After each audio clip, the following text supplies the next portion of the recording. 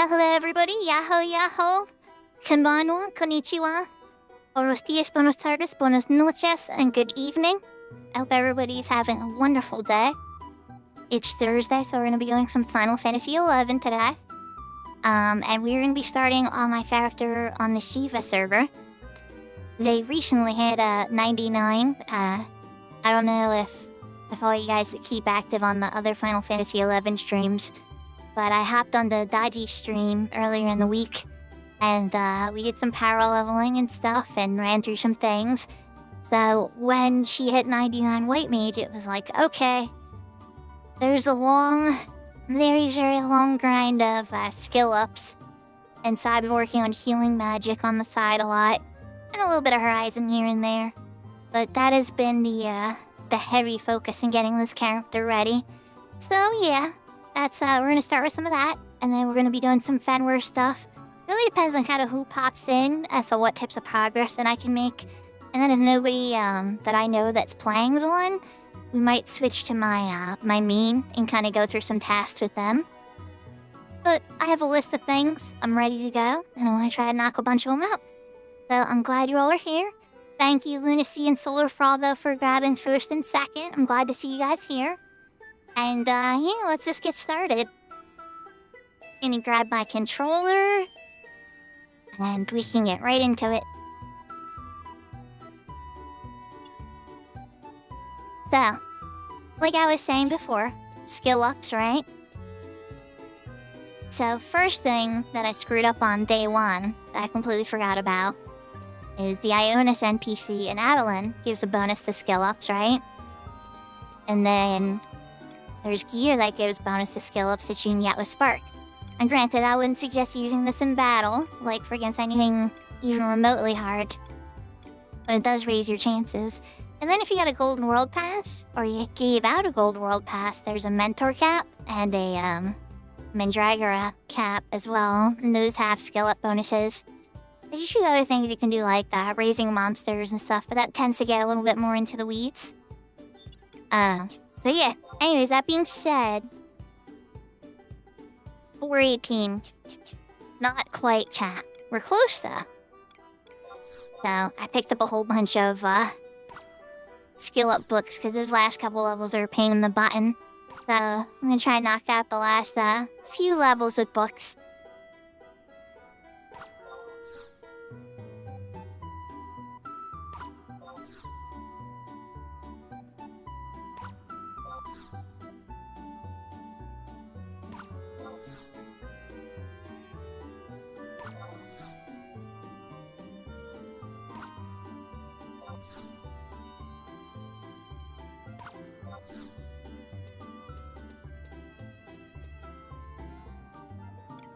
I almost used another stuff, but I don't think it would have let me use it anyway, because I'm full still from the last meal. But I thought I was going to, and that would have been bad. Wonder if this is actually going to be enough to get me to the cap. It might not be.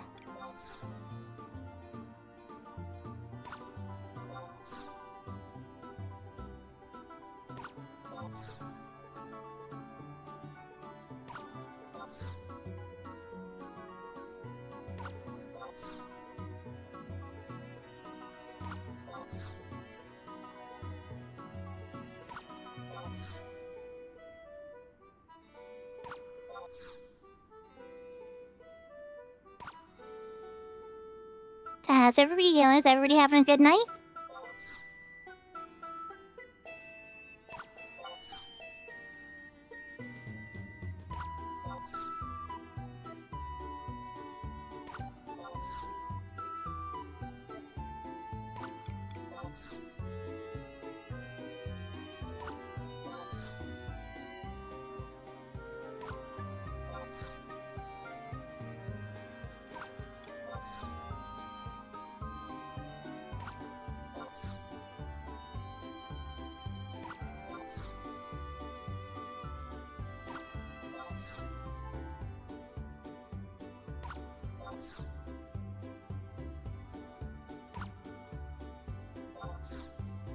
I should have enough or it's going to be incredibly close.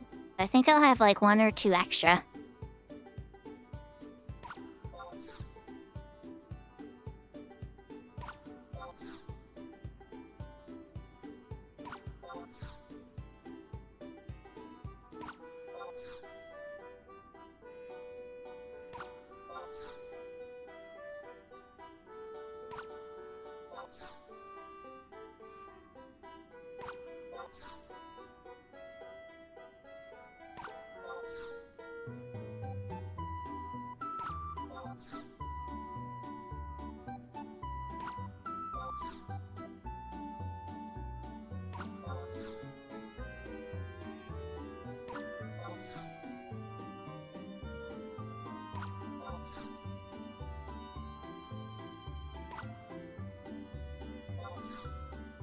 One more level to go. Yahoo, yahoo, Serafina. Welcome, welcome.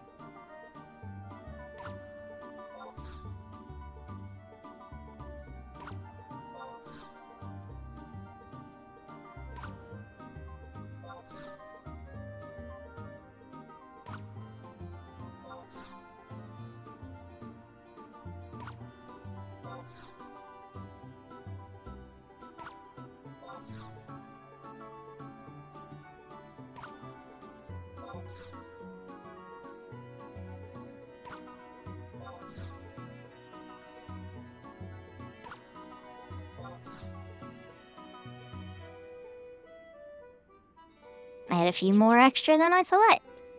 11 more.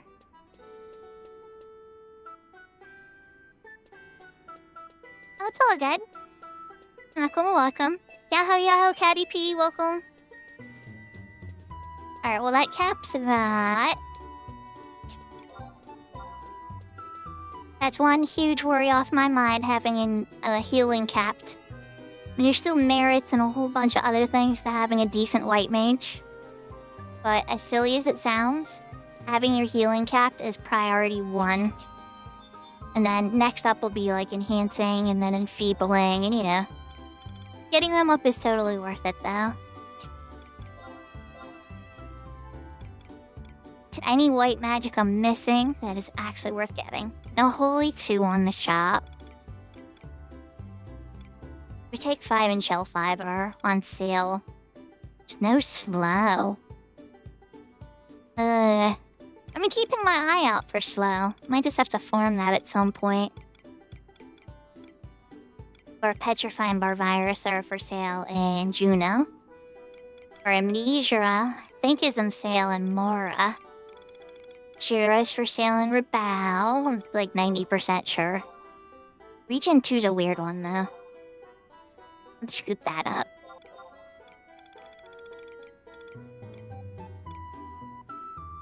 Not yet. Protector 5, I need to pick up 100%. Shelra 5, I need to pick up. Region 4 would be nice, but it's not available. The boost spells are decent. Boost strength is always kind of popular.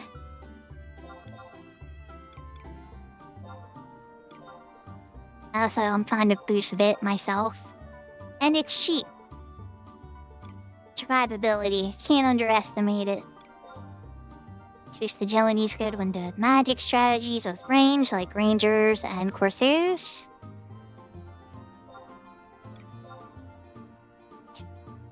Boost intelligence is out, which sucks, but you know, it is what it is. In those rare situations, you boost charisma for a dancer. Or a bard. No boost axe, no boost int. But that's still good. Otherwise, we're pretty good on the white magic list, it's looking like. Which ones did we not get for sale? Alright, so we got all the ones we tried for at least.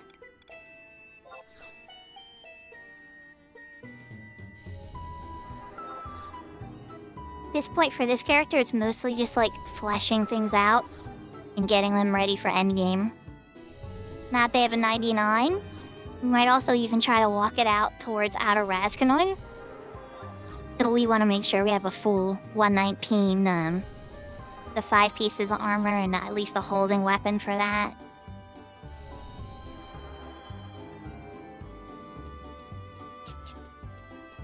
Okay, so we picked up all the spells that we can practically from the auction house at this point.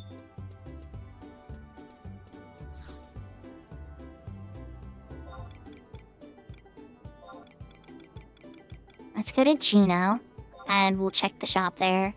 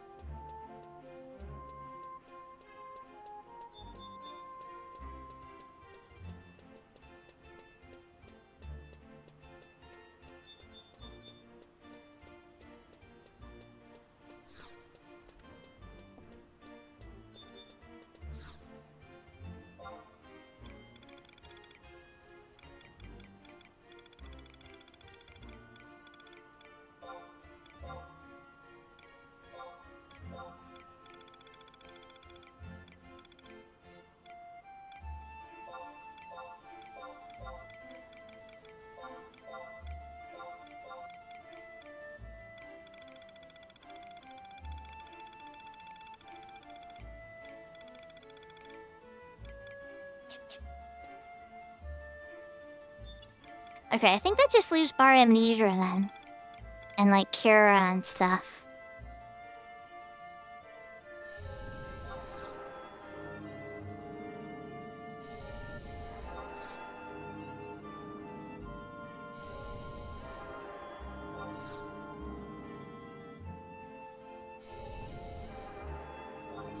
And as far as boost stacks and boost ink goes, it's cheaper to wind up hitting it up this way in particular.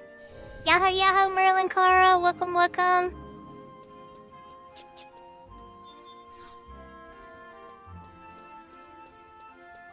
Oh, alright though. To answer your question more directly, I'm a little tired from work and it snowed right before I left work, so it was a pretty dangerous ride home. But I got home safe. Just drove very, very slowly.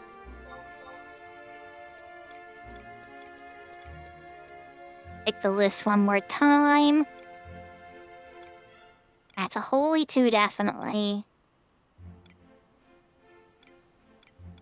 Wish I had slow. Let me pick up our amnesia.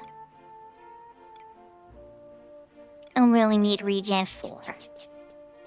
Otherwise, the regen 4 and slow are like the auction house musts. But then there's a couple other ones I can scoop from the shop.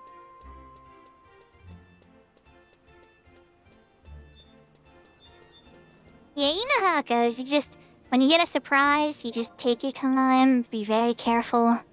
It's very slippery, the car slid a bunch of times. I was going so slow it didn't, like, matter a ton.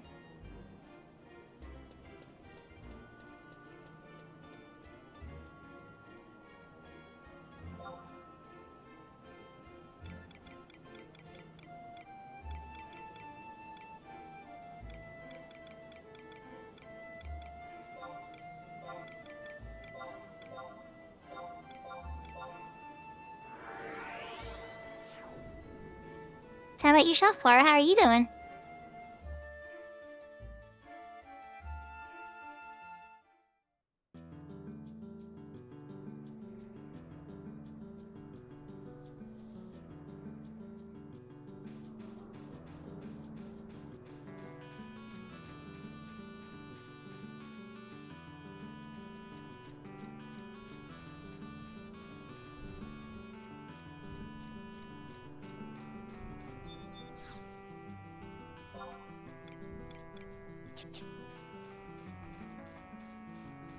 I can't remember which of these vendors sells it, but I know one of them does.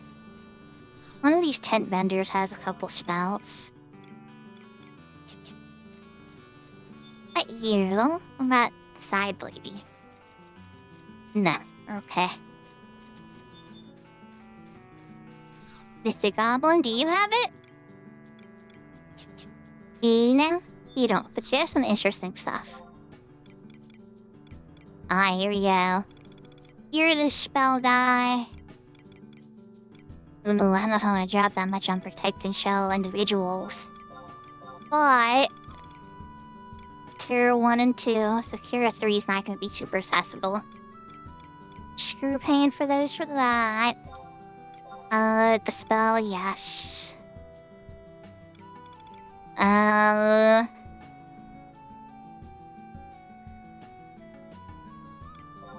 Well, kind of must-have, honestly. How do you just single target somebody far away from you?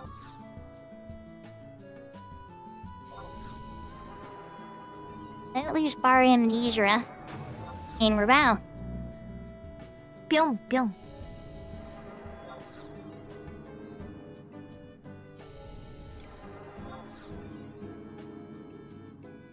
Seeing me use a bunch of items probably isn't the most interesting stuff. I'm sorry, everybody. But this is part of the process of getting ready an in-game character. Piecing it together bit by bit. Now we're gonna head to Laura. I put it on favorites like a smart person. I did not. And to favorites.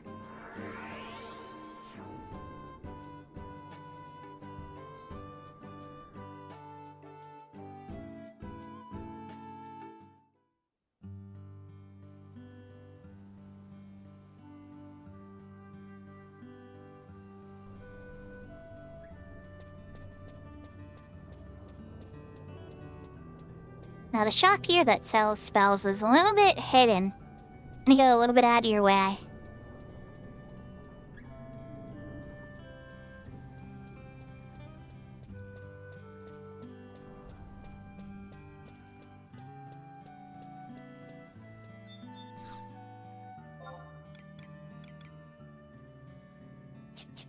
It's not this one, but she sells parchment, which is important for a couple different quests. But this one, here we go. It provide frazzle, distract, and bar amnesia.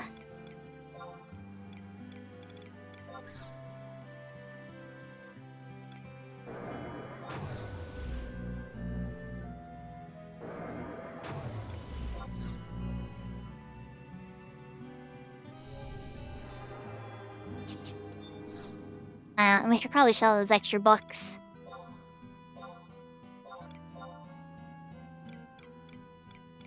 Keeping the stuff for Taru. Definitely have lots of skill ups to do later.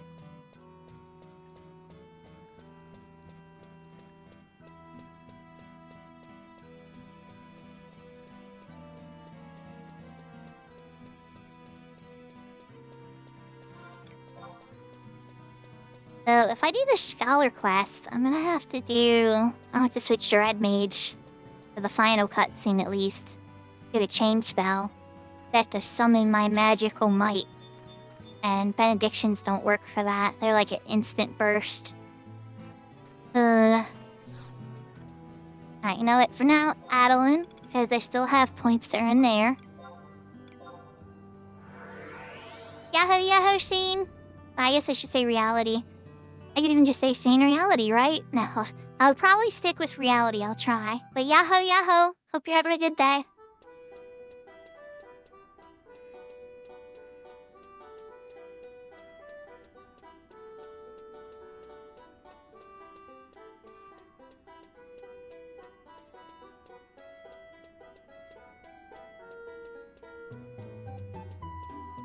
So for this very exciting part, I get to run in here. And then tell these people that I want to go on a quest. Then teleport to where I want to go. And just repeat that a bunch of times. Oh, I already have one. Okay, I already have one set. We need to finish that first. How are you doing, reality? A student, Sazek Battlegrounds, FFXI.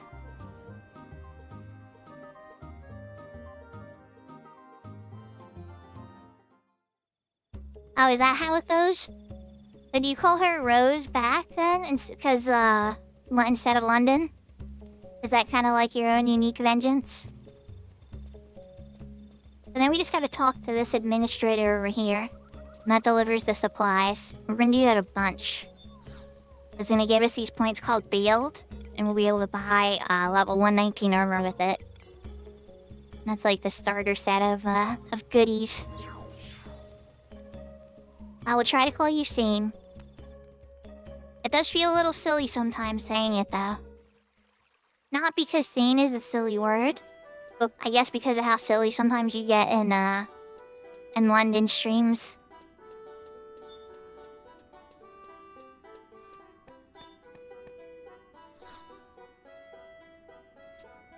Now we report that we brought the stuff. And she gives me 2,000, or he gives me 2,400 bailed. I don't know if that's gonna be enough for what I want, but we're gonna take the mission again.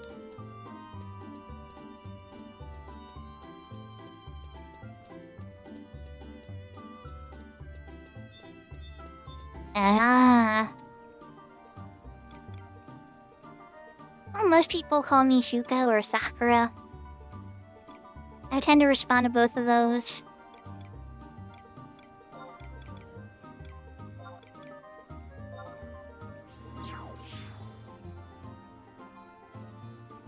As I go deeper into the jungle, get a little bit more points, but I don't really have the gear for it.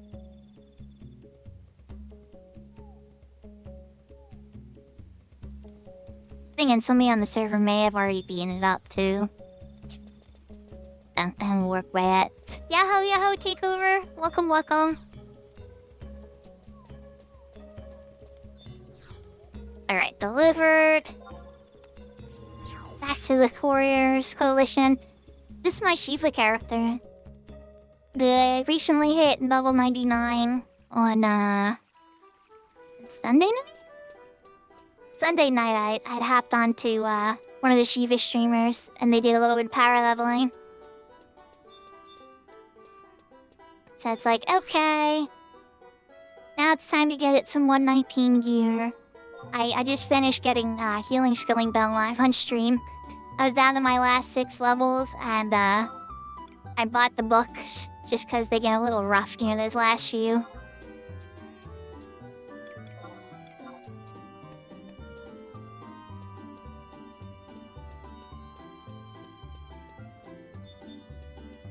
I'm doing okay, Shadow Flable. Hope you're doing alright. Making progress each day, right? Hope you are well. Hope everybody's well, too. You're hyper? Yeah, I would tend to save that for tomorrow. I have one more day of work still. But then, when I get home on Friday, I take like a little bit of a nap. And when I wake up, I'm like, let's go. It's gaming time. Assuming the kids aren't like fighting each other. I have to like stop like a fight to the death. Not that that happens all the time, but once in a while you have to kind of intercede.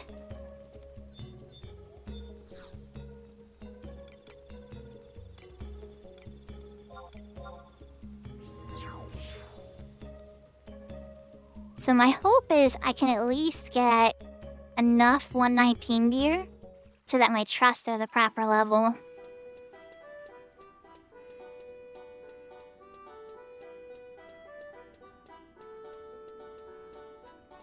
Endurance.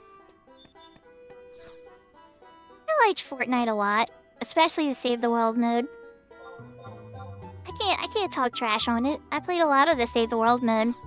That was one you had to pay for, and it was a lot of fun. But once you get to the like that third world near the end, it gets a little. You get a lot. You have to like farm materials for like each mission that actually matters. And yeah. But I still like even the random drop downs too. I just haven't done it pretty regularly in a while. But if you dig far enough back on my streams, I've streamed with my kids. And some of their friends and stuff too. Playing Fortnite. And we got wins. But it's not an everyday thing anymore for sure. When my kids were a little younger and they actually still didn't think it was lame to play with their parents, then we played a bit more. But now they're past that age where that's cool.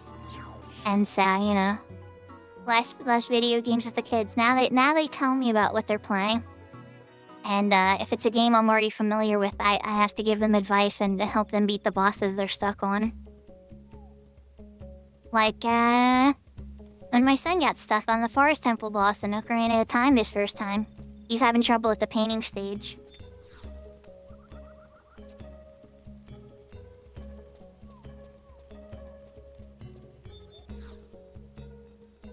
And I get it. You can't adjust the sensitivity on the bow in Ocarina of Time.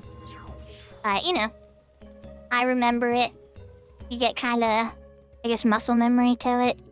It's like, alright, Ganon, let's go. I already know the one with the glowy's the real you. Knows a bunch of fake out yous coming out of those paintings.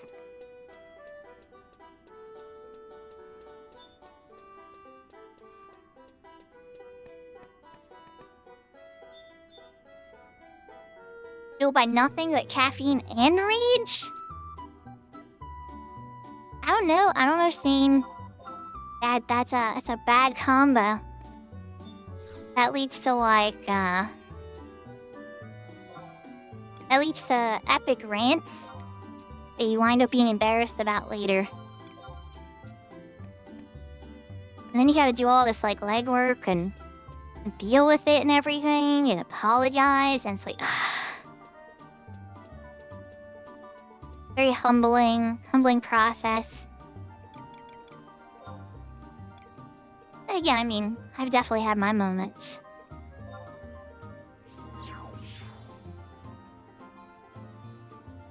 Sometimes the world doesn't feel fair, and you just want to yell, and you're like, ah!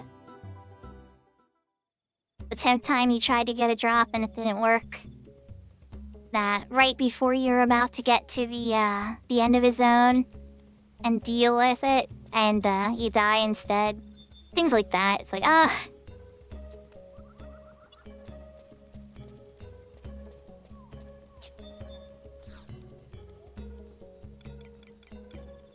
I mean, they could be food. It really wouldn't surprise me. Yahoo, Yahoo, J Blessing. Welcome, welcome. Did I just teleport to the station? I did not, I did not choose the right thing. Do I answer your questions out of curiosity about trans affairs? You drop it, please don't ban me, you're simply curious. I don't really consider myself, like, the smartest person in the world. So, like, I wouldn't brand me as, like, an ambassador of anything. But, yes, I am trans. And, yes, I do have opinions. I kind of take it case by case, I guess. If I feel comfortable answering a question, I will. And if I don't, I just will say no. I don't want to talk about that. I also have to factor in the fact that this is like Twitch and YouTube are mediums, right? And there's a certain level of responsibility that I have to hold because I represent them as well.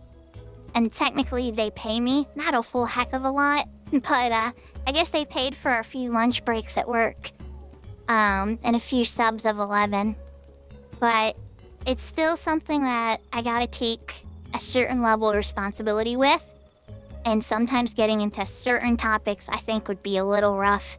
I will say, however, on Discord I've definitely talked with people about certain things and whatnot, and you would be surprised. You would be surprised. Not everybody fits into a monolith of opinions. I know these days in particular, it's a bit dark, so I try to keep things really positive, you know? I always want to show my best self and my best intentions and the things that I care about the most. And so that's probably one of the reasons I play 11 the most, because I've seen the best of humanity in this game, and I've seen the worst of humanity in this game, and yet I still love this game, and it somehow still works, and everybody still progresses, and the economies all still work, even on private servers. And it blows my mind. And, yeah, so that's probably one of the reasons I think this is probably one of my more main-played games.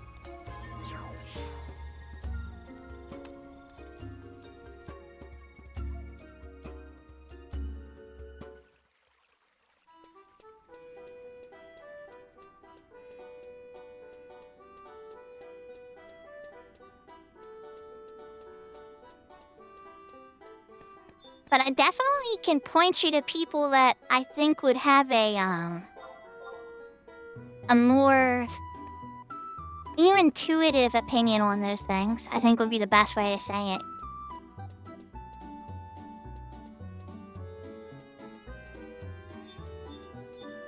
Well, thank you. I appreciate that. I think that, you know, whenever you go public on anything, you're representing something, right? You're representing yourself, you're representing the different types of groups that you represent. And that's something everybody deals with.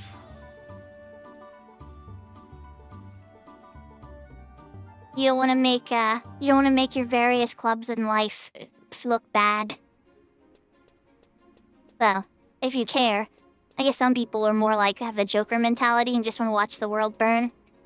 And don't get me wrong, sometimes I'm feeling pretty sassy. Especially in a video game. I might have those types of opinions about the game or the story. Yeah, right. But in the real world, I always try to keep things pretty hopeful.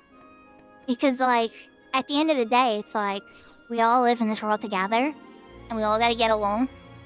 And so, I think sometimes you'll get caught up in the weeds. When we really should be looking at the things about each other that we all get along about and agree on. I know that's too hopeful and Care Bears change for some people. It's a little too saccharine. But at the end of the day, it's true. You know what? I don't think you have a shield for me anyway, so we don't need to talk to you. I already got this 119 club. Right? Yes. Okay.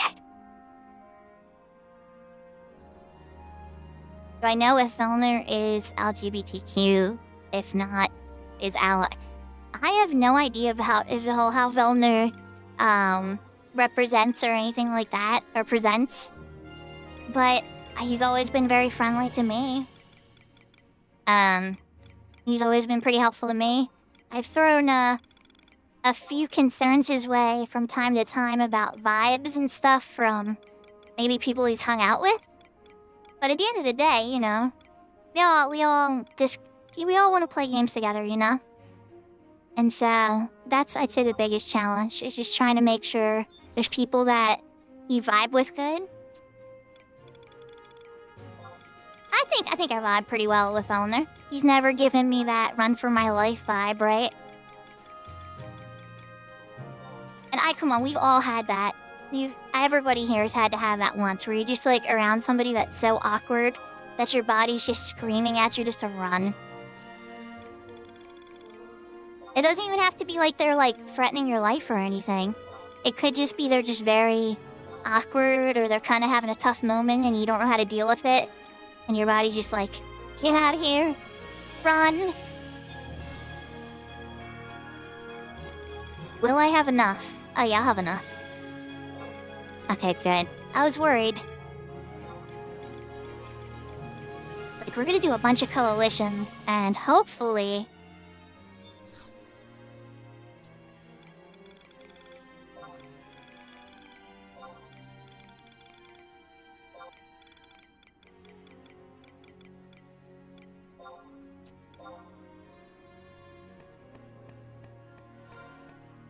Alright.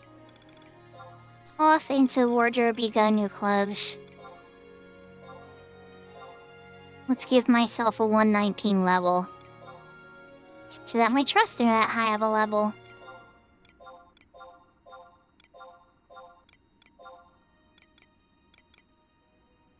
Did I not get... Oh, I got Schnetic pants like a dummy. Whoops.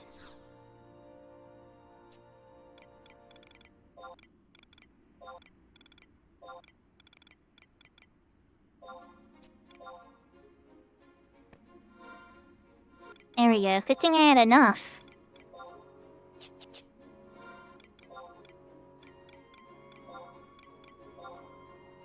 Okay. So let me catch up on chat. Or wow, let me catch up on chat here. As long as it doesn't hurt anyone. If we try to make it my problem, I'll become your problem. Yeah, I think that's a really good attitude, you know? Is like, if people are living their lives and they're not hurting anybody else, or trying to deceive anybody else, or have malice for anybody else, that's pretty harmless. I think we all have a lot of weird quirks and things about us that others wouldn't understand, or others can't relate to. And none of us get to control how we're born and the world we're born into, our circumstances and stuff. But we all get to control what type of person we are, and how we present ourselves, and what we represent. And, that's what's important to me, is trying to be positive and show the better parts of humanity, maybe? Kindness and generosity, and that you can still win and grow, and people help each other, and, it's powerful. It's something that, like, I'll feel sad about a whole bunch of stuff, right? Like, but at the end of the day, like, would this character be 99 if another character on the Shiva server didn't power level it? No, it wouldn't be. I probably wouldn't have even created it if I didn't think there was people on this server to play with.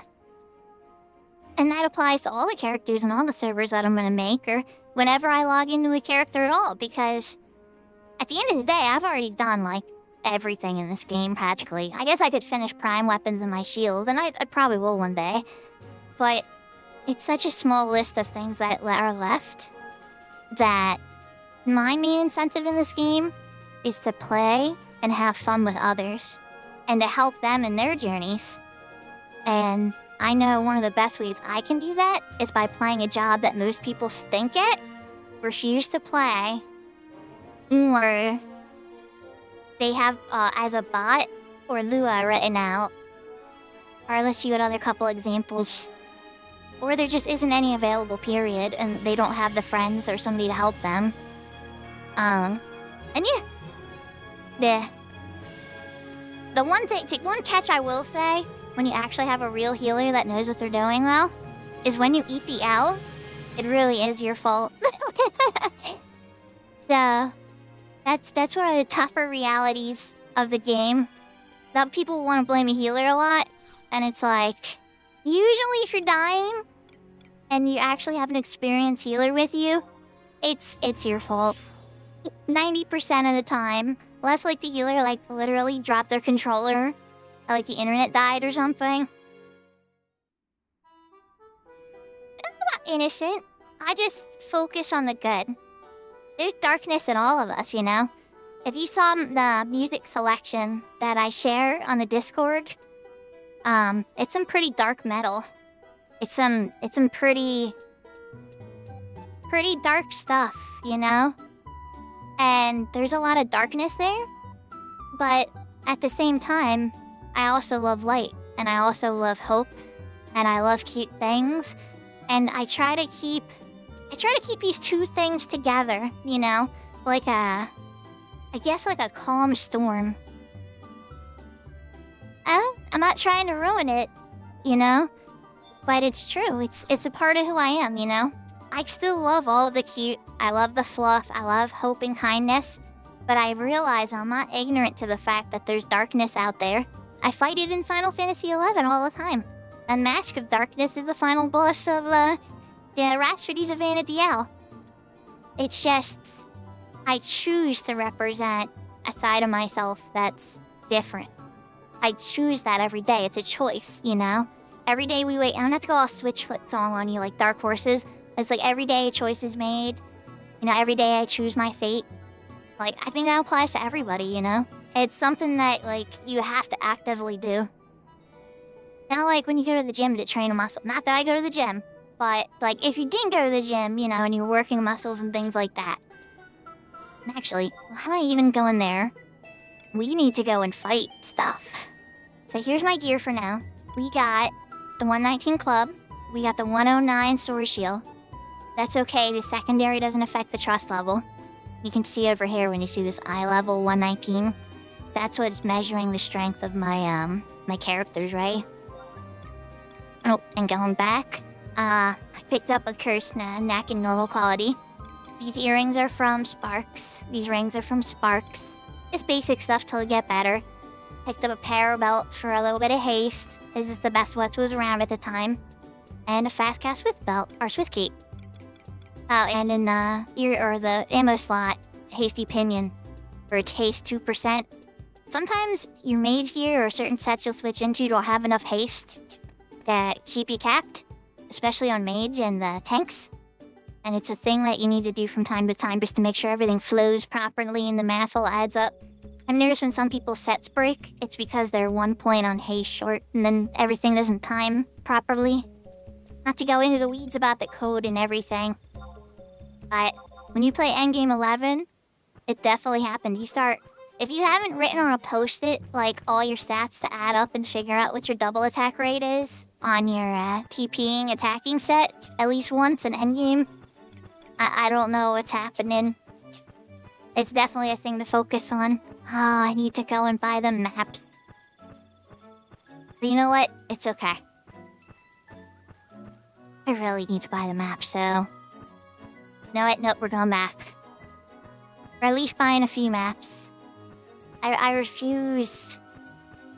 Why doesn't my chocobo have wings? Well, it's because they didn't drink Red Bull. It's the raptor. It's the first mount that you get in retail. Alright, so let's teleport to the Scouts Coalition. Apparently I do not have that teleport, but I know it's close to there, so we're going there.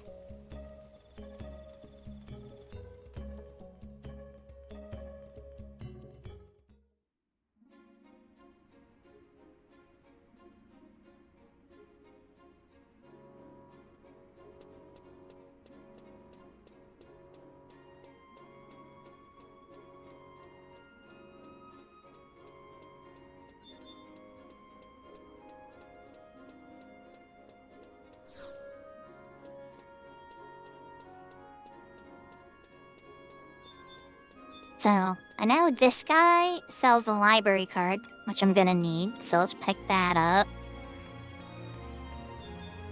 Then, I think she sells them? I could be wrong. Oh, map's good. Oh, and they're free? Yes, Raw Waterways, free map. Yes, please, and thank you. I was worried I was gonna have enough bales for this. Dazak Battleground, yes. Free maps. Okay, I see maps are starting to cost now, but I'll take those 3 free ones. Alright, oh, okay, they get a little pricey. I can't afford all of them, but let's take Fret, because that's kind of a pain. And then we're gonna eat Yassi hunting around, I think. I already have Yassi, so you're see ya.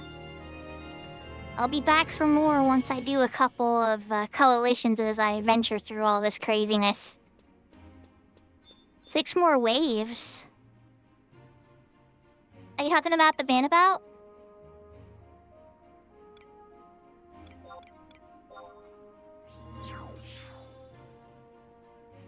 What are you talking about, Sarah? Oh, endurance. Goodness. Good luck.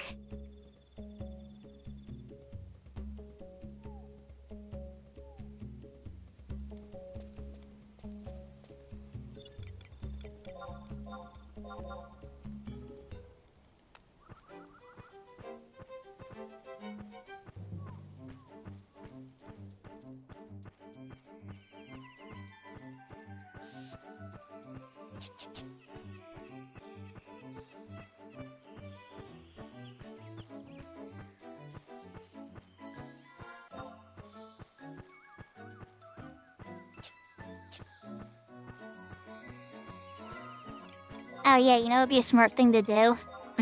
If Dodgy was here, Dodgy would say it, but I think Dodgy's streaming right now? I'm pretty sure. We want to set the colonization reef. Well, not the Wildkeeper one yet. Not strong enough to take that one out. The lair reefs and colonization reefs each time you enter the zone. They'll unlock as you enter the zone too. Oh, did somebody beat this one? Okay. Okay, Fenrir. Somebody must be working on their airgun weapons. I'm certainly sure I'm gonna have to fight the lair reef, right?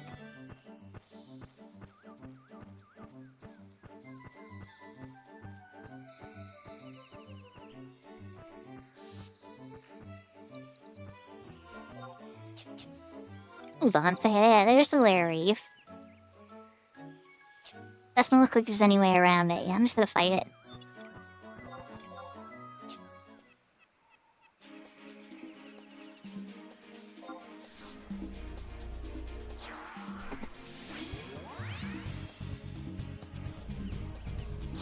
Let's see my White Mage Club skills at work.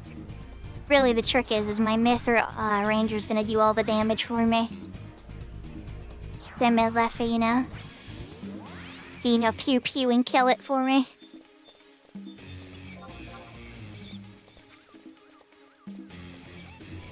Ellie will probably, you know, do some damage too. Ah, geez, I need to organize my spells again.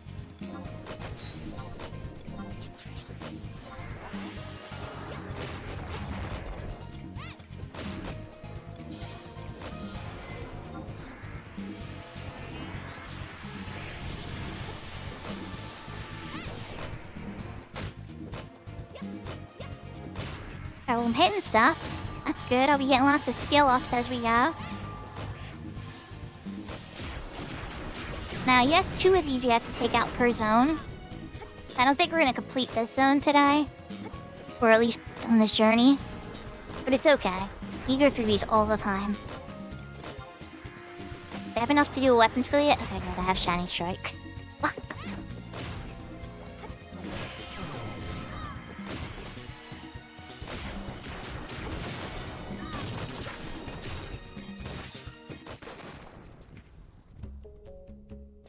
In case you're wondering why I'm attacking like an insane person, that's because that's the bonus of this set with Bale.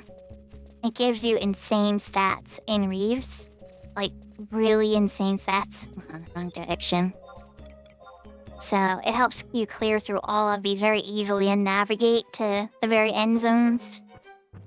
Even very early when you just barely hit 99. There's a lot of different gear that has those bonuses too. Like there's a set for fighting the domain invasion dragons and so on and so forth. Besiege has one now.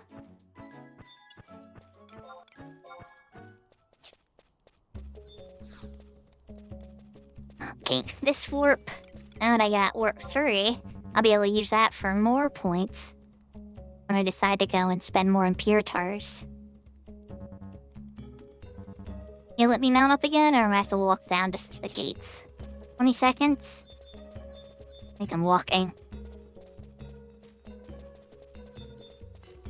Lillian had a hatchet. Raptors. Though, we're gonna mount.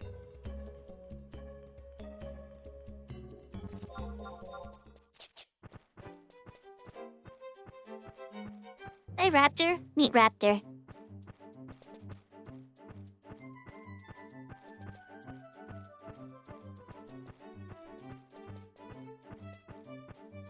And scorpions.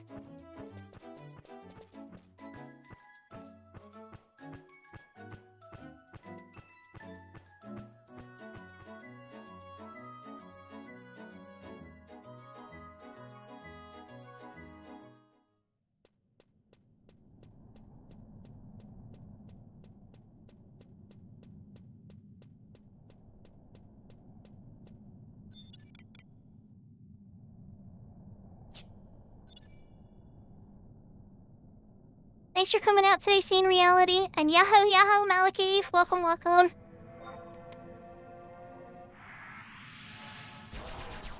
Gotta sneak through a cave. Now that we enter it, there's records of eminence to set, too.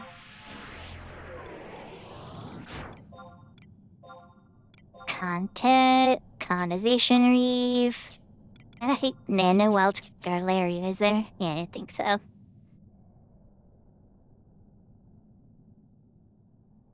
And then we walk.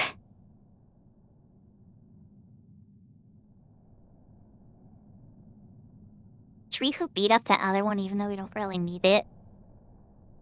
Think. Yeah, let's go beat it up.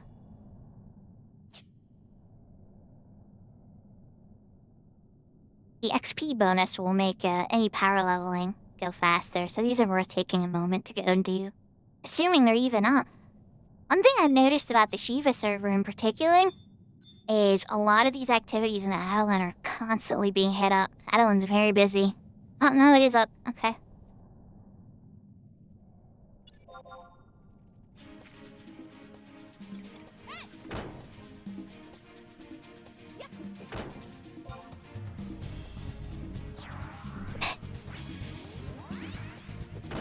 How are you doing today, Maliki? You're holding a baby in one hand. I'm assuming that's where the typing one-handed comes from, right? Hopefully you're able to use like swipe from Samsung or some type of swiping. But that again is maybe you're really good at the touch to tap on the phone.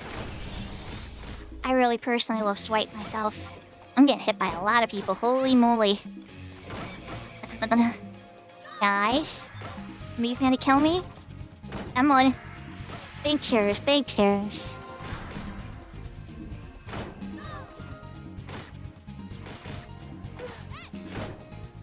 I have to make sure Valley's the first one I get out. Come on, Valley girl. I need you to save me from all these crickets that are trying to kill me. Like, seriously hurt me right now.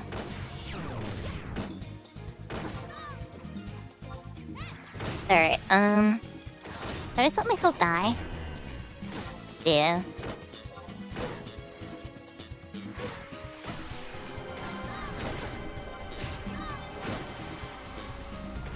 I got the stone skin out. Come on, get Rally out. Come on, come on, come on. Ah, the stone skin wore.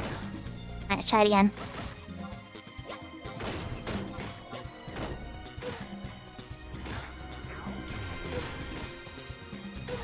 Let's make my shield face these guys. Come on, you sneaky mums. Alright, here 6 is off. Try to get Valley Girl out. Hold on!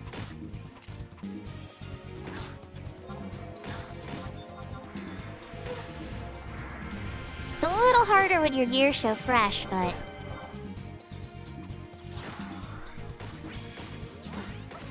Alright, there we go.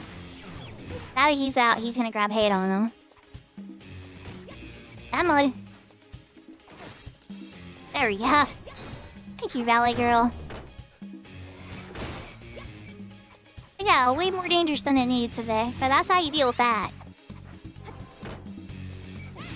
So I put up a Fly of Solace on my white mage, and I started spamming massive level cures on myself to give myself a big stone skin, so that I could stop taking damage for a couple seconds, and that would assure that my cast of him came.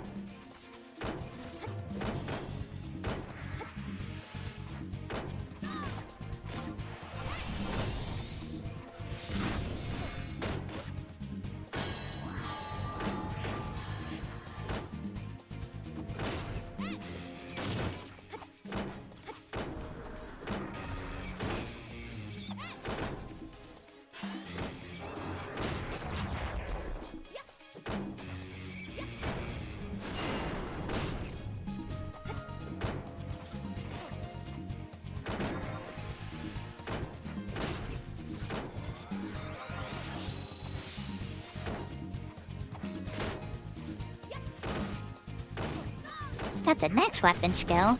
What are my weapon skills gonna be by the time I'm done walking through some of these zones? And they need 2k TP to really do any serious damage. The elemental ones in particular. That one's near death, so boop. Okay, now let's target another knotted root. Switch target. There it is.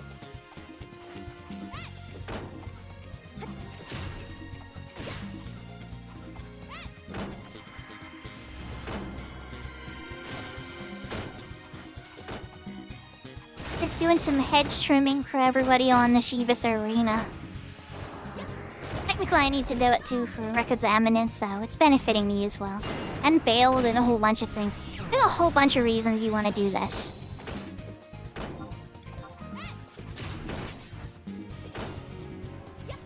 Like being able to access the delves, being able to access Alluvian skirmishes, the bailed gear, all the benefits that you can buy with bailed.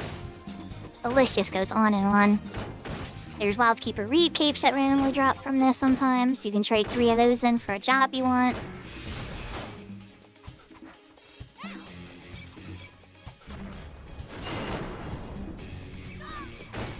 The permanent XP and CP bonuses that you get from it.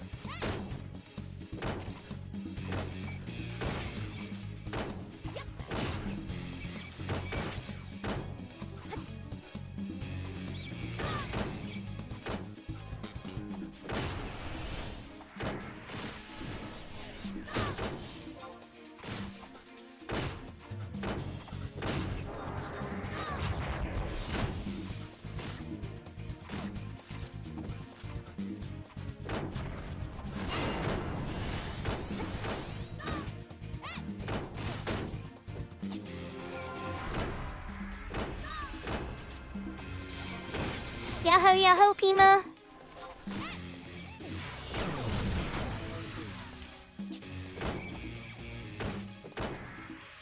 This is the Shiva character. It hit 99 on Sunday on Doji's stream. And, I finished skilling healing on it. It still sucks at a bunch of the other magic skills. But healing's capped. And, that's really important when you're trying to mostly do healing.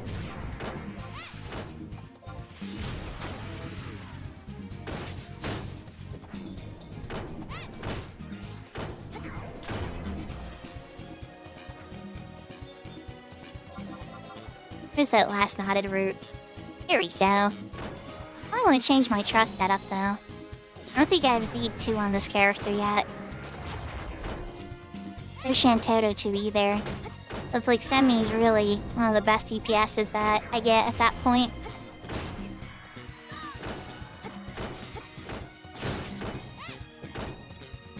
For Green Shaker. I don't think it does as much as Seraph and stuff. Yeah, only 132. Nope, we're gonna stick with the elemental ones.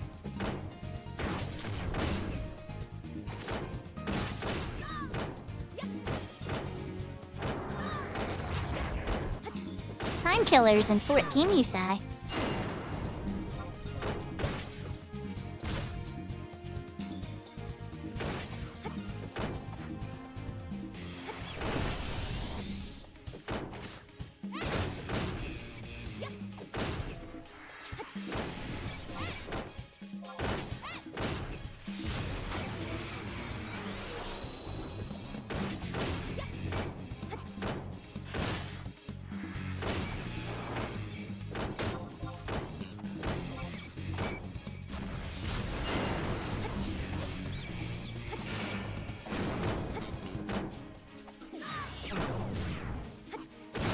I'm getting at my first 200 levels just from hitting these reeves.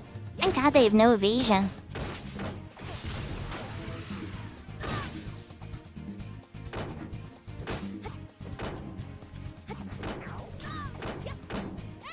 What about the... Oh no, I don't have one I can switch to. I have to buy a staff. Like if Club somehow gets capped during all this.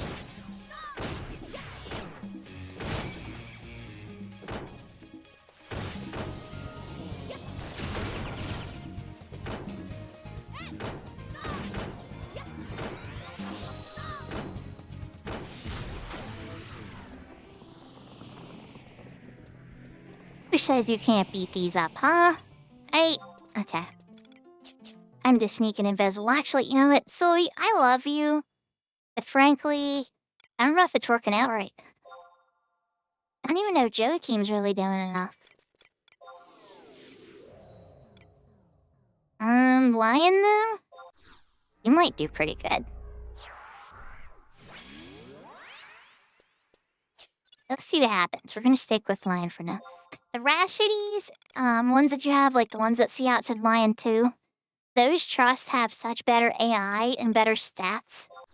Now maybe one day it'll balance it, but from what I'm aware of anyway, not so much.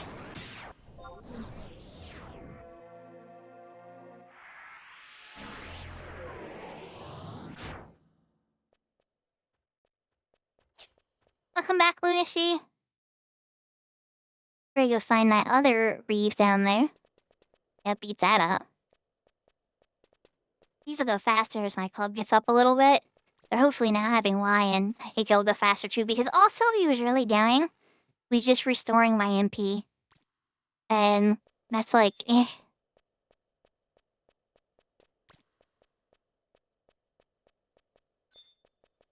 Yeah, I really need to install Cat's Eye. Such a long list of things to do, you know? But Cat's Eye and then eventually trying to get Eventide to work. I've played on Eden before. That was like kinda okay. I wasn't super thrilled with it.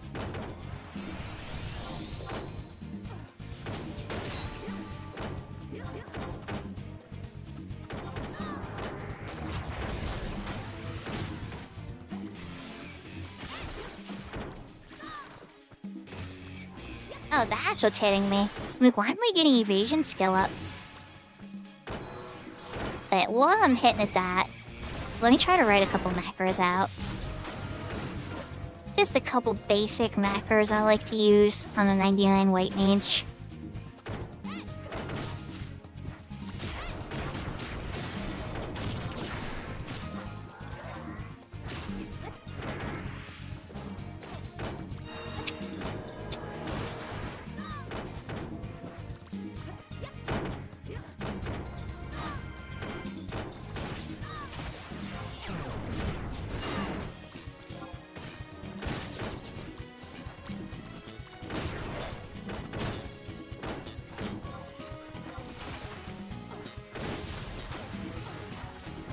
Hi, Krabs. I'm gonna go over here. Like, away from your pincers that I think hit Ailey.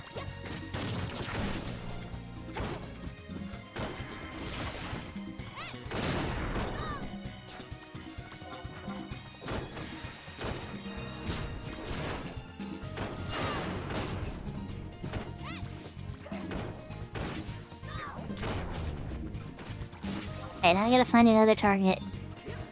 Because the other know how to reap. Come on, everybody. This one over here.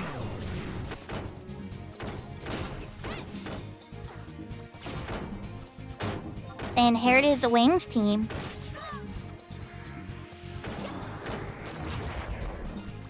Ah, that's right. Wings XI, it shut down? Yeah?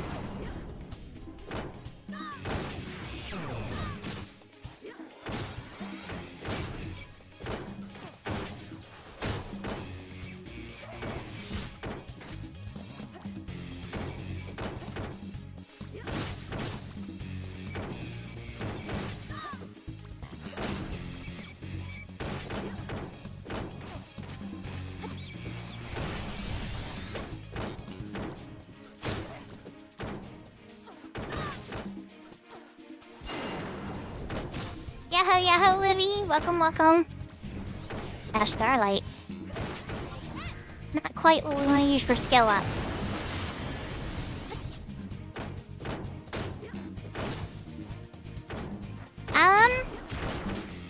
It feels surreal.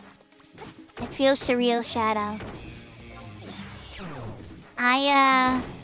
Sometimes I'll find myself asking, like, what am I doing differently? I just do the same stuff, but I don't know. Maybe it's consistency, maybe it's just... I'm not quite sure. So I just try to, have fun and be the best person I can be. Nobody's perfect, We try to be, we claim to be sometimes, but nobody really is. And there's one more here still lingering. Where is it? When am I switch target? Oh, there it is, I see it. And I target it, though. There we go. Sometimes you gotta wiggle your camera around for it to even show up as a target. Yeah, a little buggy.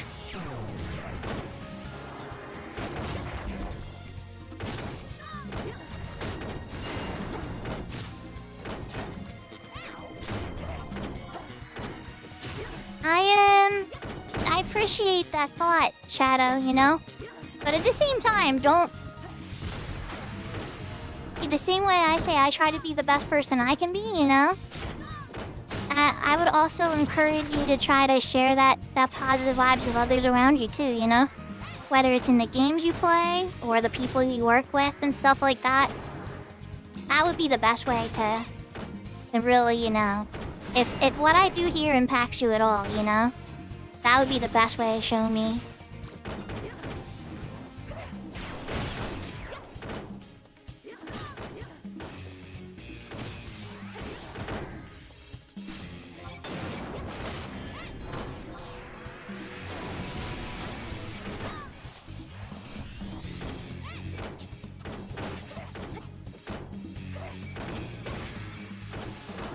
I mean, don't get me wrong.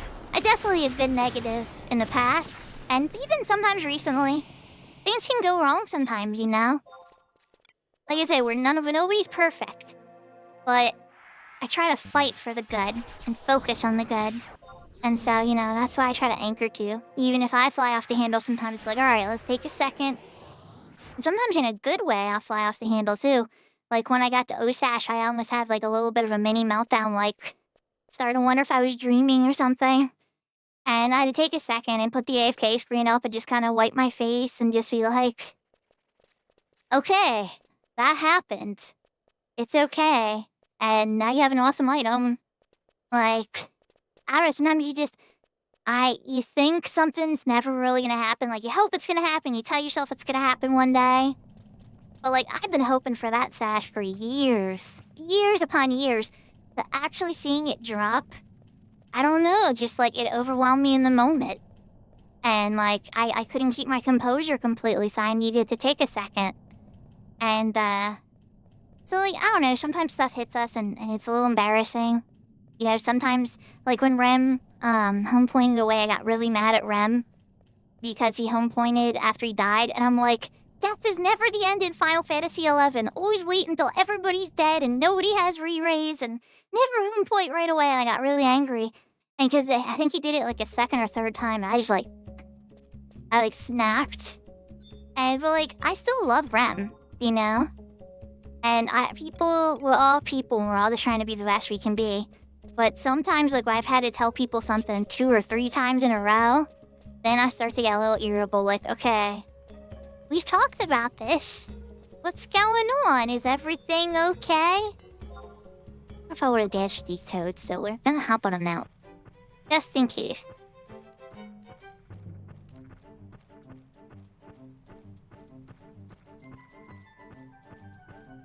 That's just like a recent example I can think of me getting mad. I wasn't even that mad at Rem over it. It was just more like a lost opportunity. But then, you know, one thing I've learned, especially at my recent job, is one mistake is a lesson. Because then you learn to deal with the problem and you gain a new skill. Not to deliberately make mistakes or anything, but yeah.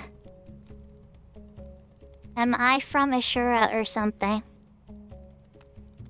I snapped? Oh yeah. Yahoo, by the way, Kiko. We miss you streaming.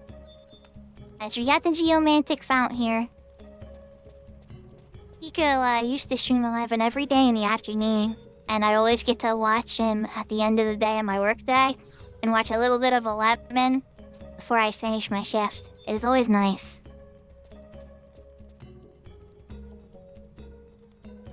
Lately, I've been watching Looney, though, to be honest. Looney's been streaming their 14 journey. Like, you know, everybody in this chat right now is a streamer. Like, I could go down like, well, sorry, Pimo, you're not. But, okay, Kiko streamed. Serafina streams every single day. Pimo doesn't, but he's been there with me sometimes. Takeover's a streamer, and he's awesome, too. Snoopy, I don't know if Livy actually streams, but you could see Livy on Bellner's stream all the time. Looney's a streamer. Actually, I don't know if Malakave streams. I don't know if Shadow Flable streams. Okay. Now everybody on here is a streamer. Like, half of the people in chat are streamers. Should you start? I don't know, it's up to you. It's a lot of work. People tend to think it's something that's really easy. And it's like, there's a lot of setup and a lot of skills learning and everything. So, yeah.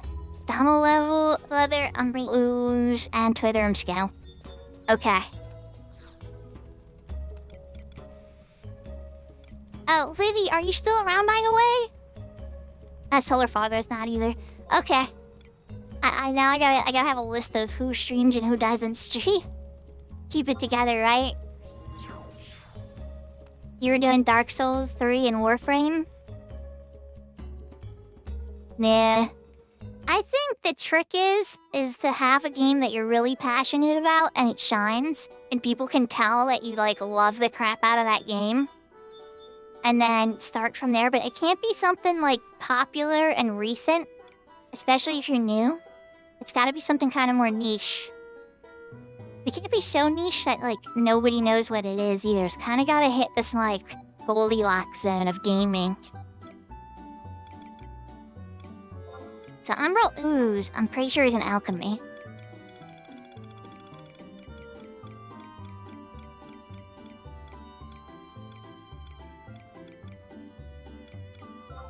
Are you not organized by... Oh, I don't like that. I want you alphabetical.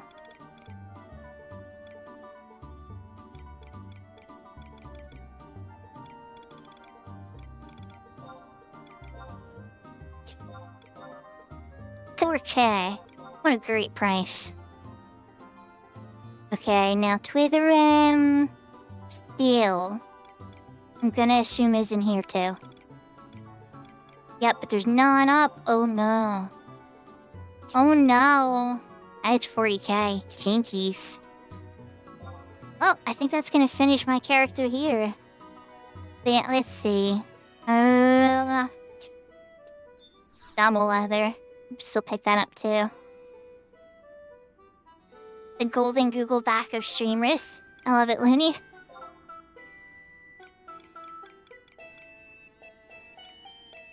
And there is no Damo leather either. Oh boy. Soft locked off the Shiva server.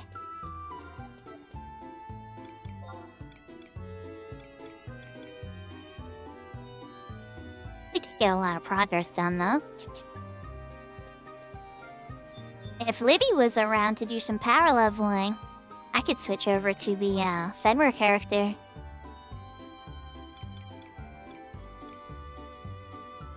I still need to do a couple Adogon missions, or Adeline missions on them anyway.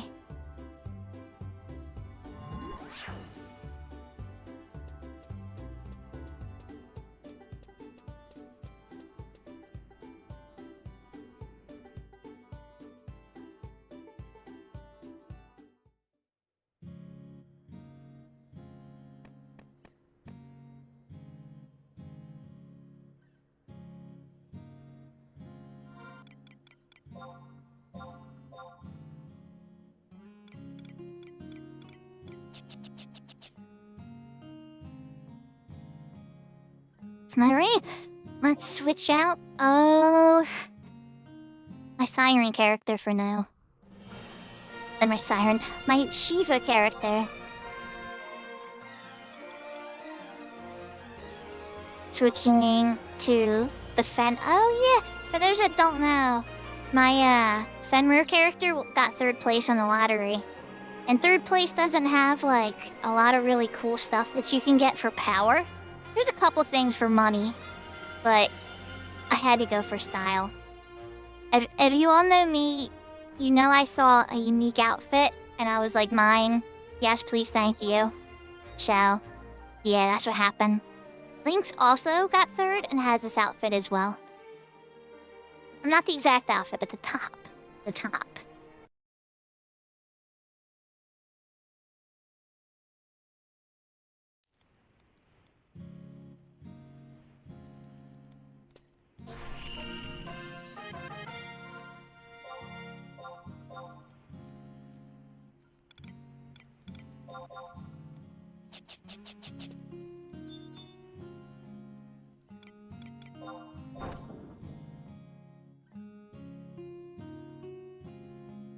Okay.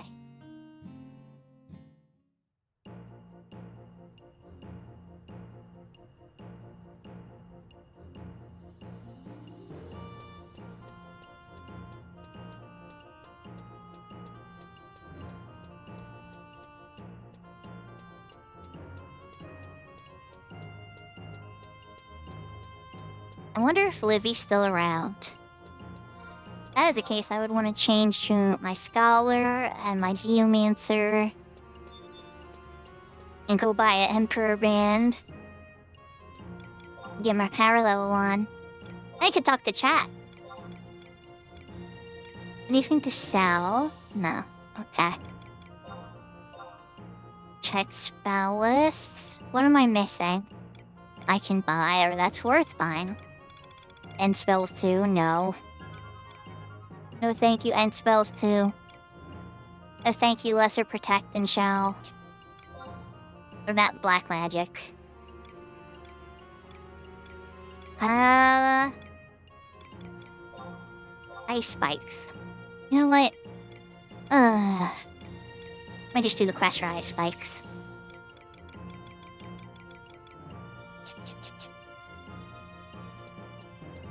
Yeah, I think she's good on spells. As far as gear goes, I mean, I wouldn't mind the other one. I wonder if that's around.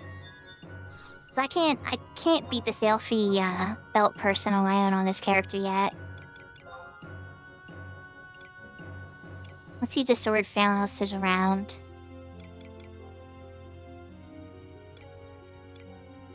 Or not that, sorry, I mean the sail belt. Yep, this one. And we'll buy this. It's all jobs, haste 5, double attack 4, and defense. And it's a great little starter belt. They're gonna switch that out with the belt I'm wearing now. Alright, so we got that neck. Not much into the ambuscade keep. You're really missing a powerful set of mage rings, but I don't know if I want to spend sparks on that. You guys should figure out where the dragons are at. What mission I'm on for this one again. Adeline, we're on the Twin World Trees. to its own has the dragon.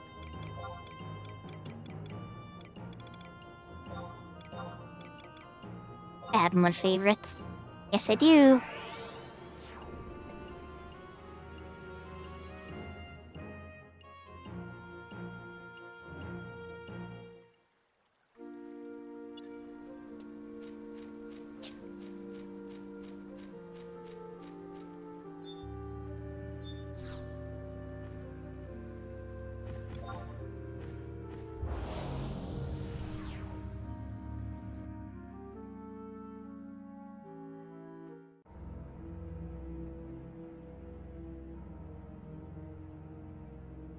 There is the dragon here. That is the question.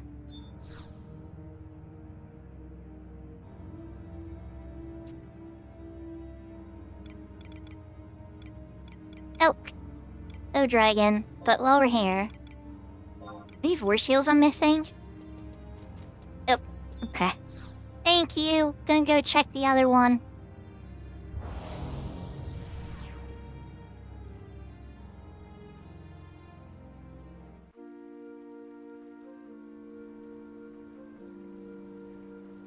Yeah, be real with you though, Solar Frog though? You wouldn't have gotten to do every single obscure quest. But can I tell you one really cool obscure quest that I did back then? That I still kept the item to because of the memory I had with my friend doing it? And because it's a cool lock style, especially on girls. And, yeah. But look into the Oppo Oppo Crown quest. In the Kazam region.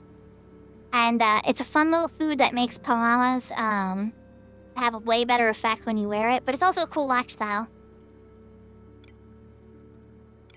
Well, thank you, Malakave, for you having to get going. If you are, I appreciate you coming up to say hi. Let's go hit Kufin.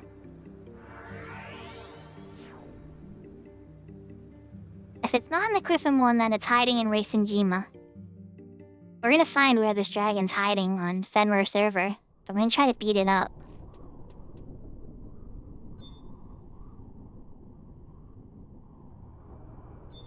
Okay, well I hope you don't come back then and you get a peaceful rest. But if we see you again, you know, we see you again.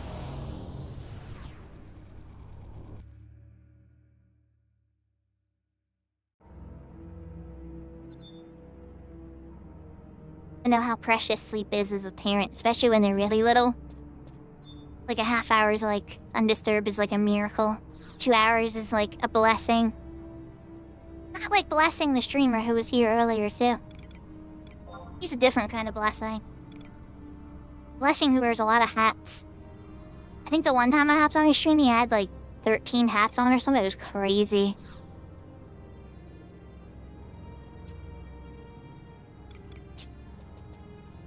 Not here either.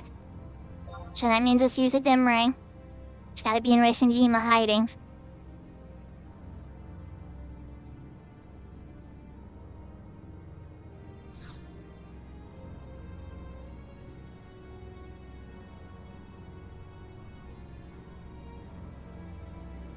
Yeah, this particular character is Fenrir.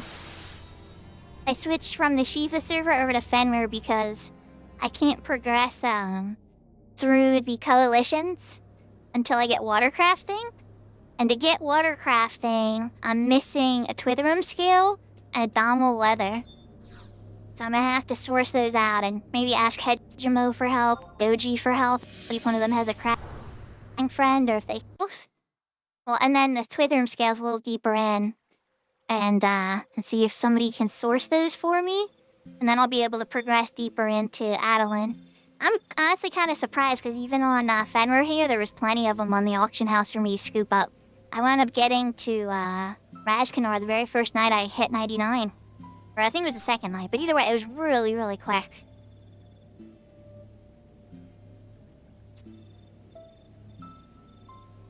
Where is DI says inactive for Fenrir? Ah, well that means it's probably gonna appear... Hey, you're not wrong. It's not here either. That means it's probably about to appear in Raisenjima in a couple moments. There's like a weird 3 or so minute gap before it appears.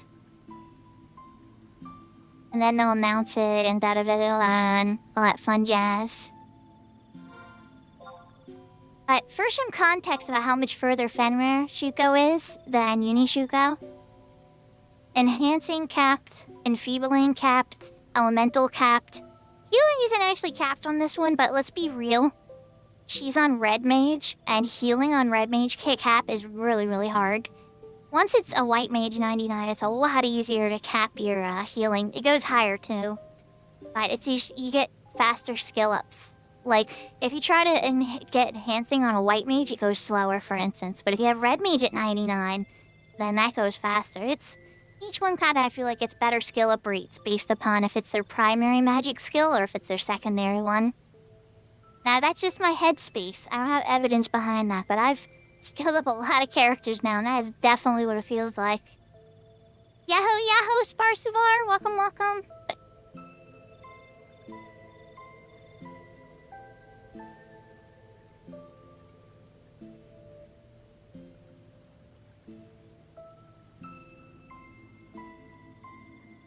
Oh, I thought that was her announcing that it was going to be in Reisenjima. I stand corrected.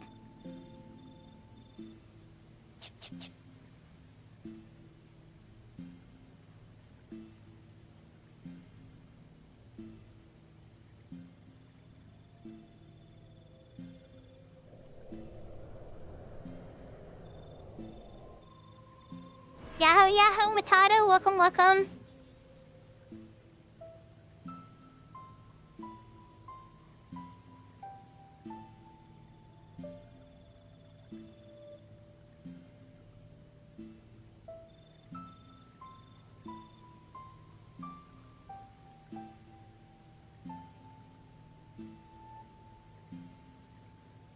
I'm going to give it a couple more seconds, but I'm pretty confident. Alright, while we're doing that, let's pull up the Adeline mission that she's on. I know I had a day wait. Screw me up last time.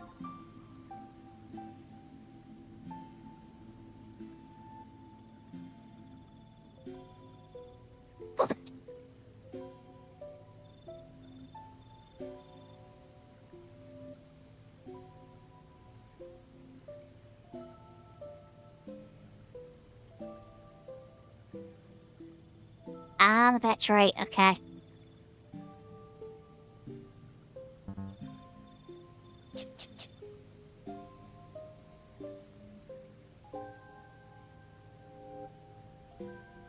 Oh, it's all good, Livy. I'm on the Fenrir character now. I wasn't able to get the Twitherum scale or the Dommel leather to progress further in going through the Adeline navigation zones to get her out of Razkanar. I was like, alright, it's time to change servers. I got everything done that I could reasonably get done on my Shiva character. Might do some more enhancing skilling later, but I can always wait.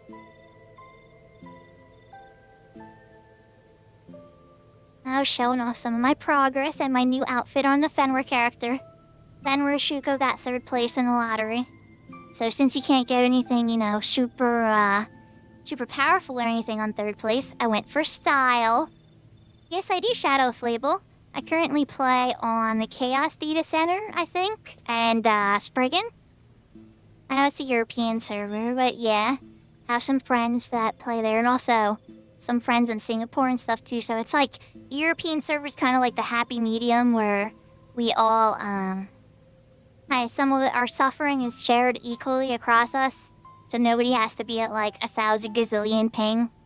We all have to be at like 300 ping instead, or like 180 ping. Ah, you did it! Nice, Seraphina, congrats! I don't think that shifter, come on. Really? Like, is the Fenrir Dragon broken? Like, I checked all 3 zones.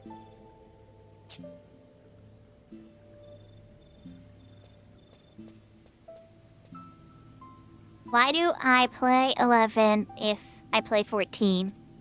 How do I find time to play both? Oh, it's simple. I barely play Final Fantasy 14. I usually do when there's new patches, new story, new things to do, and then I stop playing 14, and then I continue to play Final Fantasy 11. Super easy. And then for a time I was in a raiding thing that I did twice a week for an hour and a half. But even then, that's nowhere near the amount of time that I put into this game. Or other games for that matter.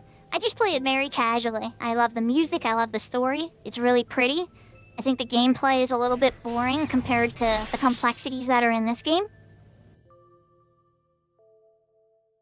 I think like the difficulty in Final Fantasy XIV is memorizing positioning and then finding a team of people that can do the positioning just as good or better than you. Which, don't get me wrong, is a talent. It's a skill. And, you know, being able to stay focused in pressure and stuff. But I mean, it's not really the vibe I was kind of going for. I like massing out things and like trying to figure out what the best set is to get something done. And then watching all as that set just does like 10 times more than I was expecting it to do. And then the joy of that. And like the joy of a strategy I write out on a new battle. Like when we did Peach Power day 1 and we got the win and I wound up getting the Peach Power drop on the first day. Like, it's moments like that never will happen in 14. I know that gear will last for a long time before I even consider replacing it. Alright, let's pop over to Kafim real quick. Just to see if maybe the dragons did start a new cycle and somehow I missed it. But Livy, if you're still around, I'm totally game for power leveling. I can switch to the jobs and hop out to Zeta. I don't want to pressure you or anything. I know you might be busy, so no pressure, you know. Just let me know when you're free. Even if it's off stream, you know. But I know we were talking about it before, so I definitely would be game to do that. What's the question there, Apima?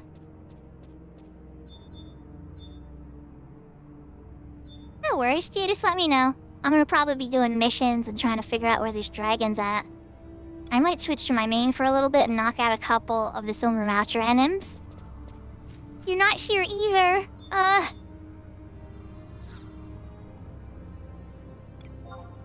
The greeter Moogle doesn't have trust this season, Pima. The Sparks vendor. That's an Escheron? Oh, nice. Thank you. I'm not getting that message. I'm like wandering zones. Where is it?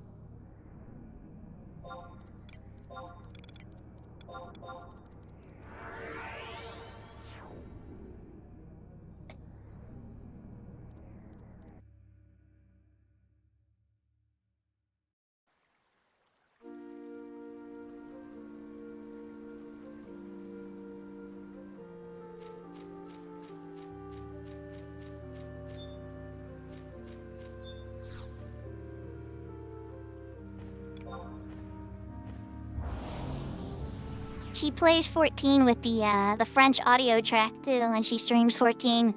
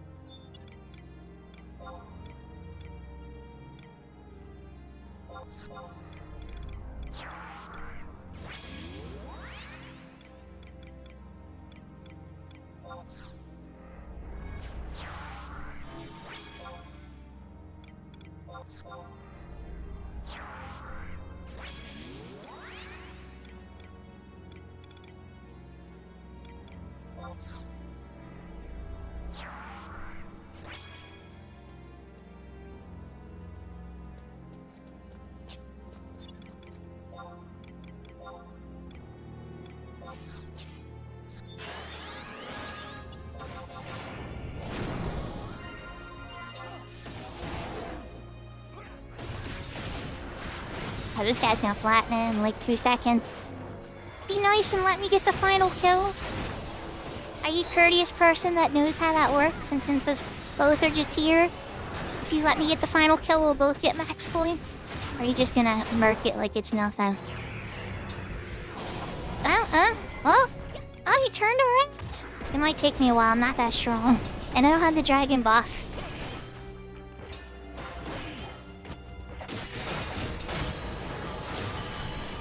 Yeah, it's gonna take me a while. You might wanna like lick it a little bit.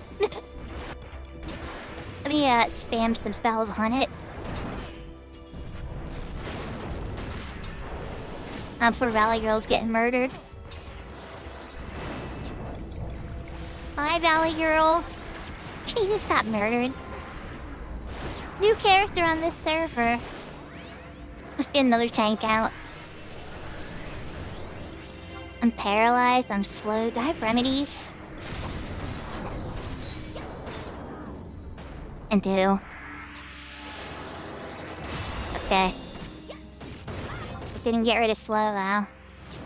Darn it! First just coughing. You're doing a bad job at white mage in here, buddy. Oh wait, you know, I can use healing walk to get rid of it. There we go.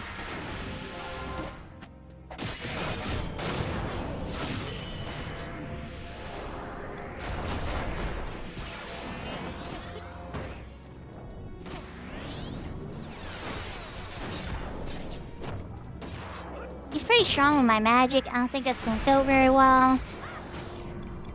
But if I give haste to the Ayame, she'll help chop it down. I'm silenced. Never mind. It drops.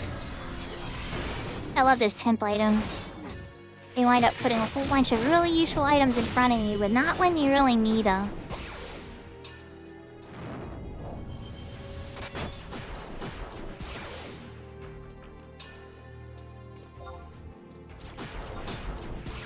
Really?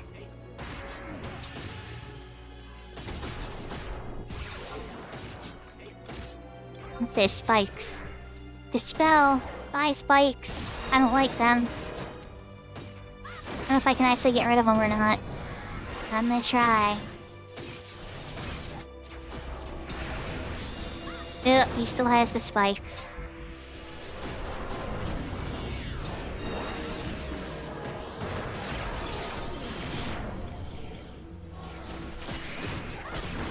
Oh, here we go. Maybe I'll... Oh, wait. Oh, wait. I did a little bit. And I got teared.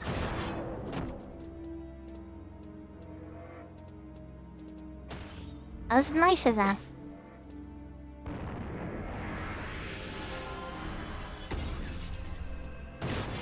%, was a little much for my power level with this character. Wow, that was nice of them to be so patient.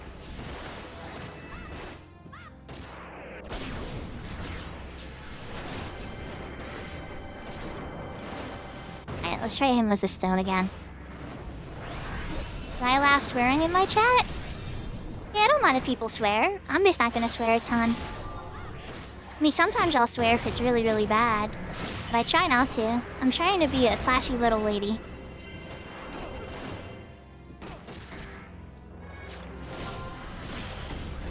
Like, I would say that, you know, keep the cursing to like, we're not trying to do 18 plus here, you know? I really don't tend to deal well with like threats and bad talk and stuff in chat against others. But we'll debate a little and disagree from time to time. Especially because, you know, Bastok is the best. You know? And I know that always starts arguments, but it's true. Bastok is the best. And so, you know, like sometimes we're just not gonna agree.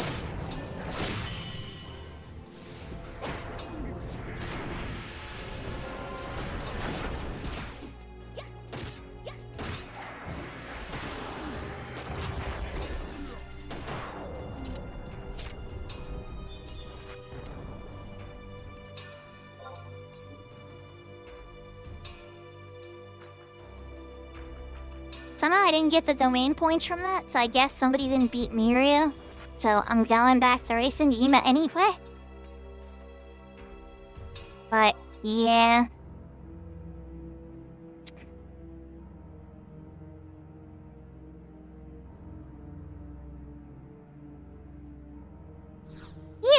Yeah, exactly, Catty P.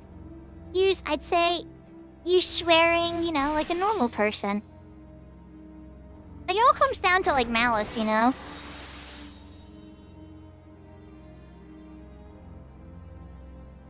they're first place in Horizon this week. One thing I did do off stream is I ran to every single outpost that Bastok won on Horizon. And boy, was that a hike, let me tell you. But it was totally worth it, because there's very little fast travel on Horizon.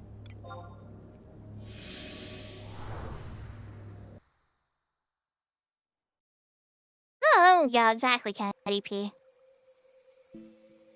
I think the last person I banned Shadow of Fleeble was one of those, free viewers, click here, link people.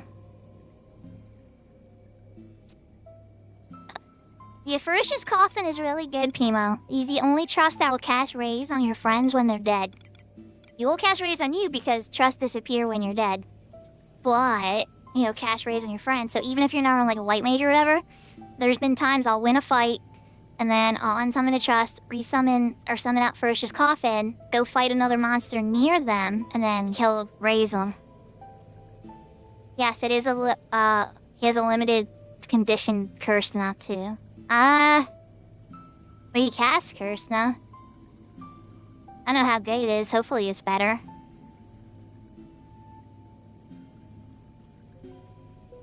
Yeah, there's some viable in the past, too. And sure, a whole bunch of NPCs, and even the assault vendors. They all have trust now, too. Not all, but a few. The Sanction guy, I think, has a trust or two as well. In Aragon, right near the center of the fountain there. The one that casts Sanction on you. Yeah, there's a whole bunch of ways you can spend your point. I think, Allied Notes, right at the end of Winder's Waters in the past, has a couple. Yeah, there's a bunch. Unfortunately, Quitata and Mchuchu are not available for this one. They're available on the other one, but oh dear lord, when they are, get yourself some Mchuchu and some Quitata.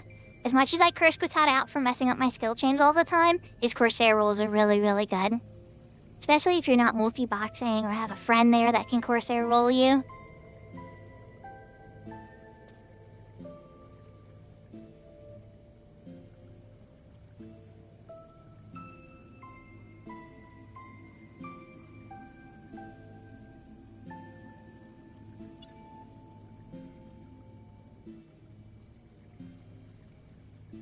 Yes, conquest points are points that you get when you cast Signet on yourself. So, when you're in a town, you can go to a guard and they can cast Signet on you. And for all the original areas, the Chains of Permathia areas, and even the Rise of the Zillard area, so those first 3 expansions, it covers all those areas, and you get points that you can spend on all types of stuff. Like the Warp Ring being the first thing you should buy. That and XP Ring. Or maybe you should get XP Ring first. I don't know, it's debatable. I would say all your conquest points should go to that Warp Ring. And then from there, once you hit the Aragon area, there's a buff called Sanction that kind of operates the same way for that expansion. And then you'll start to see these buffs for each expansion after that. Yeah, and also keep in mind, Pimo, you can copper voucher any of these points.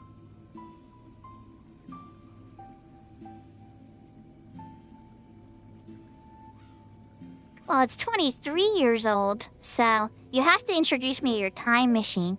But I knew what you mean. You haven't played it in a long time.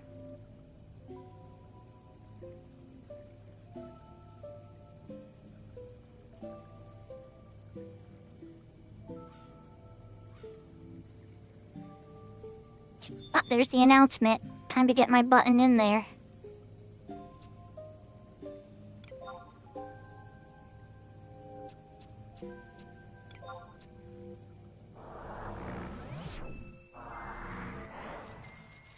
This is something I'll have to do with my Shiva character a bit, too. Not quite ready to take on dragons yet, though. This one can barely even take on dragons, as you guys saw. Alright, so let's look at this set a bit differently. Valley Girl for sure, and she'd come out first. But as far as the healer goes, Korimoru... Oh, wait, Korimoru's a red mage. Ari can do everything he can do. Probably better.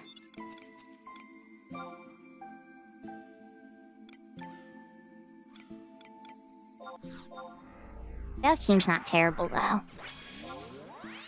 Peppy, because she's actually good at removing ailments. And then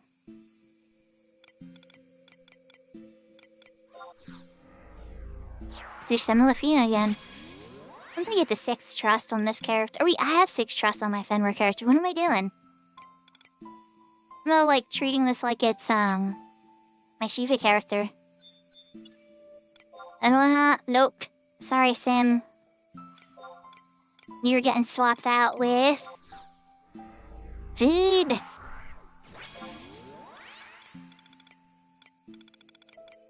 I have so many characters now, I'm getting like what I have unlocked confused on them.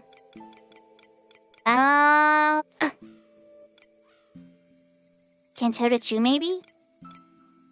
Might kill Shantota 2. It's okay.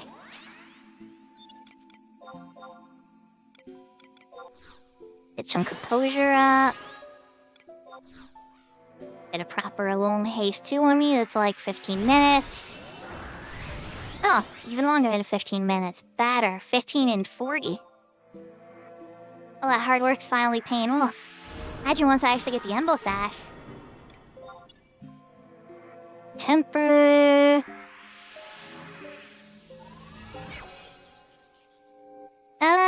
My money says either the 25th or the 30th anniversary. I think it really depends. They're still bringing in a pretty considerable amount of money from this game. Now with the raids in 14 coming out, it's definitely got people curious what's going on in Mana DL for sure. I'll end spells. I'm being a bad red mage. Let's end Thunder. Keep it simple.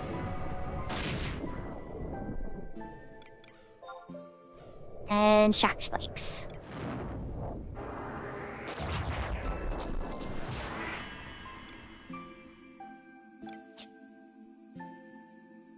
Put Phalanx up? I did. Okay.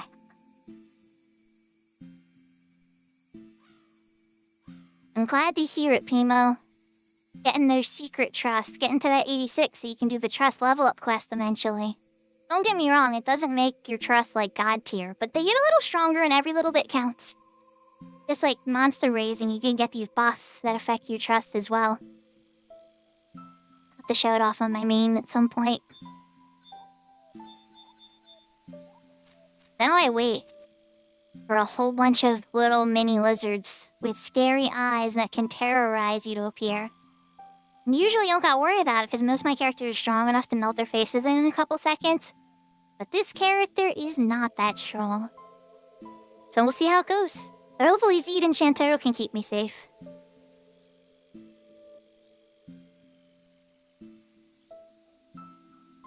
So how's everybody doing tonight, you know? If I'm on your second screen, what are you doing on your main screen? If I'm on your main screen, thank you. I'm impressed. That's a lot of loyalty.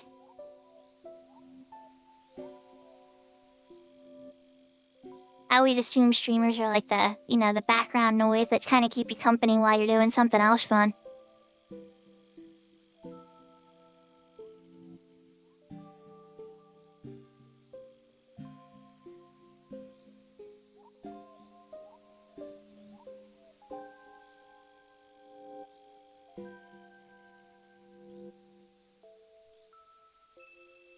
Nice, Solar Froggo. Aw, and Lunacy, you keep me company at work sometimes in the afternoons. So that's good that I can keep you company at work. And your bloodthirsty hunts of artificial-eyed ladies. I know, I'll let it go eventually. That was just a funny moment. You got a little wild that stream. I was like, oh man, Looney really wants to kill this girl.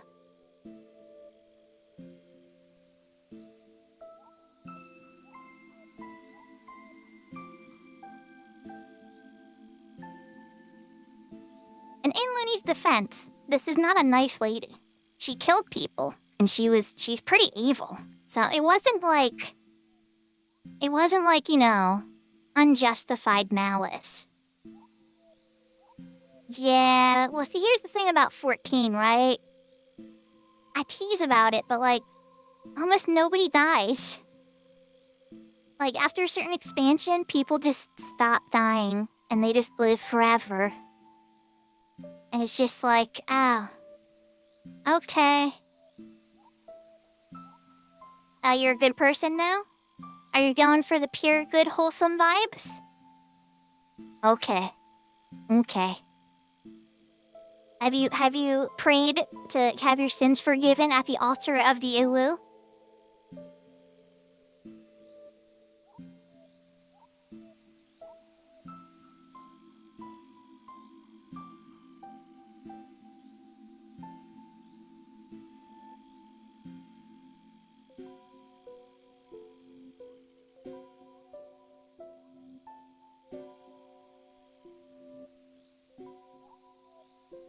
Everyone gets a free pass.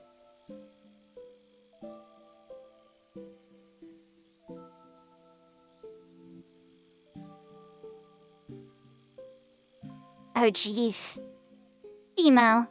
That's so dark. Took me a second to register what you meant. Yeah, life is pretty hard. Sometimes, some would argue that, staying alive is harder than the break. But, that's kind of where the cozy and positive vibes try to come in, you know? To fight those types of darknesses. I know I've been there. One of the things I'm really sad or like having a rough day, I'll pop on Issa, hear Issa sing some songs. Or lately there's Avalon too. And just kind of vibe. Music's a really great way for me to kind of, even if it's dark music, it puts me in a better mood and I feel more uplifted. And sometimes I'll put on the giggly Cardcaptor Sakura tracks and stuff, and those will lighten my mood. Or certain other anime themes and stuff, or old video game tracks. The music is a very powerful effect on me. I'm not saying that it's gonna affect everybody though, but that's one of the first things I go to when I'm having a bad day. Yeah, I love Cardcaptor Sakura so much. It's not even funny. And now my daughter loves it, and I think she loves it more than me, which is kind of crazy.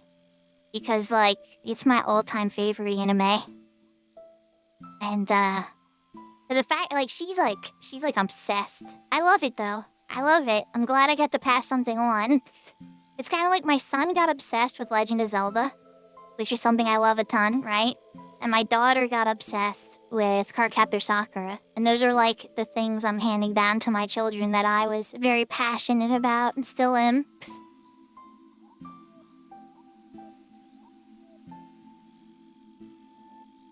And don't get me wrong, you know, we talk about lots of other stuff and they share anime with me and video game ideas and all that kind of stuff. My daughter's 13, but she's been loving Cardcaptor Sakura. When did I first watch it with her? She was like 6 or 7. I think around when she's 6 or 7. We first watched it. She's mad at me because when she was like 3, I gave her a bunch of these figurines of Cardcaptor Sakura. And she broke them all because she was 3. And I was dumb to give them to her at that age.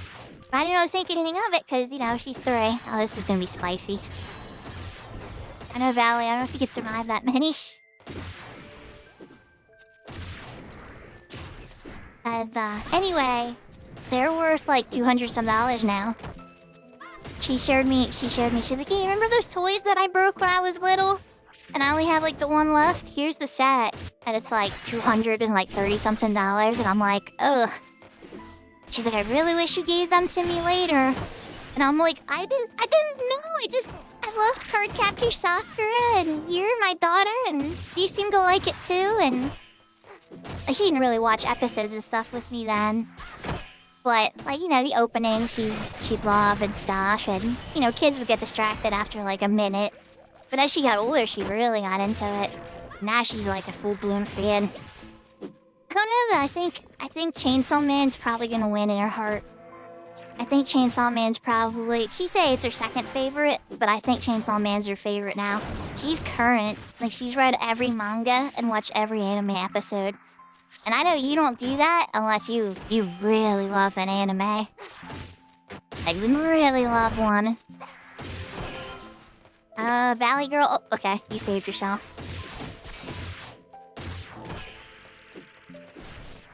Sailor Moon is your number one? Yeah, Sailor Moon is really high in my heart too. My daughter's middle name. I wanted to have my daughter's middle name be Sakura, right? But I couldn't get my partner to agree. So we settled on a Sailor Moon name. Not that she knew it was a Sailor Moon name, but details. My daughter knows now. I had to learn that when I threw out name suggestions, I couldn't say where they were from. That was the trick.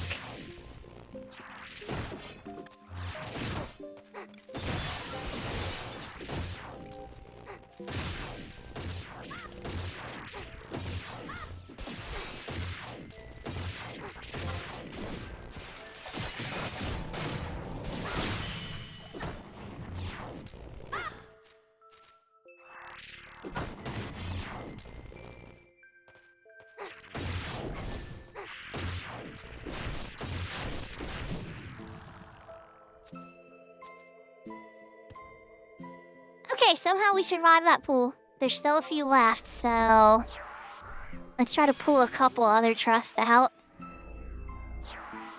You named your dog Rennie? Aw, that's cute. But yeah, alright, well, I don't feel too bad saying the middle name, but I went with Serenity because Usagi's, real name, when she realizes that she's the Queen of the Moon, is Serenity. She's Princess Serenity. I figured you knew it, but I just had to point it out.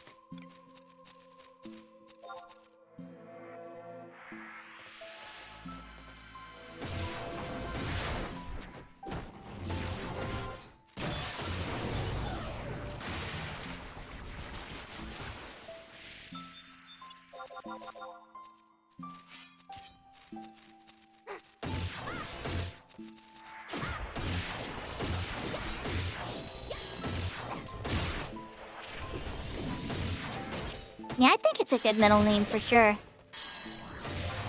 She asked me now if we can go to the court and change your name to Sakura, though, and I'm like, how about if you're an adult, if you still feel that way, then we'll go together, okay? But for now, let's just chill on that and just see if you still feel that way when you're grown up. Because I don't want to have to pay the fee twice. It's not that I don't love you, it's that I'm cheap. Cheap and poor.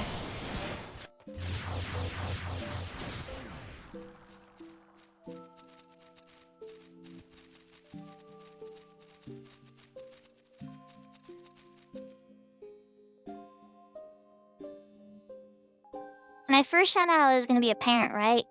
I don't pray for a lot of things. Like, I'm not really a big person that thinks you should, pray for things that, you want and be all selfish and everything. But oh my god. I prayed every day that I was gonna have a daughter first.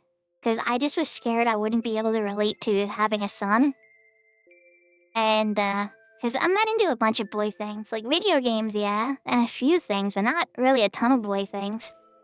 And, I was wrong. I had a son, and he's awesome, and we love each other, and he's a great little guy.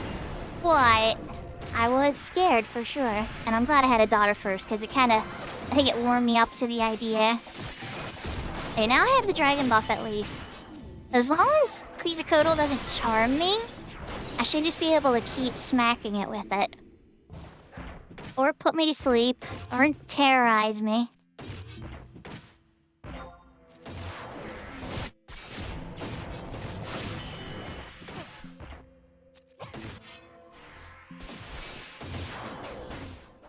I think it's about $100 in where I live in Pennsylvania, too.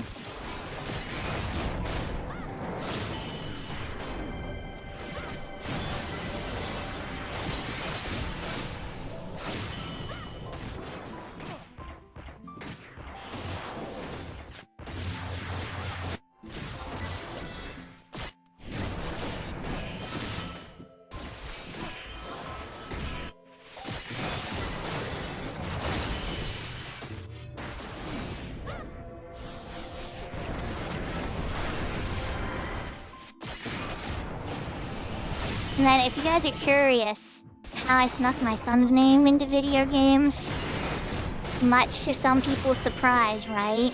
Because this is not my favorite Final Fantasy. But the name is from Final Fantasy VII. And I love his name a ton. So I'm gonna hate Final Fantasy VII, by the way.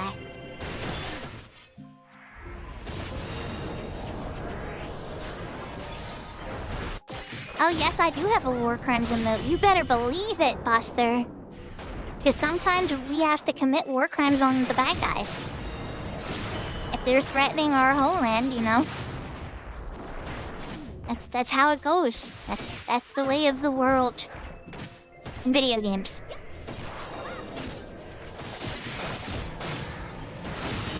Oh goodness. Oh, that would be crazy. Nah, I don't think I would have got that name past my, I don't think I would have got that name past my partner at the time.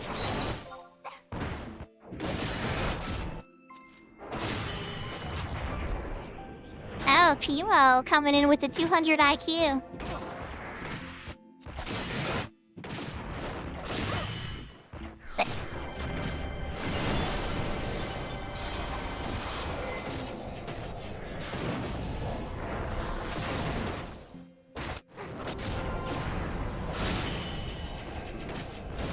Yeah, I don't know if that would be a very good first name. That'd probably confuse people. Oh, Valley's getting his face beaten by 100 Fists right now. Valley, hold the line. Stay strong. You're gonna be okay.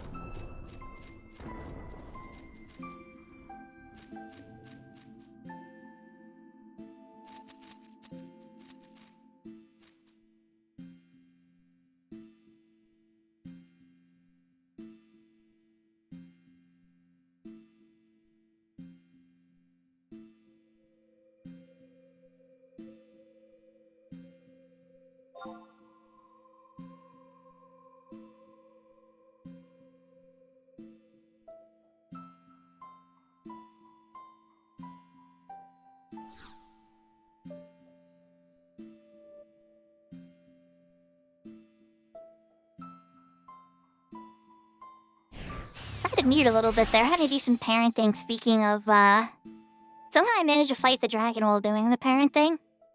I lost Valinor once, had to resummon him, then he died again. I had to resummon, the timer was down on him, summon Regine.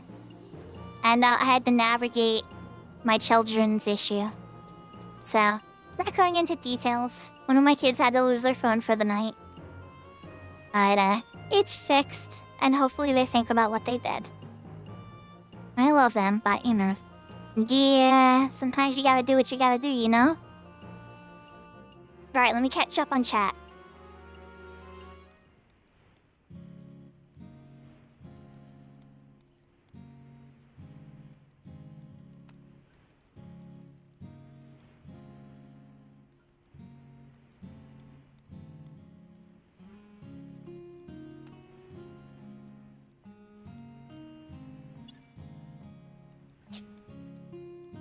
That's fair, Big Door. It's not for everybody. For some people, I would suggest a fur baby, because they can at least talk back and have lots of attitude. But then again, I don't know, Loki hops on my lap sometimes and demands things too, so it's very similar to my kids at times. But I love all three of them. My fur baby and my human kids.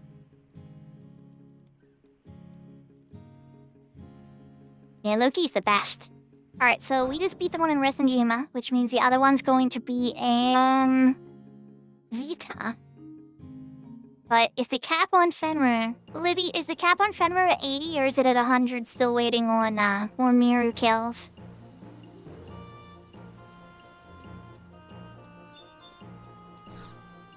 Yeah. It's true. It's true. It's definitely something that you would want to avoid then. But who knows, maybe that'll change one day. With a little bit of work and focus and stuff, you may gain control over your Galkan rage. Not saying you're actually a Galco, but you know. Because we're playing Final Fantasy XI, you know. It seems like a fun little reference to it.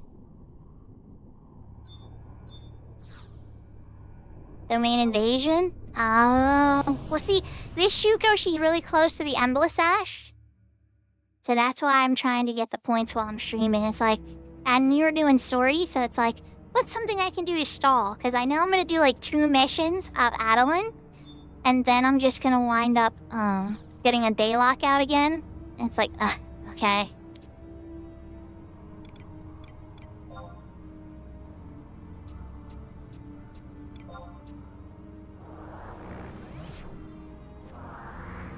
Oh yeah, it's a really good one. Excellent, Sash. I wish that the bonus was that we only had to fight one of these dragons. If I had a nickel every time I fell asleep when waiting for one of these dragons to appear, man, I'd have a couple of dollars at least.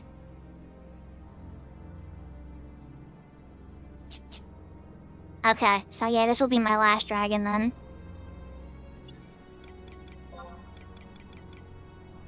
Yeah, I understand. Once you have the extra characters, it's just kind of like, you're only taking them so far. Like, I want this character to be able to support people and events and stuff, but it's like, am I taking this character to the endgame craziness? Where it's gonna be the best at everything, like Shuka? No. No. Maybe if this game's still around in 20 years, that'll change, because, like, after a couple of years, I'll run out of stuff to do on all the different characters. But, I don't know. We'll have to see.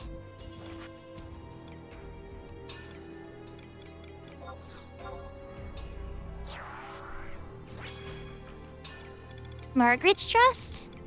He's decent.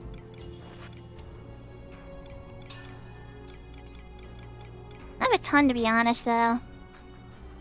Well, I should be pulling out instead of Z, actually. Or name Z, yeah. But should tell us.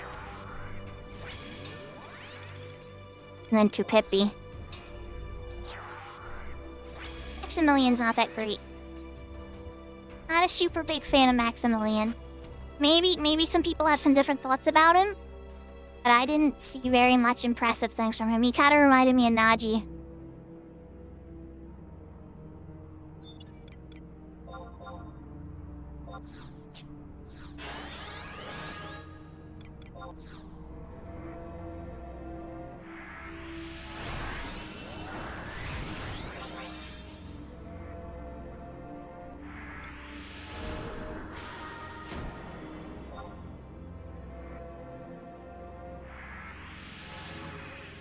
Nice, Pimo. You're getting all the special trusts. Have you done your monthly Amandi trusts and your Amandi quests and stuff too?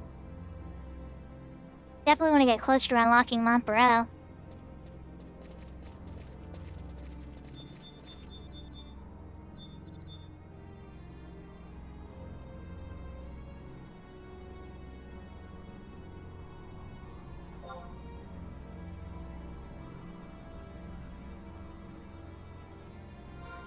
Here, let me show you on this character. So when you go to trust, when you go to quests, I'm good with words. Words are easy. You go down to other, at the very bottom here, and you see monthly objectives, and these ones. How was I able to do, I could do Goblin Mystery Box on this character, that's right. So, Goblin Mystery Box, the Chocobo Races, Walk of Echoes, Itium Ocean Battlefield for Ifrit. And so these will get you 40 Amon deeds, right? And you can check how many of those you have from this menu here. Now this character has 80 deeds so far. You get a pulse, I think, at 170, and then I think Montbarel is like 400 and 300 to 80, or I can't remember the exact amount, but it takes a little bit of time. I kind of figured that's why I was running down the hay. Definitely go to content, right? And then you want to go to content here, and then go to Amon Trove and knock out at least the Amon Trove one, but as many of these as you can, the easy ones. And then you can go knock out and see if the mimic's around, and if you get a rainbow and all that fun stuff. All the greatest hits.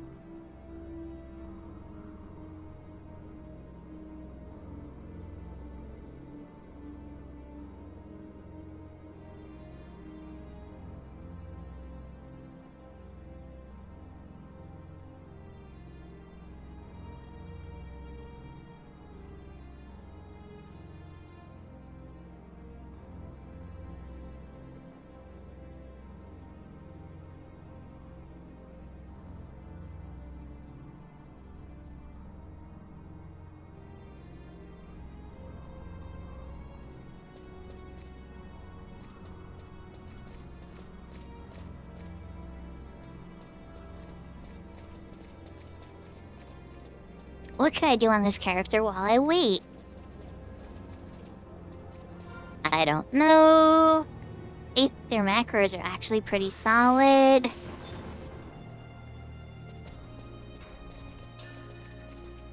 least for now.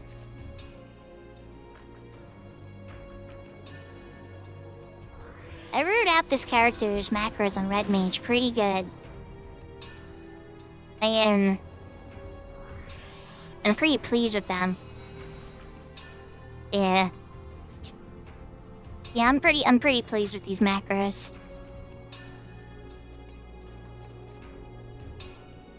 So the easy one is just talking to him. He'll just give you a Mars orb for free, just for that, right?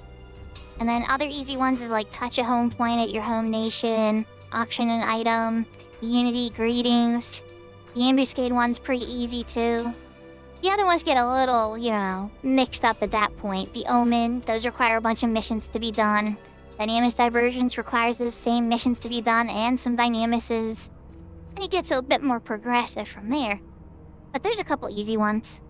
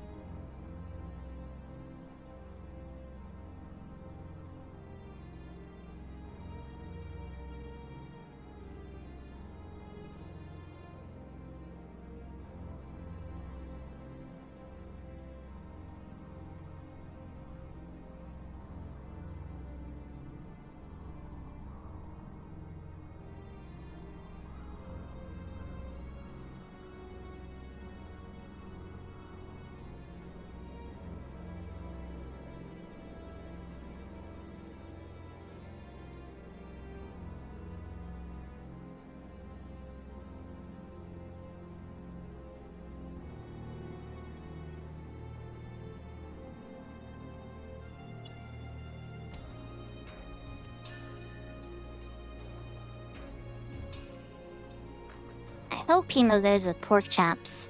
I'm leaning into pork chops. I think that's the better choice of the two listed. Unless it's boneless ribs, in which case I have to probably flip a coin. Unfortunately, I am, for all the fans of Velner in chat right now, I am not a vegan. I do not eat bean burgers. Not that I don't want to say I do not eat bean burgers. I probably actually would eat a bean burger. Because I like Boca burgers, and those are vegetable burgers for vegetarians, and I think they're delicious regardless of the fact if they're vegetarian or not. But I guess what I'm saying is I do not live a vegan lifestyle. I'm open-minded to lots of different types of food.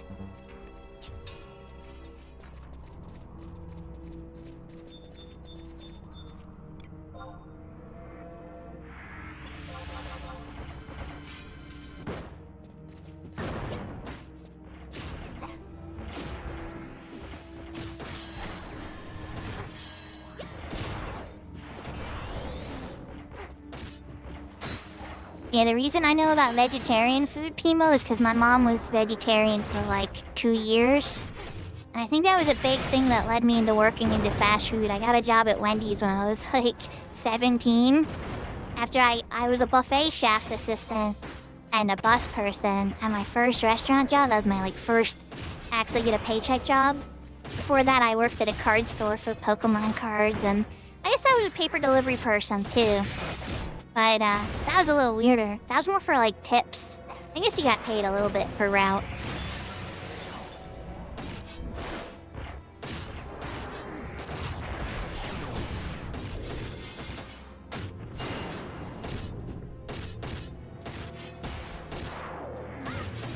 Yeah, you know, honestly, Pimo, as far as like that goes, potatoes. If I had to pick a vegetable that I had to eat and I couldn't eat meat ever again, it's gonna be potatoes. Because you can do so much with them. You can turn them into french fries, you can bake them and put like sour cream on them and stuff, or chives. You can slice them and then fry them in oil. There's so many different things you can do with potatoes. You can mash them and make mashed potatoes, and that's delicious. So many different things.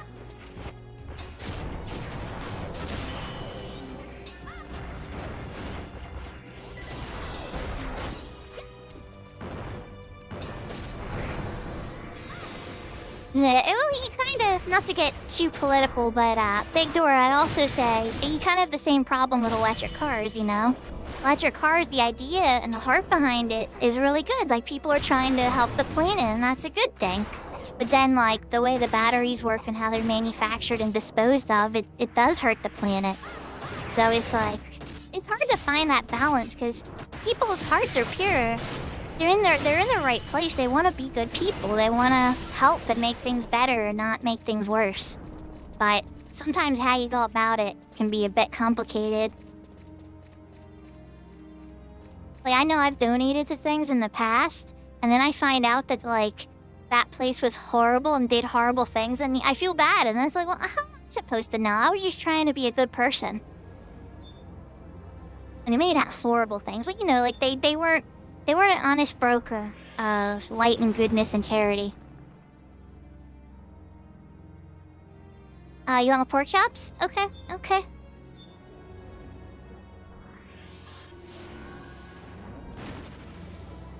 Oh, hi, Dragon. Do I have the dragon gift? Uh-oh, I have the dragon gift. They're gonna expect me to be the damage. You're the one in the Race and Jima set. I'm just gonna, like, breakfast cat the thing a billion times. I haven't unlocked Savage Blade on this character yet. I do have a pulse weapon now, though. Oh, yeah, I didn't tell you all that, chat. Fun fact. Off stream, when Velner was streaming the one night, I got on and did my, you know, found out about, that's how I have the armor, right? The same night I got the armor. And I wound up getting, where is it? In the satchel. Here we go. I got a pulse weapon from a rainbow chest. I just wrote a neck. Those are only worth 50k, but it's still nice to have. I'll keep it.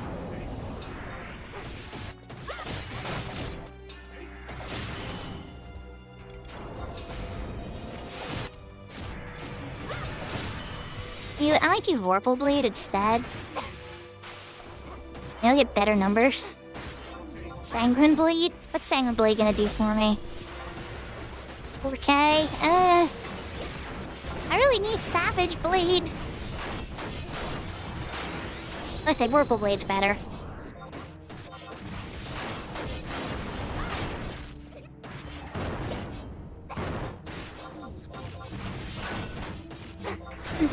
Yeah, well, I'm definitely gonna have to run Ambu with somebody on the Fenware server. This is a much more merciful month than last month. I wasn't trying to bug anybody anywhere for Ambu, because I didn't want to run Ambu for anybody on my server. And it's like, if I don't want to run Ambu with any of the new players on my server, how on earth could I expect other players to want to run my other server characters? It's just, they'd just be too hypocritical. So, but this month is a totally different story.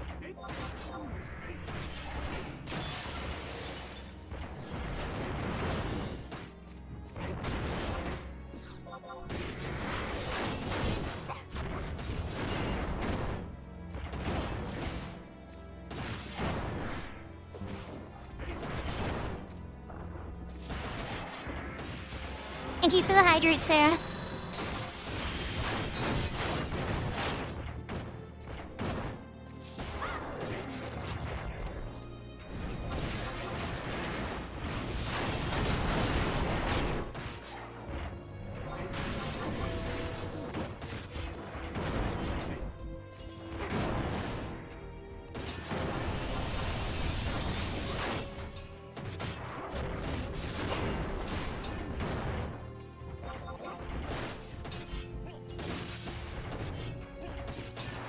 We've seen that casting petrification on me.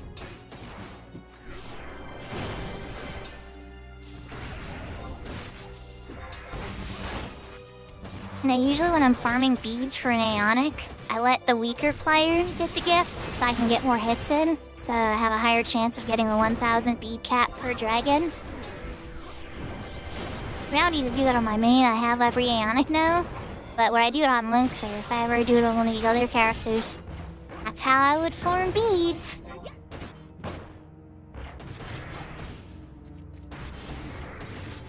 Ooh, the terror hit me. 19 seconds. You got me that time, Dahaka. Oh, were you at the haste cap? Then I need to sub Dragoon and super... Well, I can't super jump without master levels, but do I need to high jump away from this?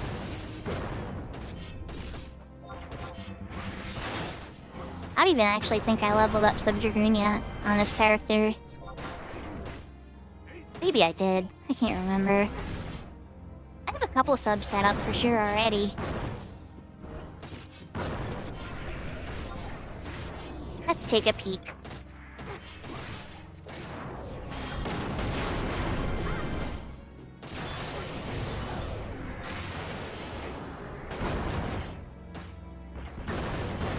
You should 66, Dancer subs good, Scholar subs good. Black Mage subs good, White Mage subs good, Warrior subs good.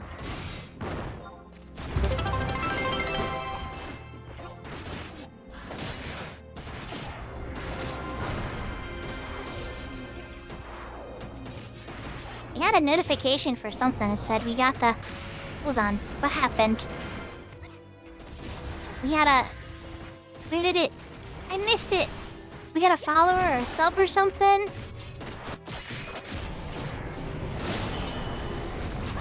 Oh no! I don't see a notification for it. But if somebody subscribed or followed or that stuff, I'm sorry I don't see it, but thank you! I don't see your name. But thank you for the support. Maybe it was an anonymous one. Let me pop onto my Twitch screen and we can find it.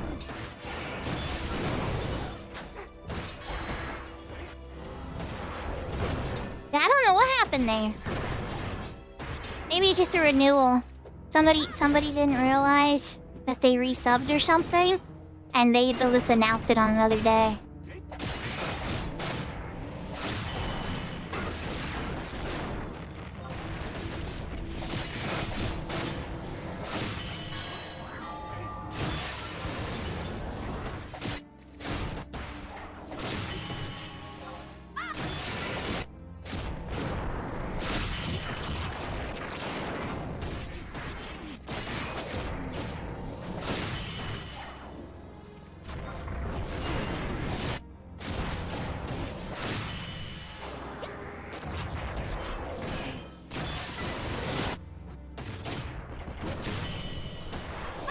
Now, by your little man, do you mean your partner?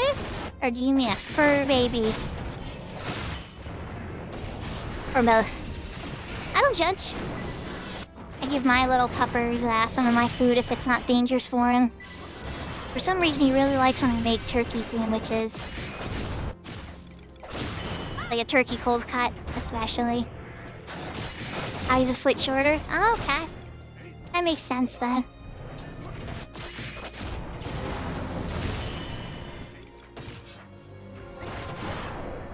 Pocket Prince.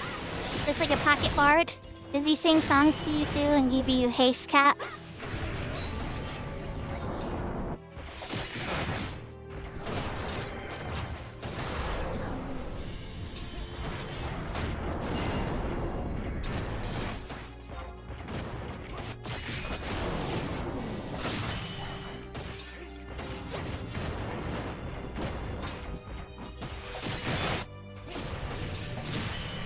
Oh goodness, Alex Jones.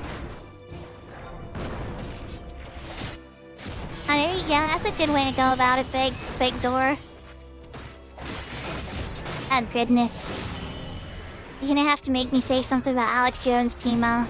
Other than they're making the France gay meme. So, there was that one investigation when he snuck on a boat and saw that Skull and Bones, like, really weird ceremony and recorded it. And, like, I think that's like, the only real journalism. That's, like, really crazy journalism that I've seen him do that's like, oh, wow. Holy crap. After that, he sells a lot of Propel Purify water and vitamin supplements and stuff. Now, just kind of sad, you know. Oh, yahoo, Dragoon. I'm glad to see you. Alright, yeah, 16 domain points, so that capped out the dragon for the day. Oh, yeah, I know. I know what the truth was behind it and everything. And honestly, I don't hate him. But I think that the whole Sandy Hook parents thing and how much you put them through is really bad. And I was sad. And sometimes, you know, you take it a little too far. And I wish he would have called it quits way before things got that bad. And he would have still, I think, been in a lot of people's mind.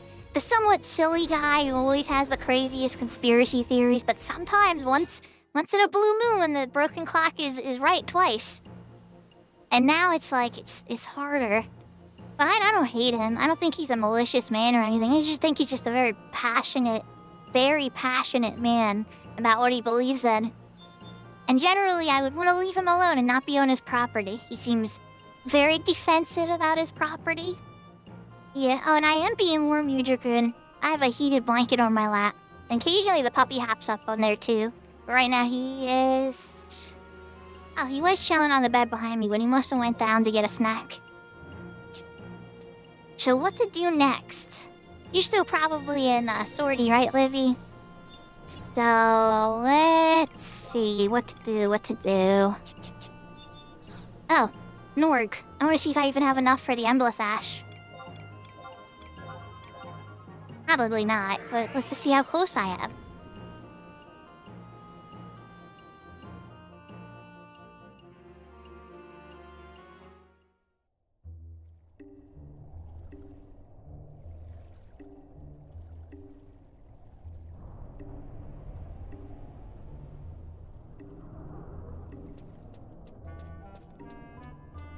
Yeah, that's what I was saying, Maliki. That was the part for me that broke my heart. Like, I can always appreciate somebody being a little silly, but that was when my heart kind of broke. Because, like, I like to think I'm really tolerant and try to get along with everybody, you know? And even his kind of crazy bits and everything were kind of adorable sometimes, but then, to me, I think that was probably when I went a little too far. 889. Okay, so I need at least 2 more days of dragons, and I know I'm not going to be reliable about it, but... hopefully I can get this in the next week. Hopefully.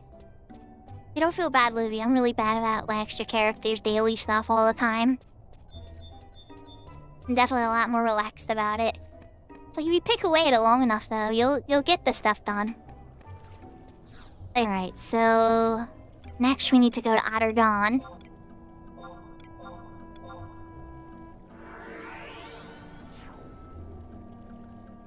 Yeah. And so there's a bunch of money over it, too. You've only ever done Divide. Oh my gosh, Divine Impact once ever on Eek? Okay, fair. Okay, that's fair. There's a few decent things to get there. A couple old job pieces. But we want to go to the statue of the goddess.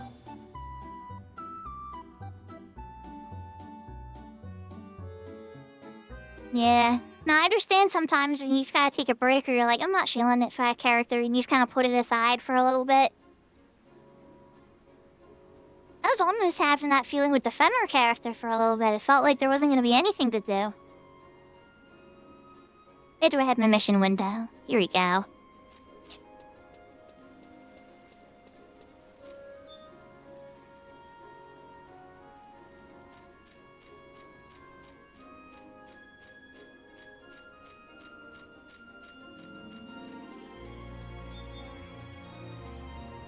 This guy.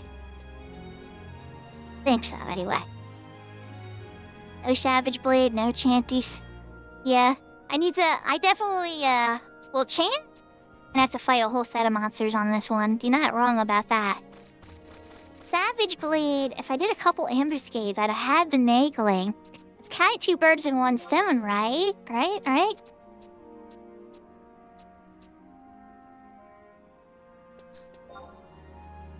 Alright, so what are we doing here?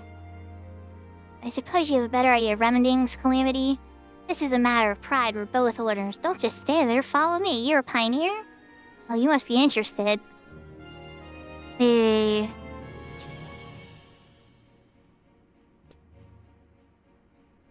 Then what do I gotta do? Going into Rala Waterways for a cutscene with Arcelia. Okay. So, actually, we can go this way. Rala is up here. Yeah, I know, you're right. I know. I remember when I had to unlock Evisceration on my Dancer because the turret I wasn't always equipping the turret anymore. I started having a better stuff to wear. And it's like, I gotta go do the Evisceration quest. The Savage Blade, you gotta open up Altep Gate. Which is like, lots of fun. Not so bad in retail. Imagine having to open up Altep Gate on Horizon server or some time lock server.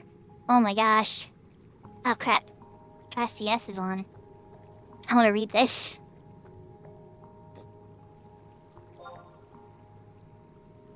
Okay, there we go. I always seem to meet you at the strangest places, Shuko.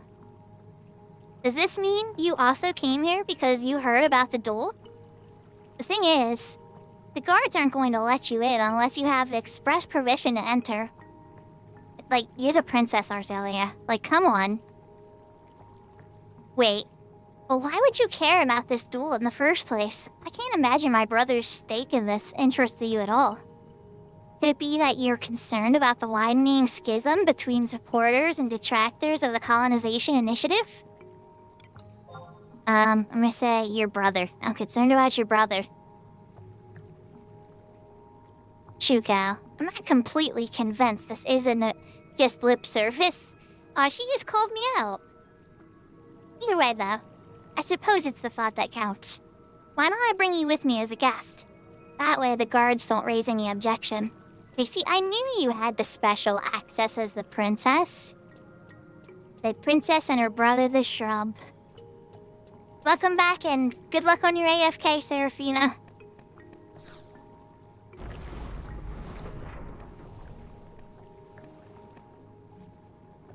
And just chill right here.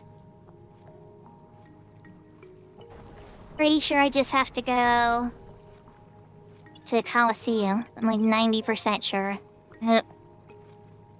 Rutch. My awareness is that little spot right there.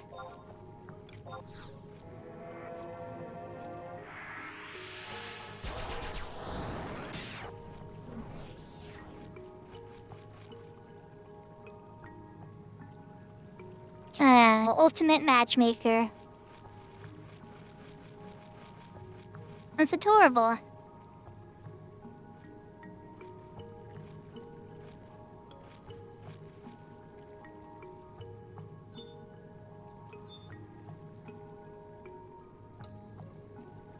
Yeah, I hope your water doesn't go out. That'd be horrible, Sarashina. Good luck on your freezing pipes. Breathe fire on them. Like, Sarah, this is what you need to do, right?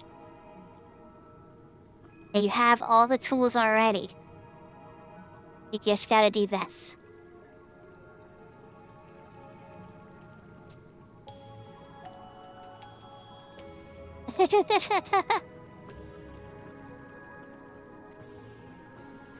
No unauthorized persons are allowed in the Water Guardian Coliseum. Jesus me. I hope you aren't implying that I would bring someone of ill repute into the Coliseum.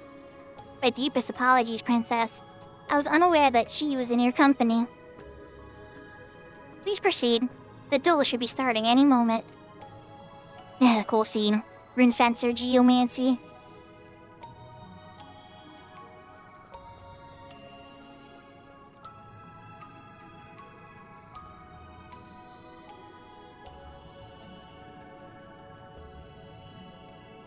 For anybody that's watching from Horizon and wants to see what Rune Fencers and Geomancers is like, it's not like this at all, but we imagine in our hearts that it's like this.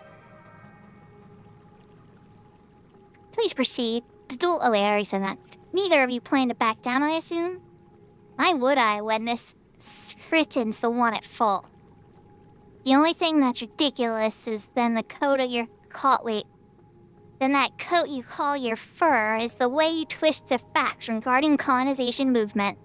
How dare you spit in the face of the Alliance's decision. I need to get a new set of glasses.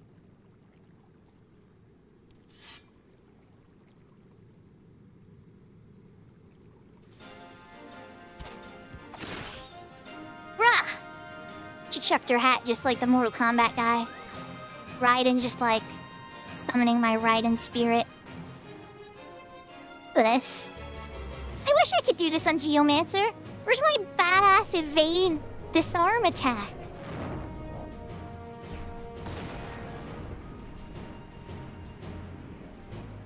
Okay, at least I know that was a Firaja.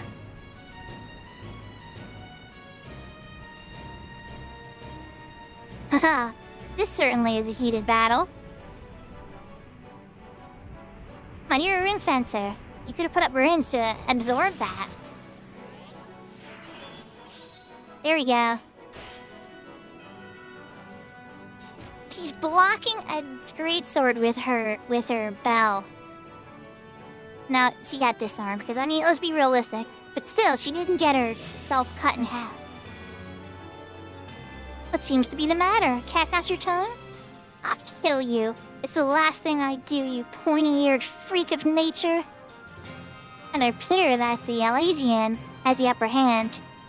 But Olian is unobserving eye. Note that he failed to mitigate any damage from her fire spell.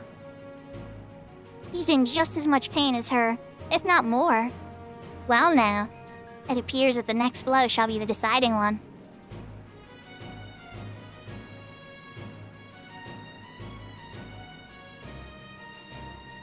No, don't. My conviction shall never crumble. Taste the iron blade of justice, mongrel.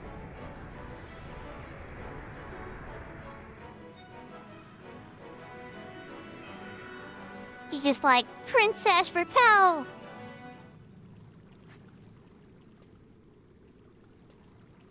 He's a little bit of a badass. Okay, no, I said the first scene you see with her is her coolest.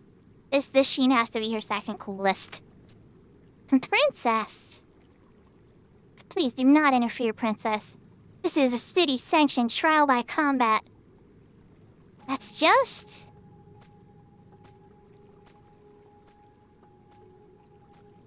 I'm afraid he's right, Arcelia. They both swore to bear no grudge against the other. Everything's official. But why? It shouldn't have to come to this. Yeah, she's the best red mage. She knows the stop spell. Because this traitor spews seditious drivel from his wow. Let's try this again. Gigantic lips. That's why. Our ancestors lived by the law of the land. They listened to its breezes, read the flow of the waters, and trod lightly upon its grasses. And they listened to the Founder King when he forbade us from entering the jungle. Iki Asamat recognizes the Founder King's word as the truth that it is. The Mentors Coalition, though, doesn't care as long as they can keep making their trinkets. Ugh. All I hear is a mewing of a powerless kitten held by its scruff. Say that again and I'll rip your eyes out, maggot. I find it cute that you geomancers use the supposed voice of nature to rationalize your fear of entering a little forest. Once Amchuchu's revolutionary invention was built, you won't need to set foot in the forest, and our harvesters will triple in sizes to boot. Justifying your violation of the ancient pact with a mechanical trifle? You disgust me. What disgusts me is your willingness to let the city's population starve.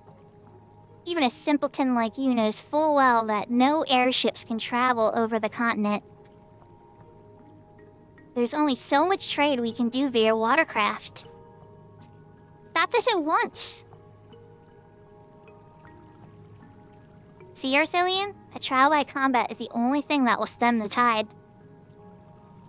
Would you rather everyone's emotions boil over into a civil war that spills out into the capital in two? No, I don't want that, at least. Mufe Harja. Elysian. Somewhere deep within your heart, you too must know that this battle won't solve anything. Adolin's assembly is the only body that has any power to decide the fate of the colonization initiative. No matter which one of you two emerges victorious, it'll have no impact on their decision whatsoever. I beg of you, stand down. Princess, all I wanted was to protect this forest. That, and to honor the Founder King's last words. You said so yourself, Arcelia. We shouldn't do anything to destroy the continent. Of the 12 holders, 8 support the movement while only 4 oppose it. That is an overwhelming majority in my book. Shut your trap. How do you explain the lack of Ignis' presence at the assembly meetings then? He's the one who started it all, and yet won't even show up to defend himself. You see... He got turned into a bush. If rumors are all over town, what rumors? That he incurred the wrath of the forest and is afraid to leave his bedchamber. That brazen impudence. Have you forgotten that the Grand Chancellor Ignis is a descendant of none other than the Founder King? The monarch who founded this nation, the warrior who boldly strode into the unforgiving wilds and built a country from nothing. And that self-same blood courses through Ignis' veins. I will not suffer the besmirching of a name as great as his. You agree with me, Arcelia, do you not? Catapulting her in a rock in a hard place. Princess, at least promise us he'll appear in the next assembly. That seems like a reasonable request to me, Princess. I don't know. Colonization movement has drawn its final breath. The end is nigh. I knew the rumors were true. Stay your tongue. This is mere palaver, and you know it. I guess that means BS. I'll try my best to get him to attend. More importantly, you two shouldn't be fighting each other. You're both citizens of Adolin, for the goddess's sake. So please, let's forgive and forget.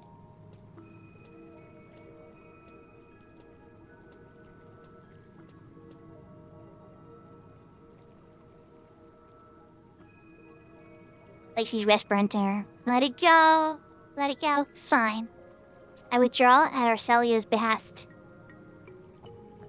What are the outcome? A duel such as this requires a victor, a champion. What about you guys, princess? Let me rephrase that for you, traitor. I lose, you win. Rejoice at your well-earned victory. Very well. I declare Lasian the winner. Remember that you two may not fight over this issue anymore. Yeah, I realize that. Arcelia, do I have your word that Inglis will attend the meeting? Yes, you do. Perfect. I'm sure Icky Askamat will be delighted to hear this.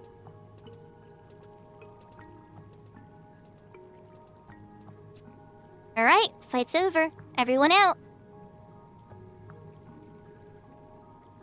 They just have pit duels down here in the sewers. You know, like a perfectly normal civilized nation. So perfect. So civilized. So nation.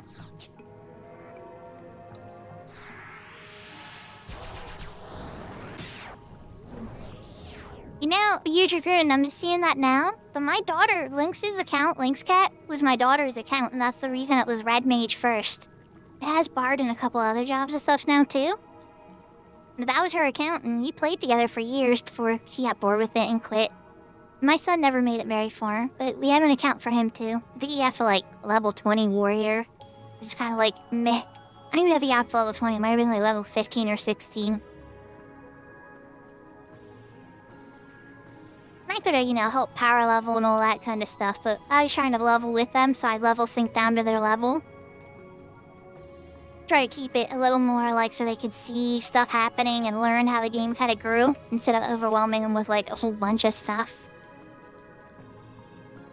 Okay, yep, I'm in the next game day. That's what I thought. So wait till next game day, and then we gotta talk to the gossip girl of Adeline level.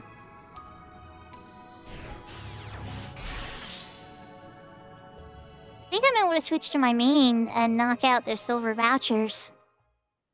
Unless Lippy's available to do, the power leveling. Probably is the best way to spend the time. I mean, I could go and do Savage Blade Quest or work towards CDC as well. I wonder if this character's strong enough to beat all those items necessary. I only have access to some of the zones for sure.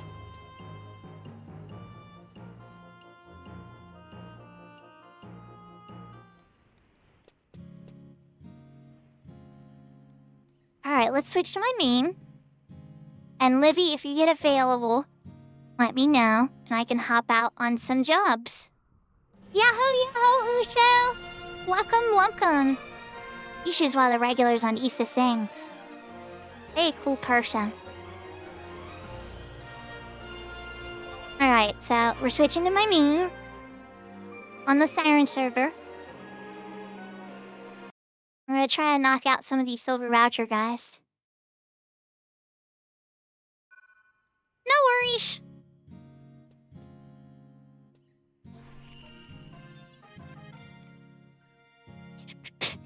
Like I said, I just figured I'm here, and if you were available, but I still had some stuff that I wanted to knock out on my Fenrir character for sure.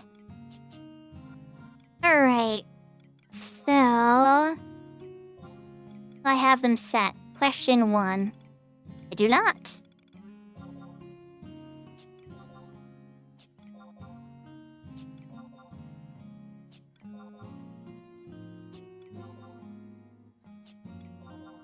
Sometimes I do. It depends on how things are going at the house. I'd like to.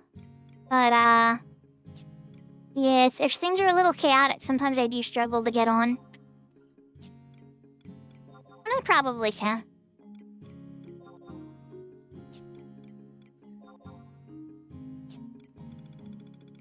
Alright, I was able to set all 15. Nice. I didn't think I actually had all the slots.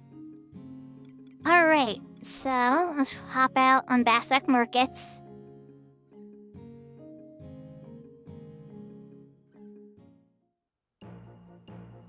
Oh, I'm glad that you're here, Usho.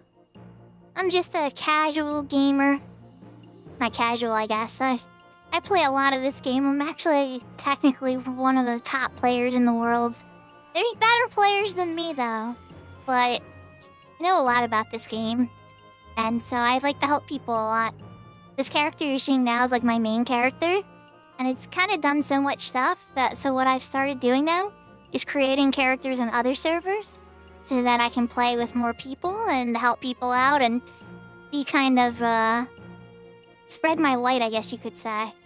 Or in this case, healing magic, usually. I play casually now, but once upon a time I was a top player in the world. And my stats still probably show that. But I'm not as active as the top players in the world now, I would say. Like, Velner's still a top player in the world, 100%.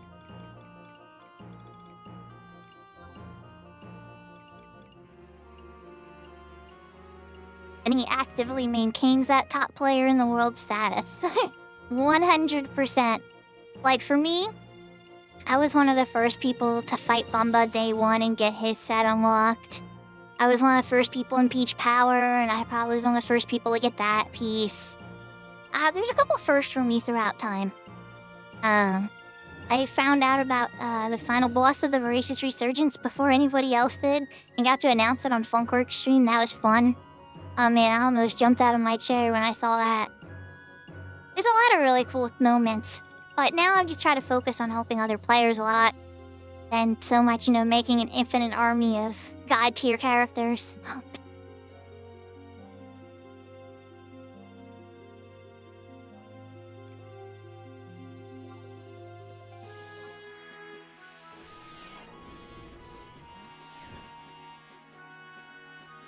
So, the premise of this game, Usho, is it's an MMORPG. And so this world that I'm on is called the Siren server. So it fragments out into different servers. Because sometimes there's so many players it would get crowded, right?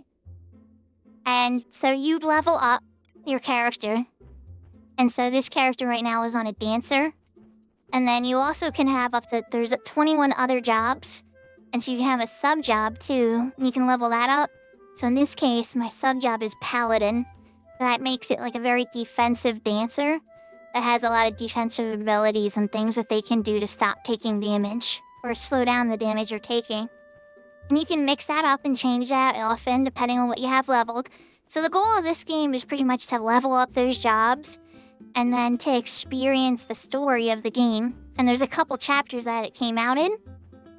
And then the aspect of getting that character leveled depends on what era of the game you're playing. Early on, you had to play with other players. You would be sitting there in a popular zone that people played in with your Seek flag up and hoping somebody invited you to their party.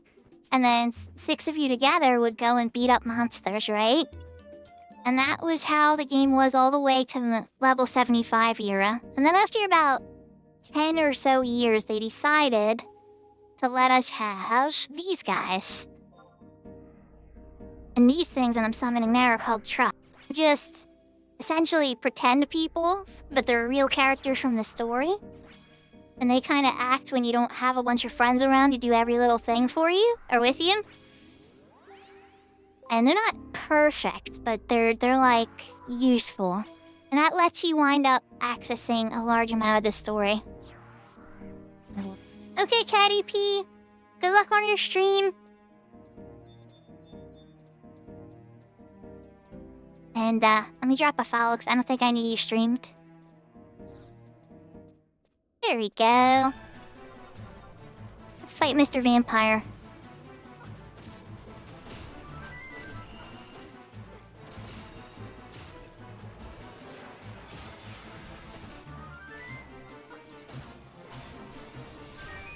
So the reason they do that, Usho, is so that some people like to play these types of games by themselves, even though it's an online game. Or like play the game mostly by themselves, and then sometimes play with friends. And so at least in the modern version of this game, you can do that. There are time lock and private servers that people run that try to maintain the old style, where you had to play with friends no matter what, and so they disable a lot of this modern stuff and keep it as the game was back then, as close to it as they can.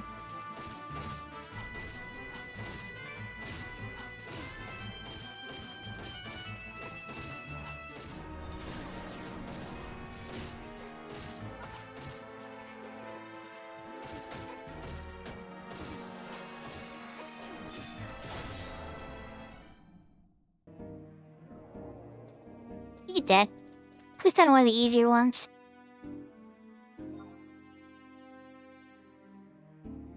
I need to change my sub-job to Black Mage because we're gonna be killing these faster than 10 minutes. And I don't want to wait on my warp ring.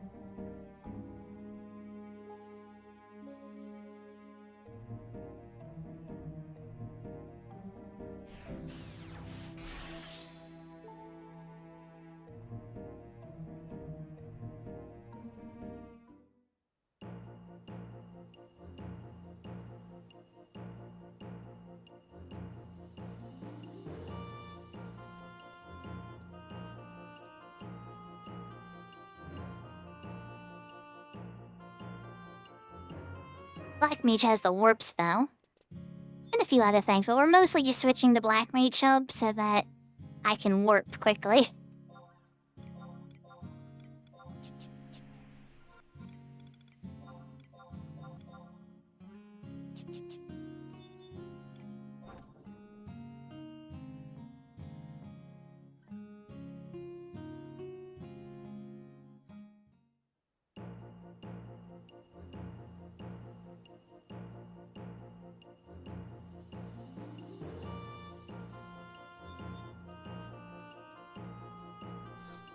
Next up, Wadron Woodlands.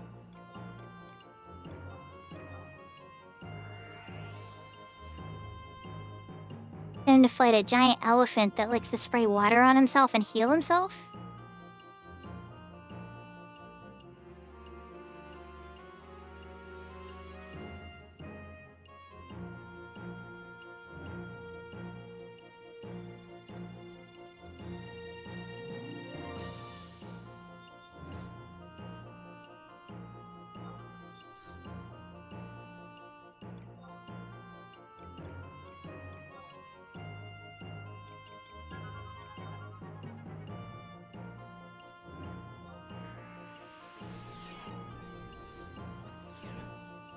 Now, it isn't very synergistic in most cases. I'll tell you the two things I do the most on it, right? One, when all hell breaks loose when I'm taking people through stuff, I use Sentinel, and that stops about 90% of the damage that I'm taking, right? And so that's super useful, and will help me survive and throw waltzes and carrots across and try to keep everybody alive and stabilize the situation. But then, God forbid, I'm not able to stabilize the situation and save people, right? The stream just dropped? Oh, never mind. Then, Sub-Paladin, because I have, Master levels. My Paladin level is actually 54 when I'm on Sub-Paladin, which means I have Raise, right? So I'll be able to raise a dead body, which is super duper useful when people die. Because I usually won't die, but the new player will die because their armor isn't very strong yet. So after I kill everything and it's safe again, I'll raise their dead body and we can progress with the mission.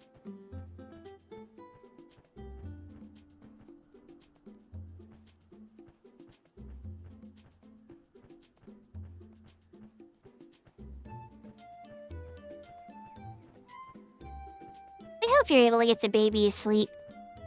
I know I used to have a rocker with an ottoman. But, well, White Mage gets that stuff too for sure, and you would get Nas spells and stuff. But the Sentinel plus the Raise, having those two things makes it pretty good. And then the other thing is, it's kind of silly, but I like to use Flash to pull stuff a lot with that, because then I don't have to worry about using finishing moves on my Dancer. And Paladin at 25 gets auto-refresh. So it's just enough MP per tick that I can flash and pull things when I want. But not, like I said, I don't have to worry about wearing, like, refresh gear and stuff. I always have just a little bit of MP to cast a flash.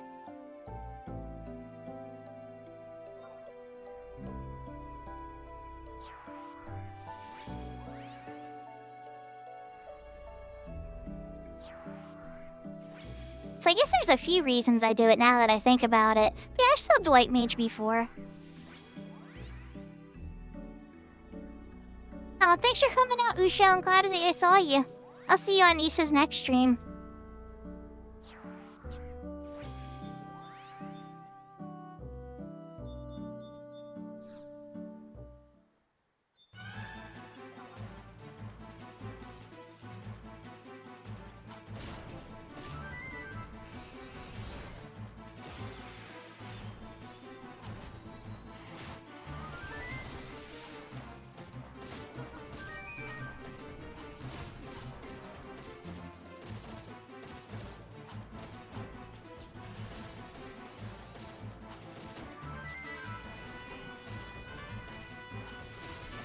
This one I need to make sure I hit a bit harder, so we're waiting for 3,000. And then I'm gonna pirate Cleos. Should have haste Sunbud first, but I should be okay.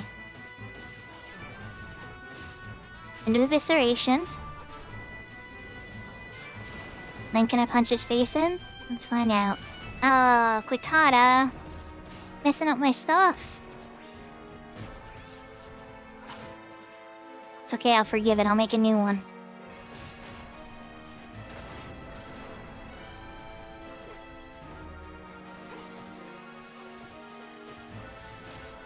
You can heal yourself, but I'm still gonna skill chain you. Hi, buddy. Darkness says, go down. Then we work away.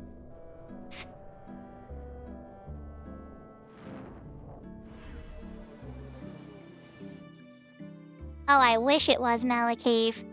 It pretty much makes me take a whole bunch less damage, and then it makes any hate moves that I do have double value. So when I start flinging around crazy fast cures and waltzes and stuff, or if I flash things too, if they're hitting my friends, they're gonna come to me instead. Paladin does this themselves naturally with Majesty and Cures. But on Dancer, I don't have a ton of MP as a Paladin sub, so I'll use my waltzes to get a similar effect.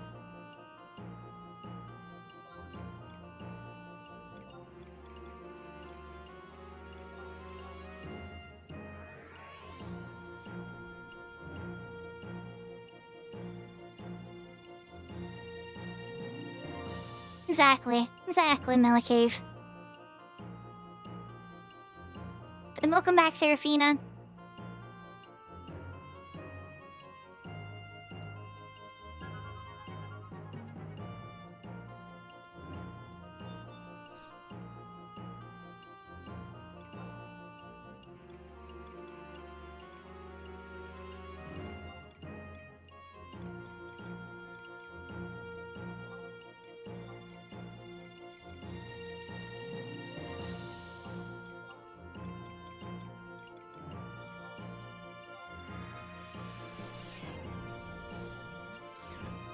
To the desert we go.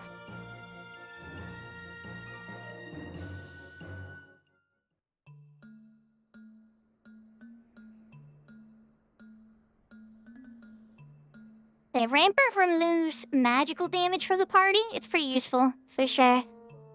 It's a great hate builder, so usually a real trick I like to do is use on a real paladin, because you don't get Rampart as a sub-job. But I would use Sentinel, and then drop Rampart, and then make sure it hits as many people in the party as it can. And it's a real good hate spike move. That'll get you a couple thousand volatile enmity right away. And use them to make sure most of the monsters stick to you. And most monsters die quickly when you're all geared and buffed up and stuff. It's usually all you need to manage tanking for like a quick, rapid burst type fight.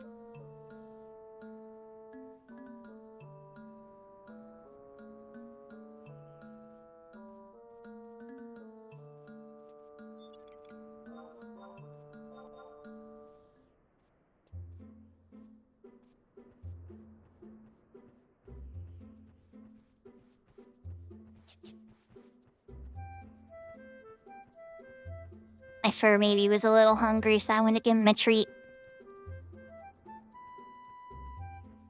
Got him my Char's little doggy treat next to me now. You like that little treat, Loki? I was a lot ahead of that treat, though. I'm gonna have to go to the store and pick up more of that specific one. We have other treats for you downstairs, though.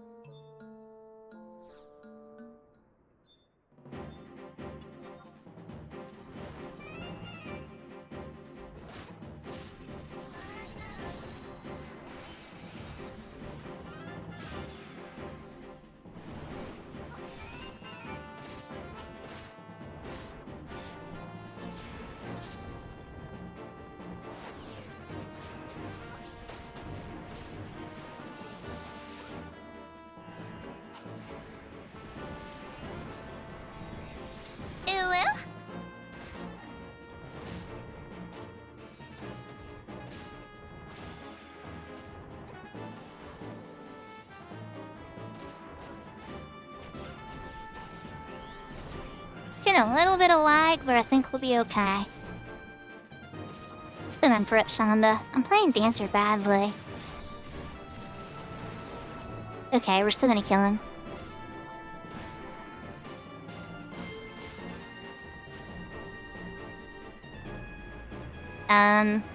You stunned me. Like, hi buddy, you're just about to melt. What's going on? There we go. A bit of lag. Just the tiniest bit of lag.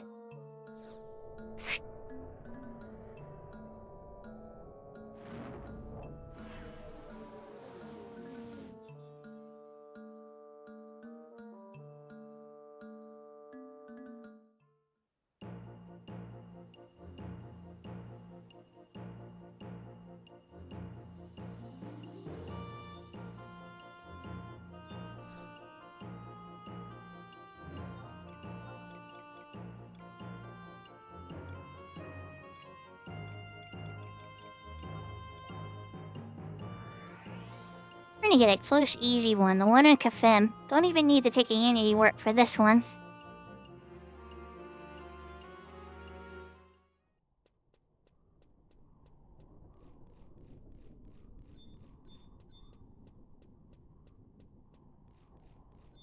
So I'm trying to figure out what to do after this.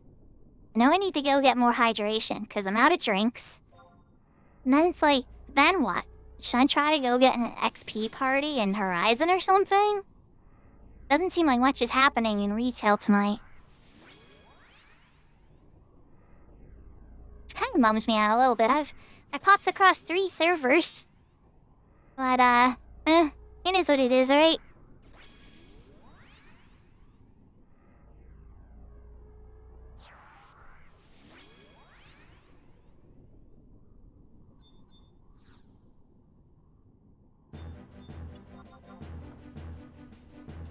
On the bright side, right? This is something I needed to do on my main anyway.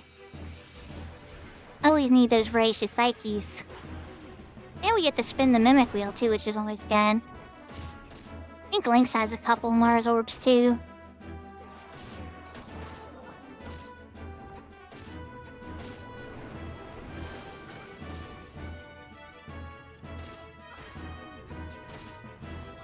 I think that's honestly what's keeping people kind of busy is the Manabout for sure. Getting me closer to Montbro faster. Or the +1 box and sortie. Probably pretty darn good too. I knew you were gonna mess that up. I knew you were gonna do that, Quitata. You never just let me have a skill chain, can you?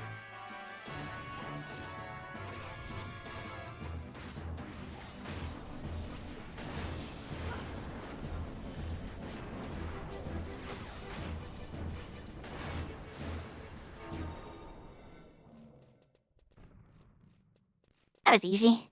Right next to the home plate crystal. Let's go hit another easy one. There's Jana. I know who that is. Well, knew that maintenance for that, rather. You want to go to Palborough Mines next. There's another close one there.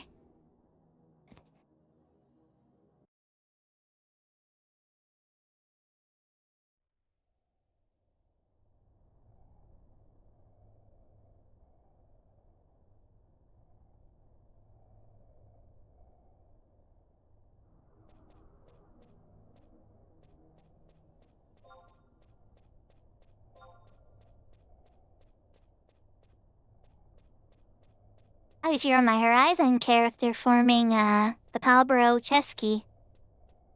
Getting a lot of skill ups, too. And then I get the Casimir ship pass. That's how I was able to deliver to the Elshimu Lowlands and the Elshimu Highlands.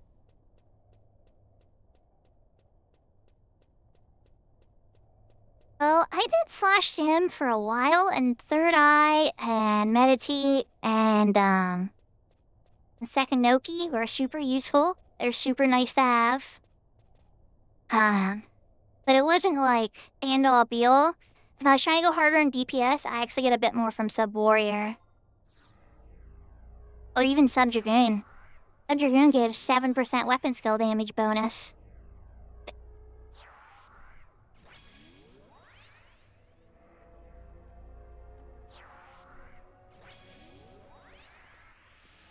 Now, if you're a DPS that's using a two-handed weapon, I would say it's either Slash Sham or Slash Dragoon all day long. The Aggressor's nice, Berserk is nice. You get 13% double attack, well, with Master levels, 10% before that.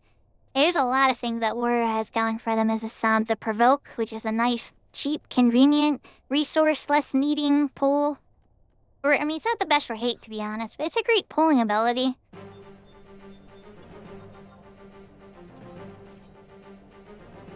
That's actually a change Horizon has. They changed the volatile enmity on Provoke to, like, a ton. It definitely wasn't like that back in the day. But it was a good choice, honestly, because Provoke is garbage. It is such garbage. If you try to actually use it for hate. I think the bonus they gave it, though, only affects Warrior mains. I'm pretty sure there's, like, a condition. Yeah, Advanced Warrior is really strong.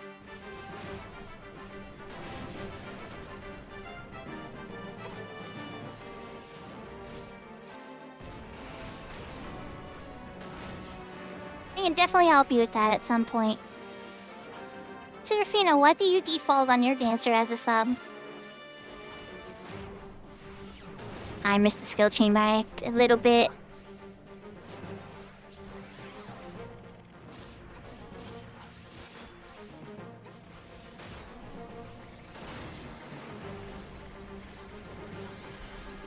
Where'd you go? Are they feeling spicy, Rune Fencer? Yeah, Rune Fencer's really good for the tanking sub, especially before master levels. I used to use it on any fight I struggled with to survive. It had much needed magic defenses that Dancer is sorely missing.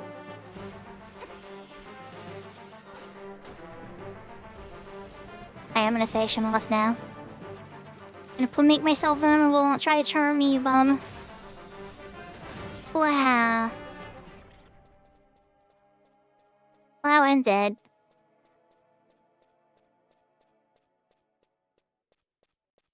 I'm gonna get to go to a dungeon that has music I love a ton, when so many dungeons don't have any music. Let's do that one next, just because I love that song so much. Regular viewers of the stream know exactly what zone I'm going to next.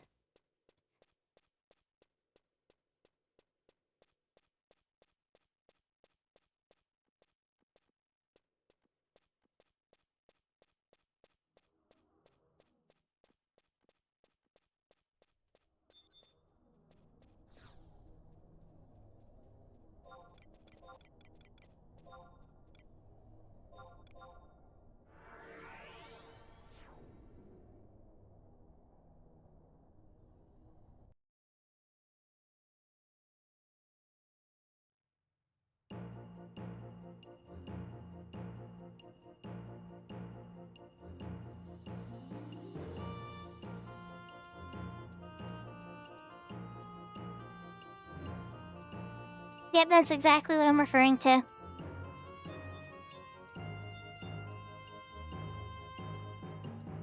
It's a massive bonus, especially in the 75 era.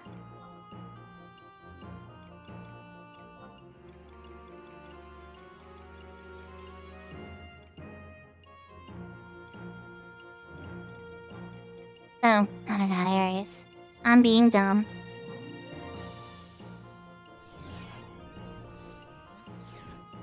Yeah, it's true. It's true, it's not gonna save you in Valkyrie Dunes. But later, if you're a tanking warrior, it is... And it's cumulative enmity, not volatile enmity. Cumulative enmity only wears out when you take damage. Volatile enmity wears naturally, and the more they have, the quicker it goes down. So it's like... They both are important, for sure.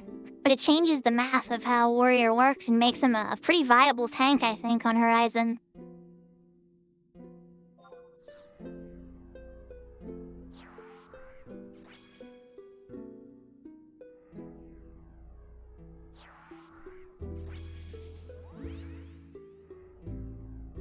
I mean, Sakura is a pretty viable tank in retail too, but not for the hardest things, I would say. It's more just like they do so much damage that if a good healer can keep the cures up, they'll smash through it.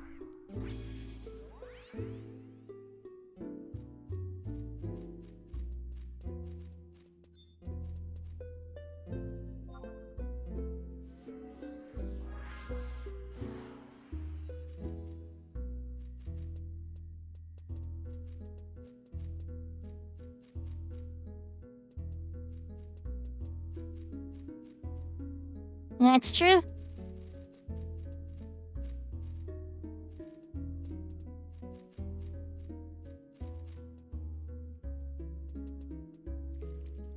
I wonder if Horizon kept Banish Go with Paladins, because that was a recent change. In 2022 they gave... It was 2021. 2021 or 2022 they gave Paladins Banish Go in retail because we were having a lot of problems with tagging monsters and stuff. And so a lot of Paladins would sub Dark Knight for Poisoniga.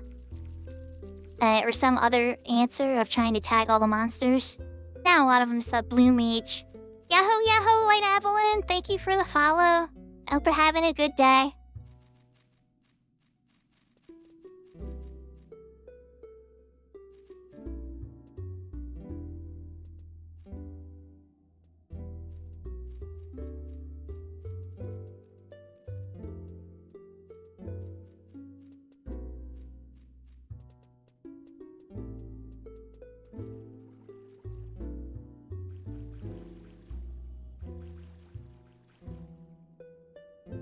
I really love this song. Maybe it's because it was in the trailer for Autogon when it came out. I don't know, maybe. But I love it. It's so relaxing and cozy.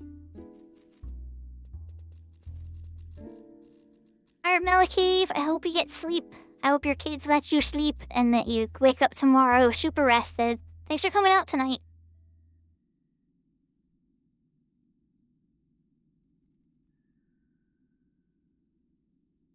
Oh, nice, Serafina.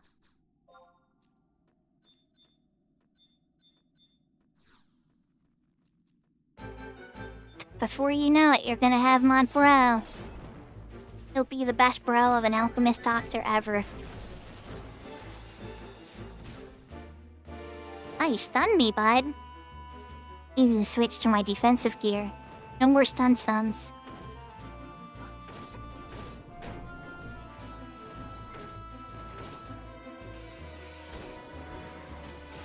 So here's what you do, Pimo. You get some level 1 weapons from the Sparks vendor, right? Or Login vendor. If they have those 1 damage ones, that's even better. And then you go to Yashi Hunting Ground, right by the Frontier Station there, or Sazak. And you run off to the right beaches until you find the Aragnite. Summon a White Mage Trust like Kupipi.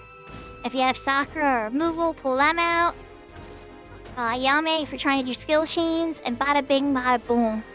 Although again, if you're using a weapon like a 75-year quest for the quest, if it's like one of those, it'll still work. You're just gonna kill the Aragnites in like 2 or 3 weapon skills. Especially if it's like Lead and Salute. I always try and unlock Lead and Salute. I was flattening lose your Aragnites, but it still works. You just occasionally you're waiting for respawns. And they're pretty safe. You don't gotta be super stressed about it. The most dangerous thing is their poison.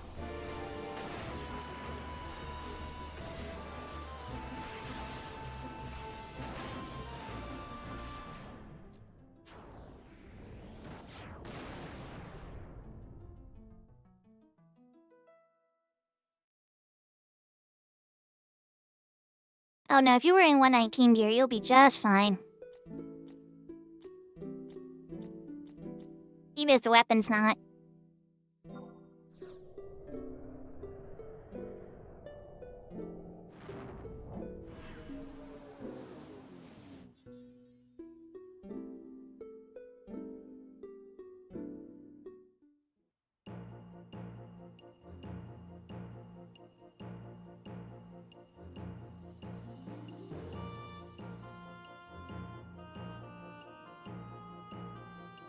Near King's Justice? Gotta climb up the, Andre, you working on? We already did get you the axe. I was like, did I do that with you? Yes, we did.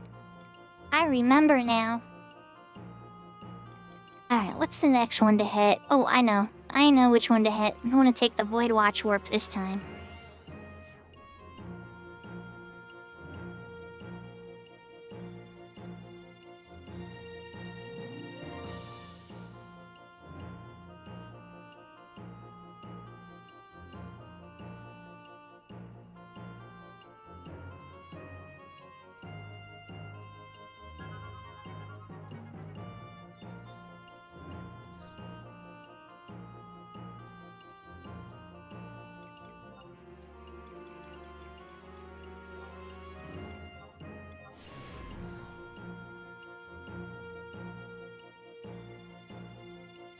Oh, I feel you. There are lots of great games to play.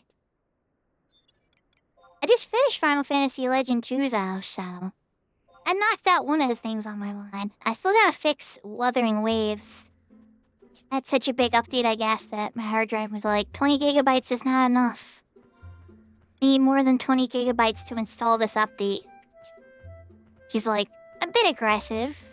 You know. Sarah, Ikuruza, Daybreak. Yeah, you're gonna be busy for a while, Sarah. And assuming if you ever get into Monster Hunter Wilds, too, that's 3 games to keep you busy all year.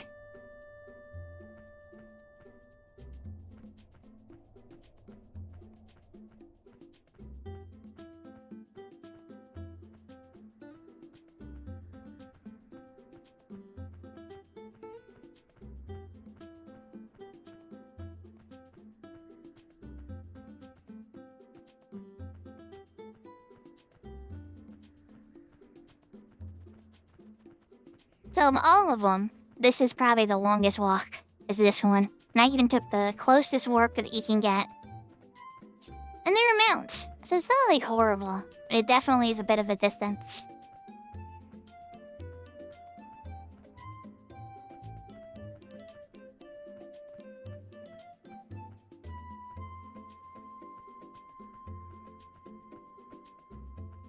Parts of Daybreak 2 that I've liked, and then there are parts of it that I'm not super thrilled with right now. I like Daybreak 1 better so far, but at the same time, I know that it's definitely Sarah playing the game for sure, and since she's playing it and making the decisions and stuff, I'm sure it's a lot more enjoyable. But the one mechanic with time in Daybreak 2 in particular is frustrating me. I don't like how it's just like a game over, my fault with endings kind of feed that. It feels kind of like in Nier Automata when you're trying to figure out all the endings, but only like 4 of them are actually any good.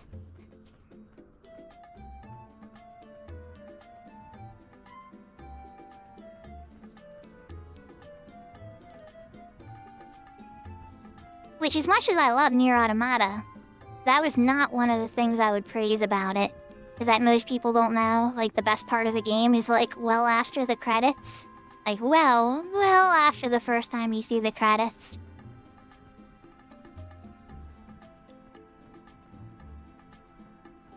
Oh god, Twin Snakes? There's a lot of controversy over that, about, which one's the better ones. I kind of prefer the original one. Twin Snakes had a couple... I think it's just because of the first-person shooter feature that they add. It just made it too easy. Twin Snakes was just so easy. You just, like, would walk through and be like, this game is way too easy. And it's like, it wasn't when you didn't have first-person. You had to really think about each corner and what you could see and what you couldn't see and stuff.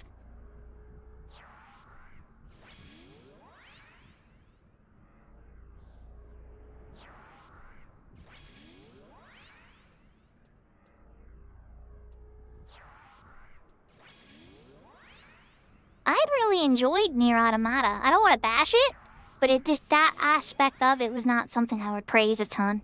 The story was really good. It had a lot of good, stuff going on. Oh, Thief. A PC game. First-person little adventure trying to break in and steal stuff. I played that. I can't say I played it for like hundreds of hours, but I probably gave about 20 hours to that game or so. Yeah, the fighting was really good, the music was really good. The reason that the story to me was good in parts, but the way it was presented was kind of annoying.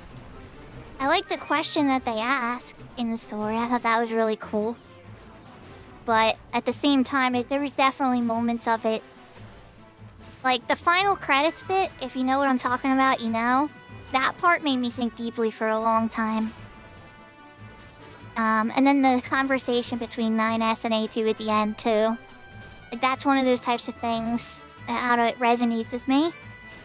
But then there's a lot of parts of it where I'm, like, going through the desert and repeating the exact same missions with 9S that I did with 2B. And I'm like, why are we doing this? Like, yeah, I get it, 9S controls differently, and you gotta use hacking to get more damage and stuff. This guy has shark spikes, and he sucks. But, like, that part was painful. And then you get to the part with A2, and it's like, oh, the game's good again. It's not like 9S is a bad character, he's just a bad main character. So anytime I was 9S, I was just like, let's just get this over with.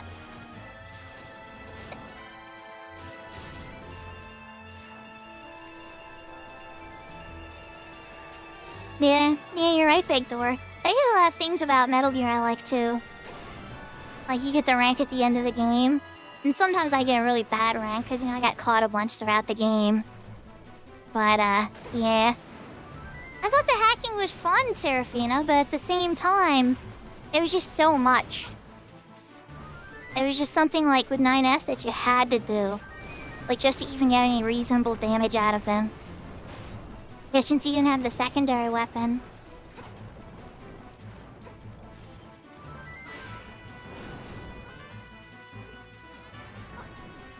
And I've seen some streamers do some pretty insane combos with 9S, not involving hacking at all, and be like, see, it's easy, and I'm just like, okay, I guess I just was never at that level.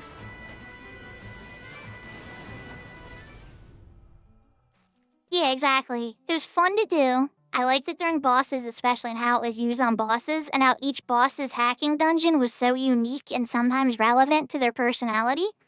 Like, I thought that was really cool. But, like, every single encounter, it felt like I had to hack them just to get out of the encounter.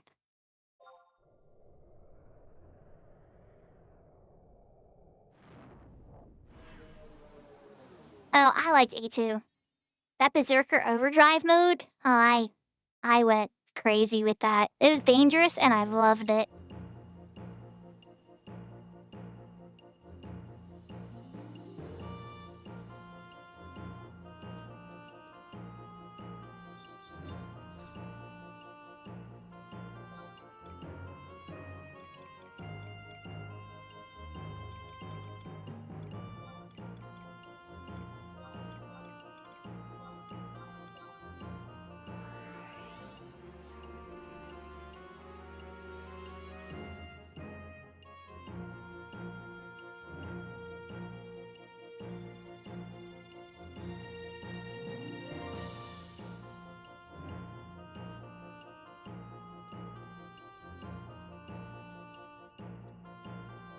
I don't know, 2B might have something to say about that, Pimo.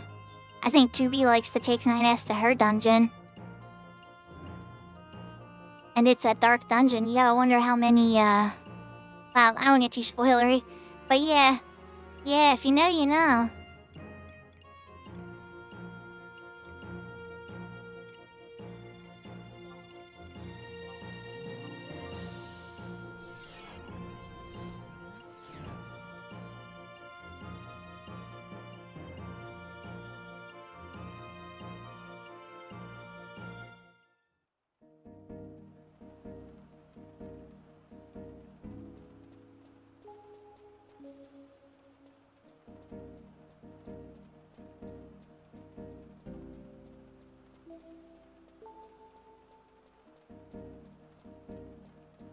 Cause like running like I was gonna go Peach Power or something.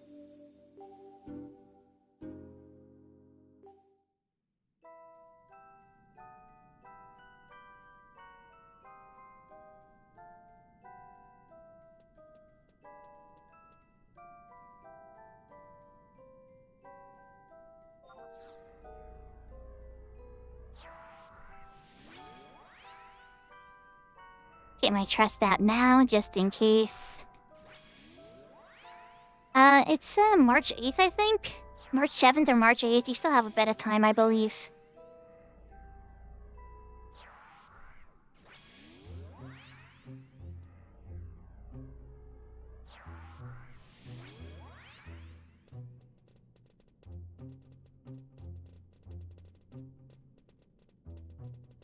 Yeah, the last one was a bit too short.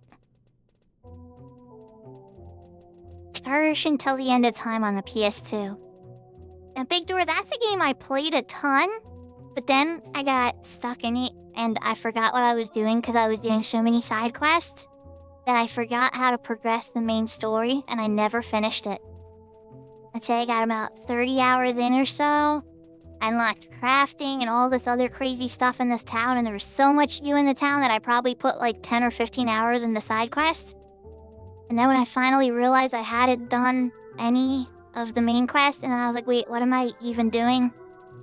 What am I supposed to do? I don't remember. I don't even remember why I'm here. And I was just like, yeah, it's time to put this one down. I thought it was a bad game. I had fun.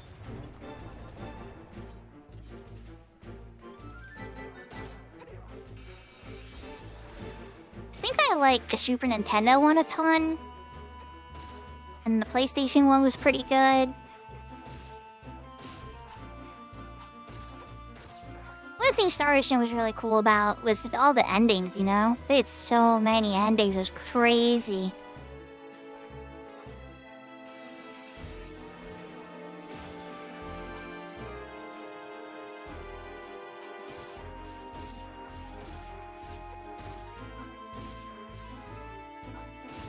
Oh, it ends on the 27th. Uh-oh.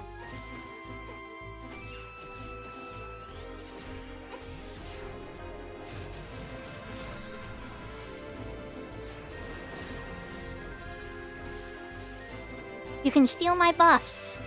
But, nah, you totally stole my haste. You big meanie.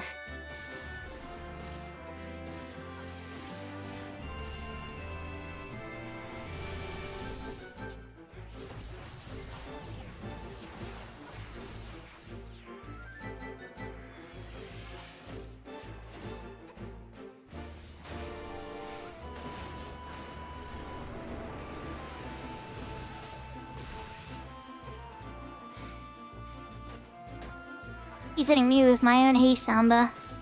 Sneaky bum. Stealing buffs? What do you think you are, stealing my buffs?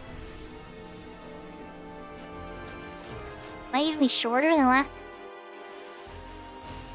I think Fujito is, Fujito, you need to play a little Final Fantasy XI with us. See some of these systems you're coming up with. Hopefully Limbus comes out nice and good.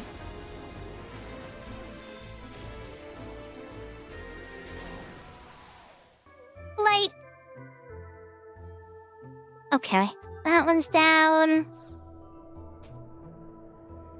I know I'm forgetting. What's a couple other ones that I can get to pretty easily? I haven't done the one in Racing Hime yet.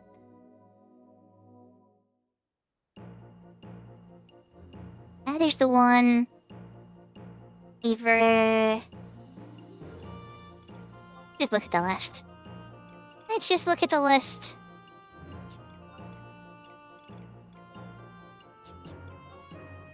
Glacier, Ishijima, Battalion Downs, Drifts, Butterway. Okay. Gotta count it.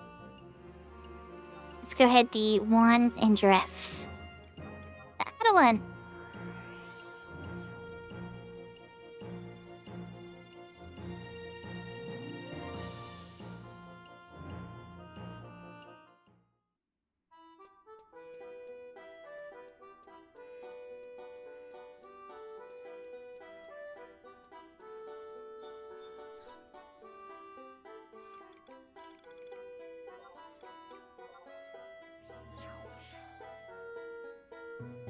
Well, I'm gonna go hydrate. I'm gonna have to go grab some hydration. I'll have to put up the AFK screen for a bit.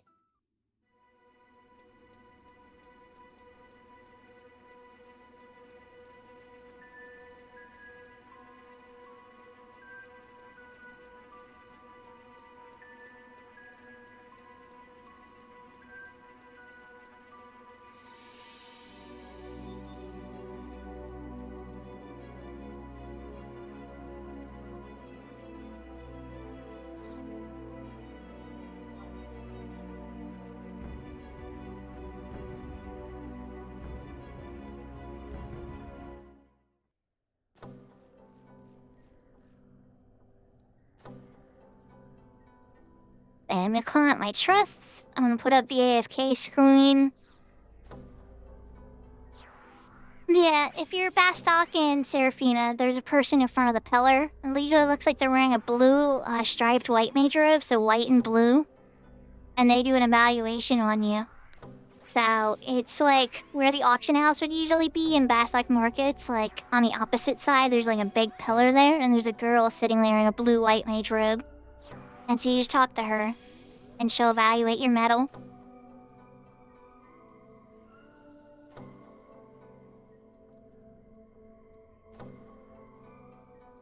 Alright, I'll be right back. I'm gonna go get some hydration. Enjoy the AFK screen for a minute.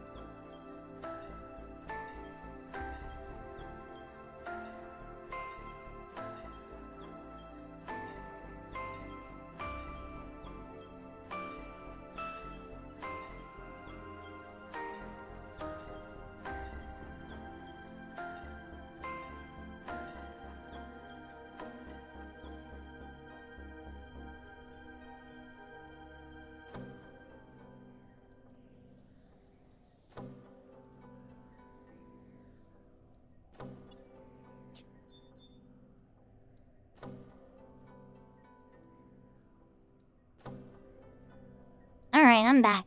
It's time to beat this guy up.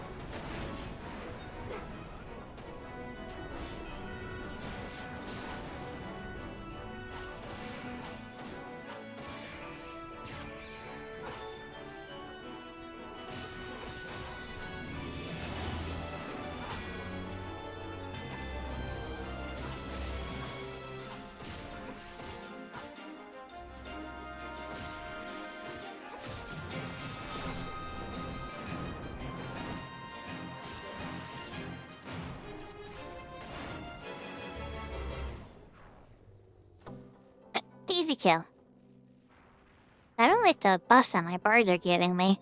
Each is my sub job.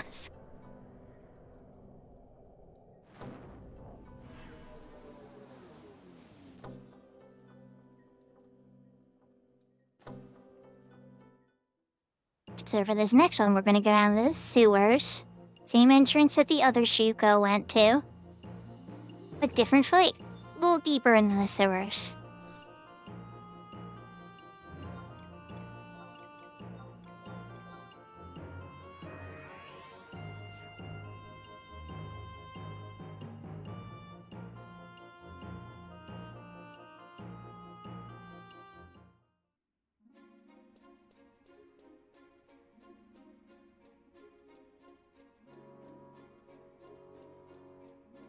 Now, KDP does make a point, though, that I do need to do some weapon skill change stuff with the other characters, or with the other jobs and weapons and things and stuff.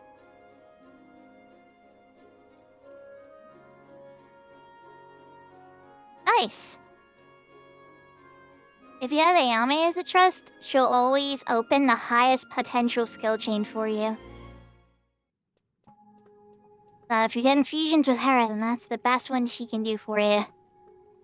It's really nice when you can get darknesses or lights, because those are worth more, but perfect world, right?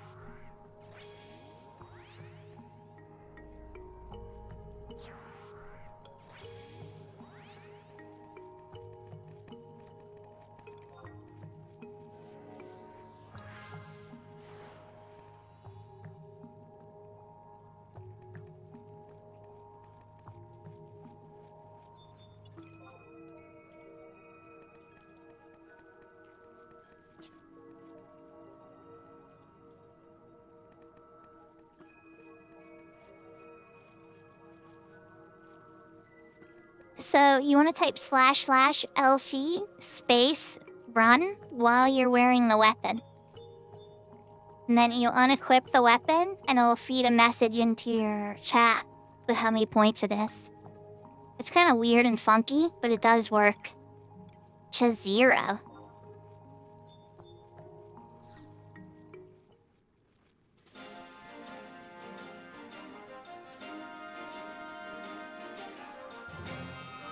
Well, there's another natural way to check too. Which kind of weapon is it? Is it the mythic weapon? Is it the weapon skill for ambuscade type weapons? The quested weapon skill?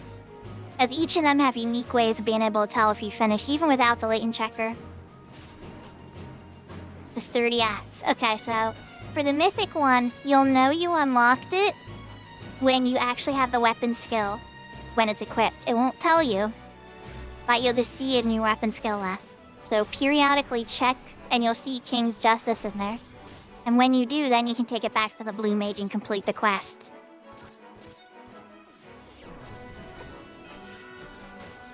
With the weapon skill quested ones, it's actually the latent effect. With the elemental buff sets on it, those will break.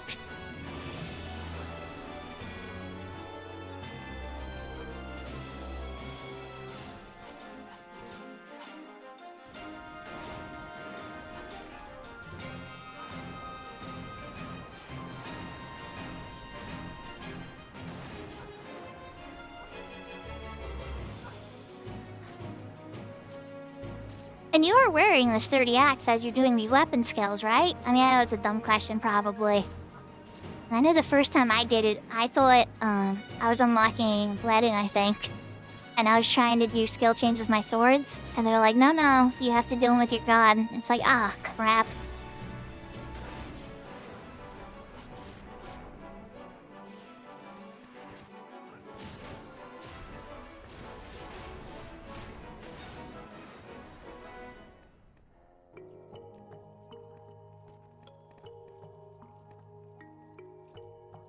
That takes care of the Adeline ones. Now we're gonna go to Castle's Ball and run outside and kill some demons.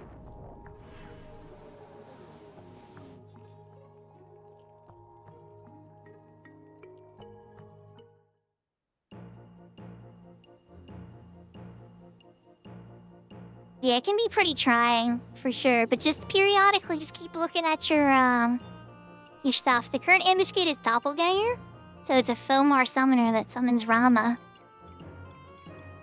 And then the harder difficulties will summon a bit more than Rama.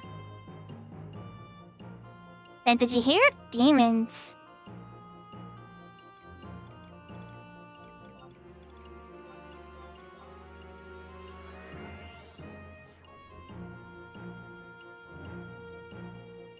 Control?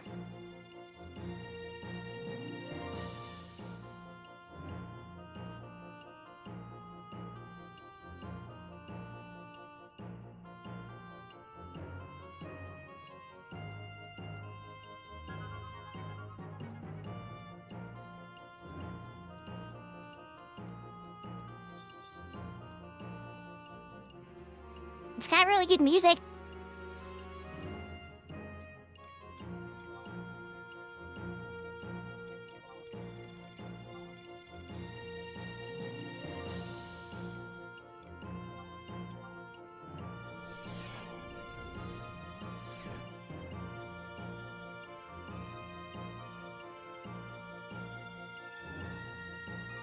Please tell me it's not more bastions where they're all wearing towels.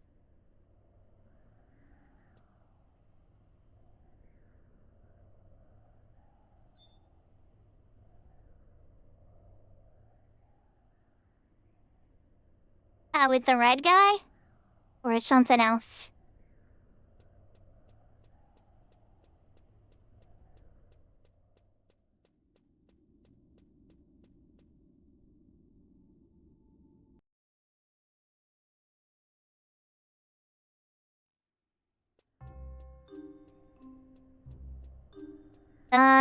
Zarkabard.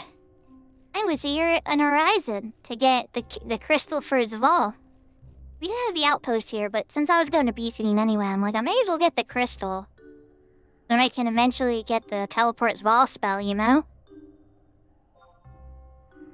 Was I right, Sarah? Is it about the red guy? And the whole time, for the first time, they demonstrate the time travel mechanic?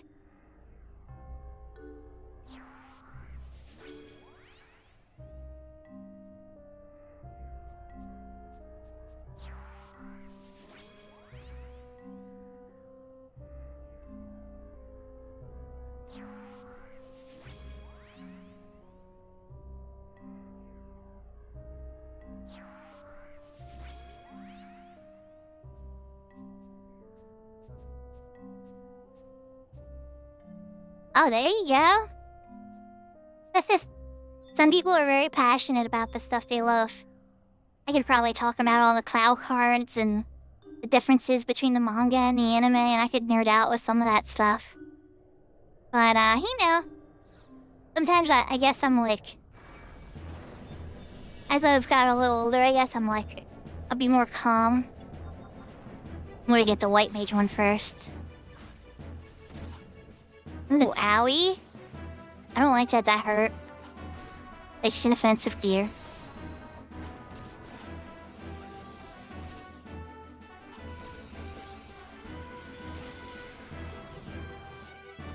On that note, thank you, Seraphina, for sparing me on every detail about One Piece. Because I don't think you'd be able to tell me every detail of One Piece, even if you talked about it non-stop from every stream that you've joined me on. I have to say that I haven't seen clips of One Piece. I mean, Sarah, you've been here for, what, 13 months? I don't know if 13 months is long enough. No, actually, that's how long I've been affiliate. You've been around longer than that.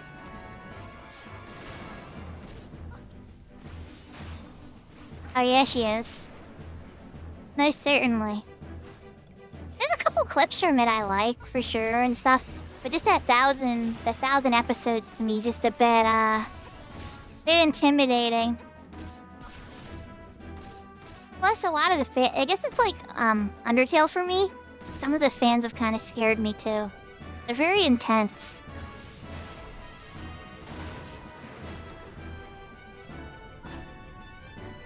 Like I had this one, I don't want to say their character name, but they would just shout in the link shell about how One Piece was the best anime ever, and they would fight anybody to the death over it. And every day they would do this. And I would just be like, I get it, you love One Piece, and that's okay. But like, nobody wants to fight you to death over it. Like, it's okay. So I even took him into PvP and kicked his butt a bunch of times too. I was like, did you get it out of your system?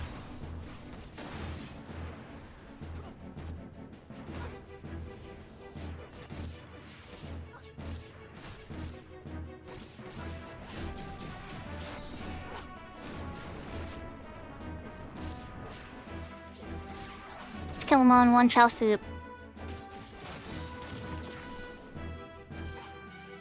I just killed the demon knights, but that's okay. And don't worry about the trash aster.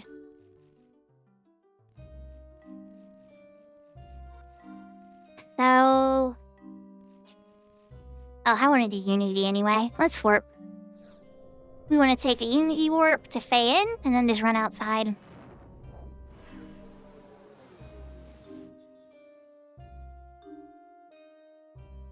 Yeah, I told him I'm hoping they come out with a more cleaned up OVA. I'll probably check that out a bit more.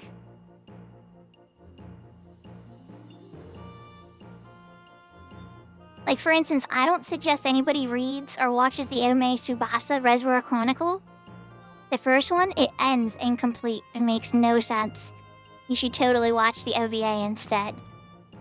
Like, I liked parts of it, but I was let down. They gave up on it midway. I felt rather burned about the whole thing, because it was pretty good.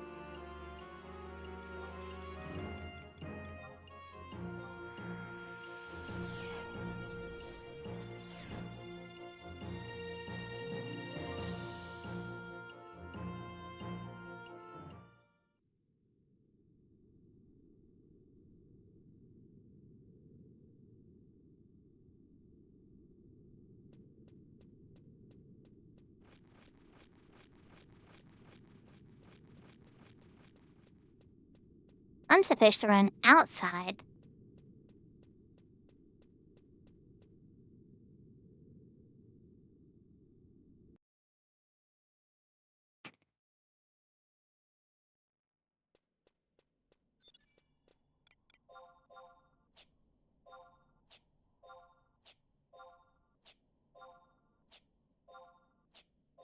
Hey, time! And oh, well, there it is. Retail's being a bit laggy today. Maybe it's a snowstorm. In both ways, in the game and in real life. That'd more mean my internet connection, though. The stream seems to be staying up pretty good. I think it was on Tuesday or on the weekend. It was acting up throughout the day, but that was like a 9.5-hour stream. I don't know if I'm gonna go that hard this weekend, everybody. I'm definitely gonna stream this weekend, but I don't know if I have another 9.5-hour one in me. Ellery, we'll see. There's so many people there and I was having so much fun, you know? I think it all comes down to the chat.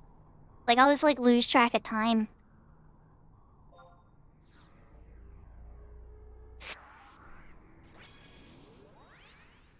I've done a 25-hour stream before. And I, had a giveaway and everything. I should try something like that again, but I don't want to talk about it on Reddit. Dear Lord. Never again.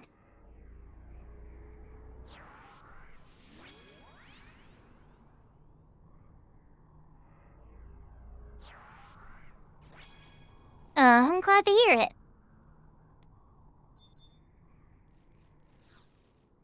Alright. Time to take out the Kamara. And when the kids are being good and everything was working good, even my roommate brought up some food too. Everything kind of like worked out so that I could just hardcore game. Everybody was stuck at home, it was snowing. Wow.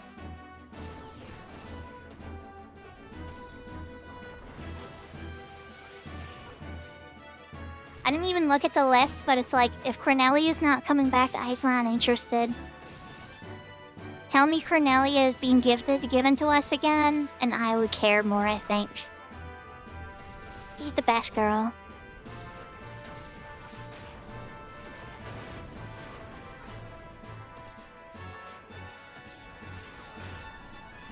By best girl, I mean the trust you always want. Matsui P? She's actually pretty good for new characters. Matsui P is like if Ayame and Shantoto had a baby. Don't ask me how. I know biology doesn't work that way, but somehow Shantoto cast some spells, and Matsui P was born from Ayame and Shantoto.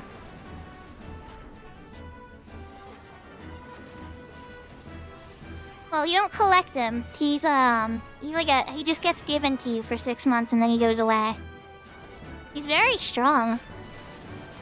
Like, very strong. Like, as strong as you almost. Sometimes, I mean, our early character gear sets, he'll outdamage you. And he'll outperform you, too, because, like, he uses all the ninja and black mage spells very well. Like, very intelligently.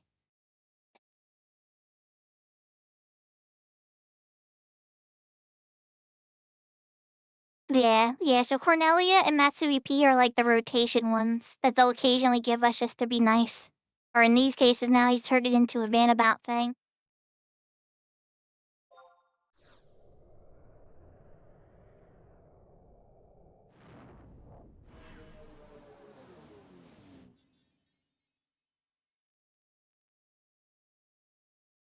So there's this Mithra in Upper Juneau called Lou Melrilla. She's got white hair or whatever. I'm sure I butchered her name, but just think Lou, L-E-W. Talk to her. She sends you on a quest. You make a friend. You kind of get to pick what they look like. Mine's a human named Beatrice. And you get an earring that you can use once every 20 hours to summon them. They can fight like 30 or 40 monsters, and they level up too. Once it gets to level 50, there's limit break trust and all this other quests for them and all this stuff just like you. You can get them up to 99. And there's also a quest storyline with them that kind of like goes through some stories. You get a better earring that you can get every week that gives you 30 additional charges of summoning your fellow. And then you get to pick what type of job they have, if they're a tank, a healer, or a DPS. There's a couple weapons that you can pick that they can use. It's an old system, so it's not perfect. And they get a limit break too. It's like a super casting of Holy 2 that actually does pretty decent damage. I think it's the same animation they use for Radiance now. I'm pretty sure it's the animation they use for Radiance. Because I think it's called Radiant, like, Outburster. It has its own name and everything too. It's pretty cool looking. But yeah, it's... The trusts don't interact with it, but at the same time, like, if you're probably thinking you can get a 7th, yeah, I was waiting for that question. It takes up a trust slot, yes. It's usually people think they can get an extra ally that way, and it's like, nah, it doesn't work that way, unfortunately. So what do we got left on my list here? Rishinjima, Battalion Downs. Okay, so we're gonna do Battalion Downs. It's still a really cool experience, but it's a lot of work. Like, even back in the day, I would bring my fellow with me everywhere, and I could do so much stuff with just me and my fellow. Or like, if I had me and my brother with me and he had his fellow out, the 4 of us between our fellows and us, oh my gosh, it was so much of the game that opened up. We could farm so much crazy stuff. Oh, Apogino. I lost my train of thought of where I was going. Now I remember.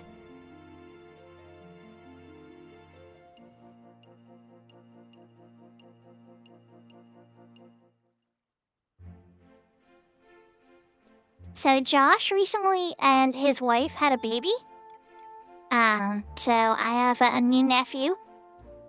And so they've been very busy with young baby. And so I haven't seen Josh do a lot of gaming outside of occasionally doing the Euro Truck Simulator, or the American Truck Simulator, for a few hours here and there. And even then, that's pretty rare. His gaming time's been cut down by a considerable amount, so I'm gonna say no for the next at least 2 months.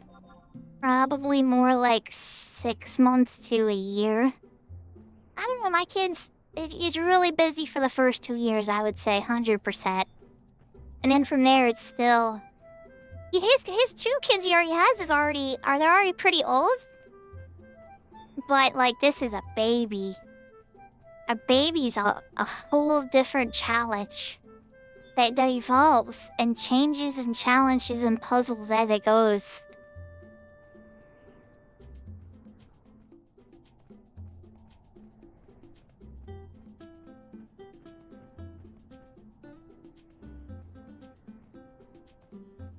Yeah, like, I would hold another person's baby, but I don't know if I would want another baby of my own. I have 2 and a fur baby now, and I'm very happy with them. I love them lots.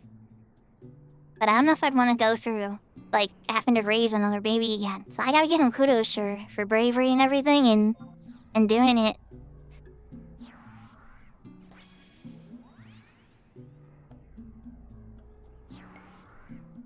Well, him and his wife, of course, because that was a team effort.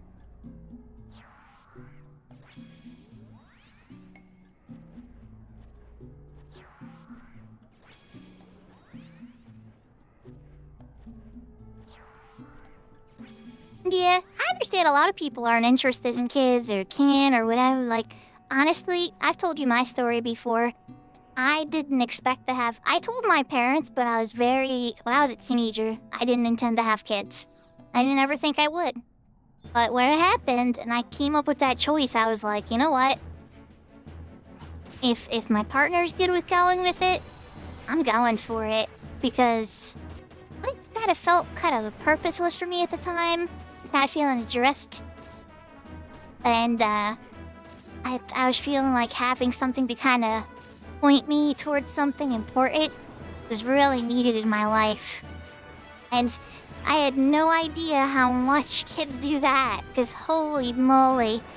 I think back then I was like idealist, like, oh, everything will work out and I'll make everything work and everything will be perfect. And it's like, yeah, guess what, buddy? That's not happening. You're gonna survive. Welcome to the course of life. And I'm just like, oh man, it is quite challenging. Yeah. Yeah. And surrogates and stuff and all that gets really expensive too.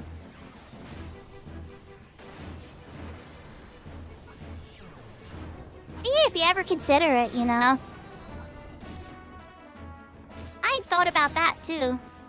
A previous partner I was with and me talked about it with adoption and stuff because I was pretty convinced that wasn't in the cards for me.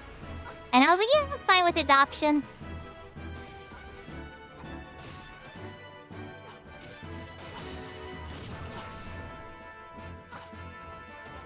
I actually have to give her credit. I mean, she's my ex and you know, it didn't work out in the long run. But the one good thing I got from the relationship with her was she really warmed me up to the idea of even having kids and the joy behind it and stuff. She was so good with kids. And she just, like, made their lives exciting and she just, like, transformed into this, like, energetic person. And I loved it. I was just, like, it was probably her best quality. And, I guess I'd never seen somebody that good with kids before and see, like, the magic of it. And, like, I remember I was just kind of like, you know what?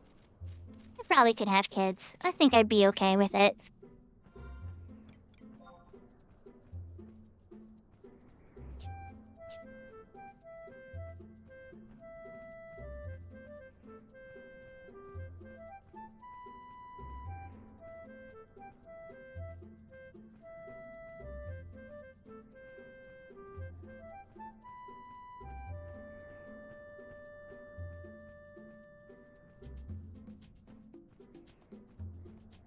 Yeah, it was a journey, to say the least.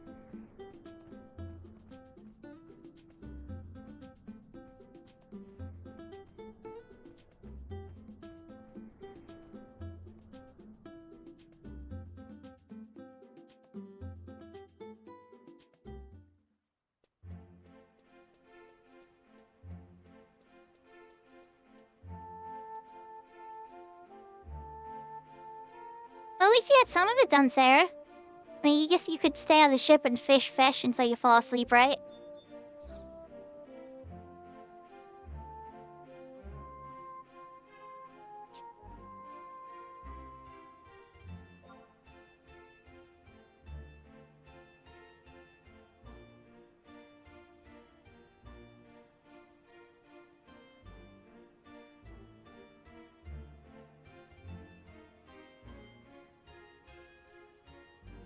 Sarah, I'm gonna let you in on a little secret.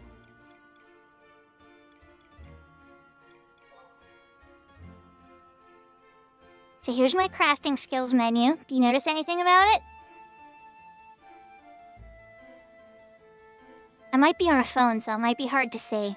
But if I'm on the computer, you should be able to see it.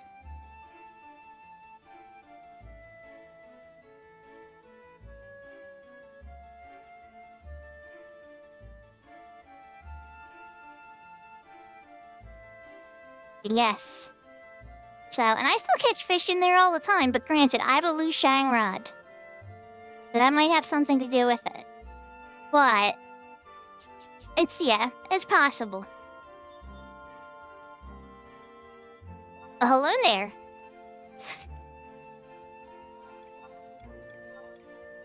I think I'm down to the last two. Yep. Alright. I'm going to Racing Demon to go beat a Hydra.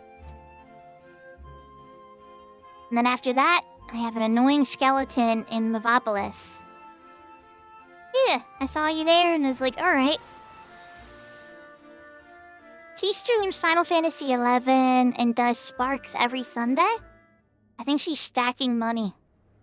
I think she likes seeing her number go big, because she's got a lot of gil, and she doesn't spend it. So I think she likes number go big, gil. I don't always speak to her goals, but I'm guessing that's the gist of it. Am I right, Sarah? And yeah, to answer your question, yeah, I can do orbs.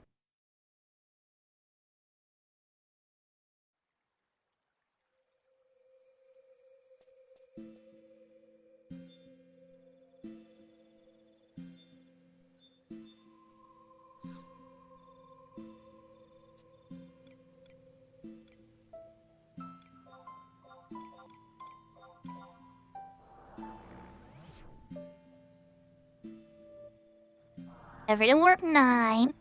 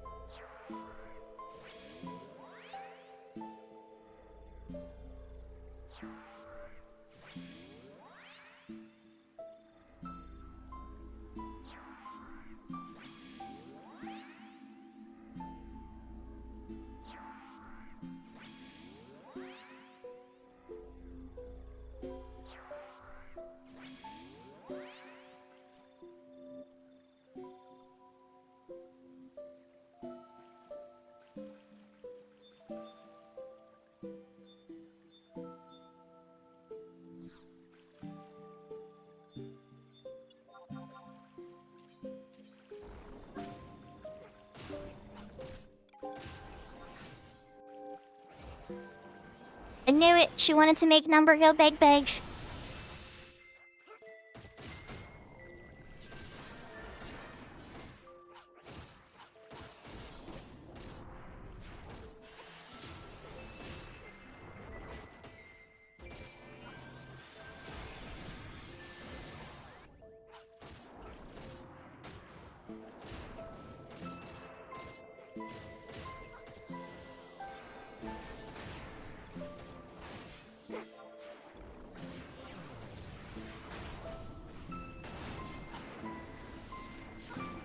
Okay, I got most of his health down before he decided to go shield mode or not.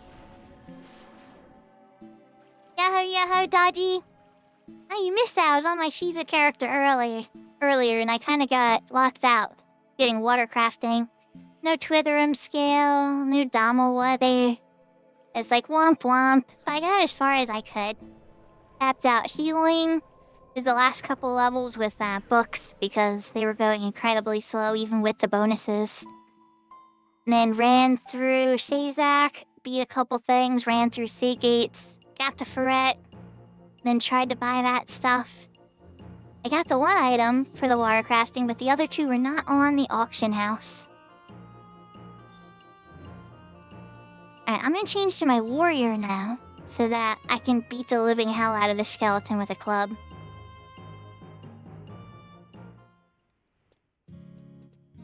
Oh, I didn't know if you were on or anything. I just turned on stream, had some goals. Once I got stopped, I was like, if I see Dodgy at some point, or I'll message him after stream. I'm not really like an active messenger on Discord while I'm streaming. I tend to put like all my attention into the chat and what I'm doing. You're terminally online. I like to think I am too, but when I'm on stream at least, I put all my attention into the stream, and I don't like pay a ton of attention to my to like my private messages and stuff. Yeah, that Waka Echoes are on Surge. That's correct. So they're eye level 119.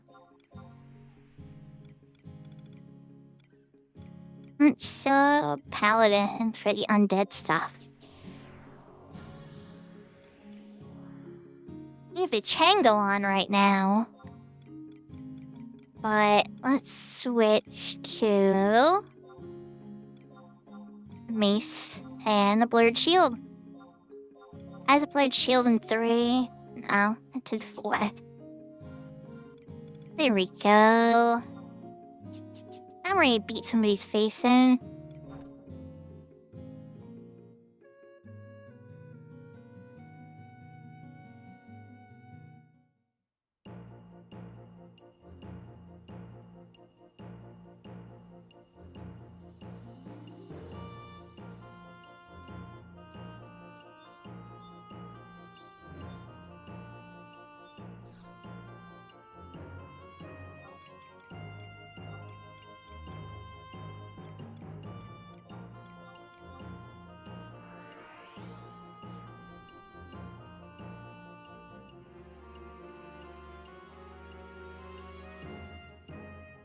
They can make a lot of money there, it's true.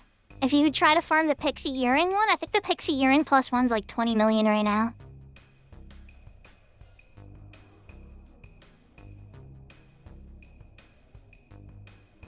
I'm sorry, did I say the Pixie Earring? I don't have it on this character, but Lynx has it. But it's a fast gas earring. It's worth a lot of gil.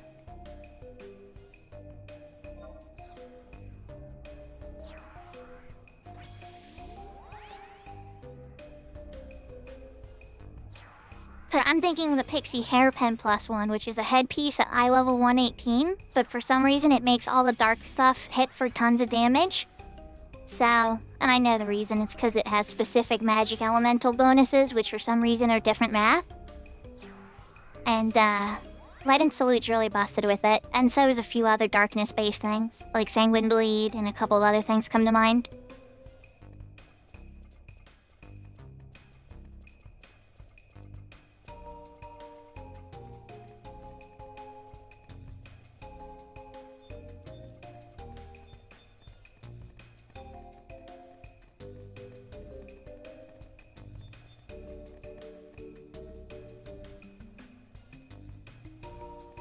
Somebody must have fought this recently because there's no moblins here. I think he means hit him up on Discord with a private message. I'm just guessing.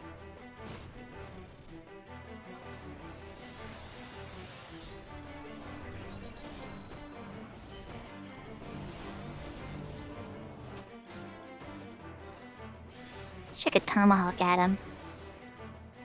Eat tomahawk.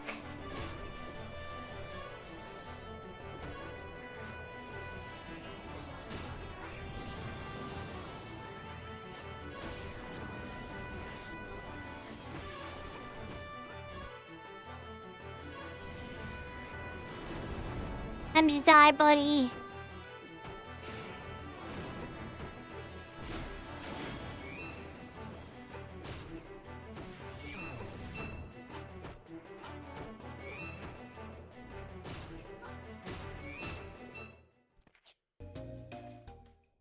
I disappeared, huh?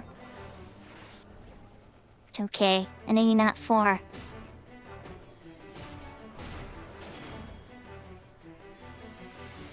Another 34k black halo to the face. You can stun me, but you can't keep me down forever.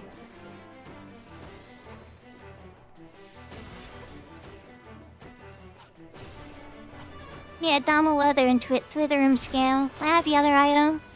The Umbral Lose. You charmed me, you freaking bum. I hate when he does this. And I'm facing him. Ah, dang it. This isn't good.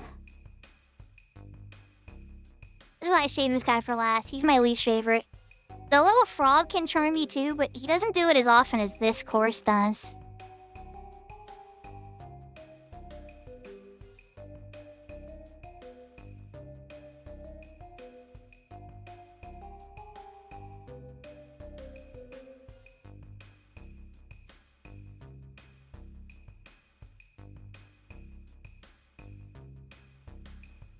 Yeah, all courses have a charm.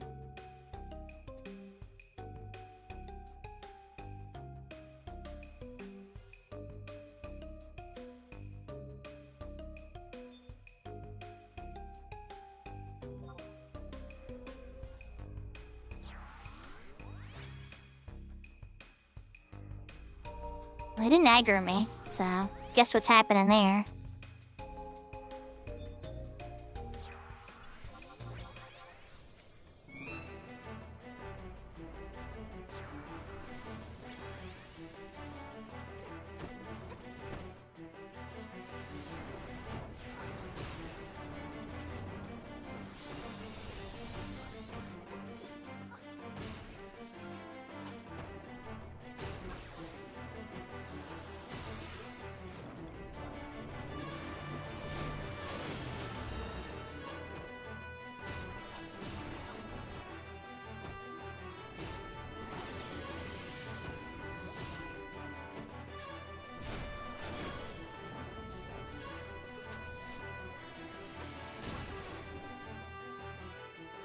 Next to the poison, that'll keep me awake. Ah, they removed it. My bro, I wanted to keep the poison.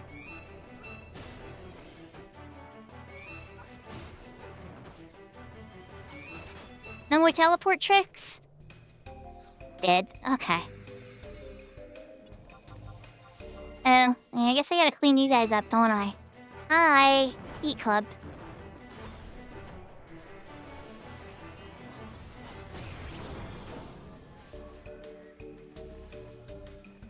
Anybody else want a piece? What about you, Topshman? Are you giving me trouble getting out of here? Up you to the back of the head like a bad baby seal?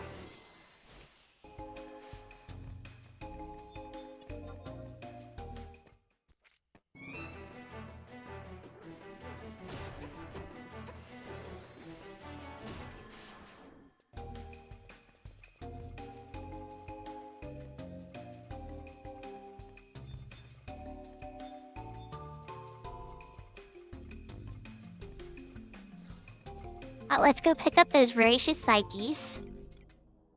And we'll see how many coupons we have. Virginia.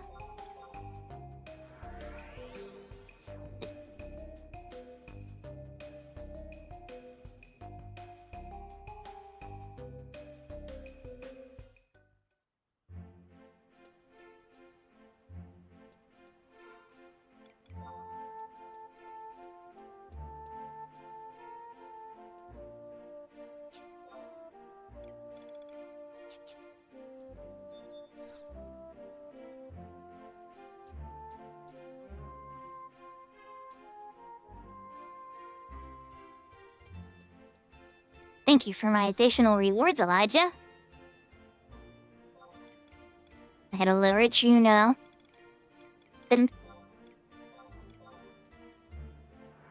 Let's see how many silver ratchers I actually have now.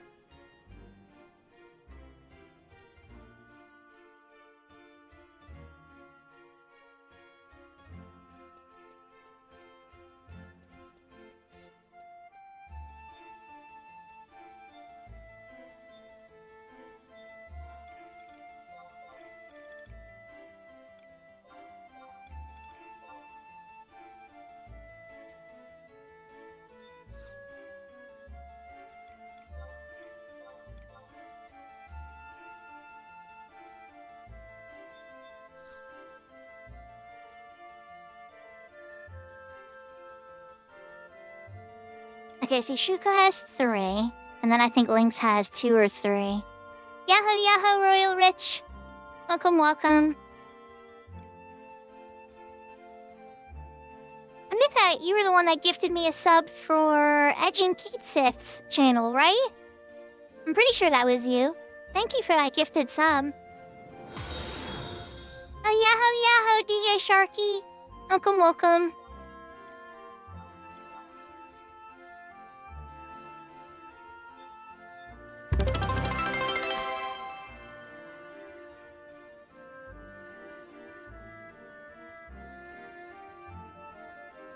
My announcements are not shut up. What? Is that a follow goal? Oh, it's a follow goal. Okay. At 220. Nice. Need to get a better way to announce those types of things. And I got... Oh, thank you for the sub, Royal Rich. Much appreciates. Okay, so... Let's bring Shuka over to Palbora Mines. That's on my lucky zone now, since that's where the Osash dropped, right? It's also where I farm for my crafting shield, so... Kind of a zone I hang out at a lot. They should have had music, though, right? Sarah, I'm gonna bring Lynx out, too. Because I think Lynx has at least 3.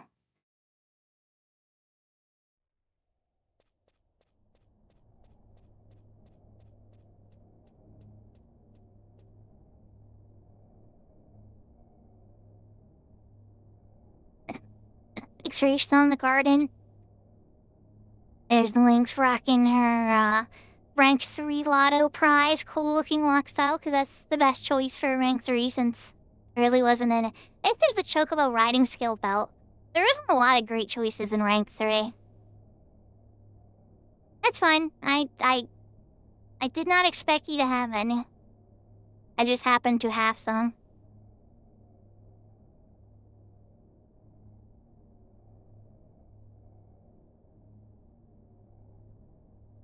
Now you see this, Mithra?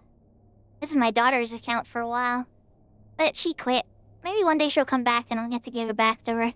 Felix, you have a couple more jobs leveled up at Geared. Yeah, it's a thing that happened.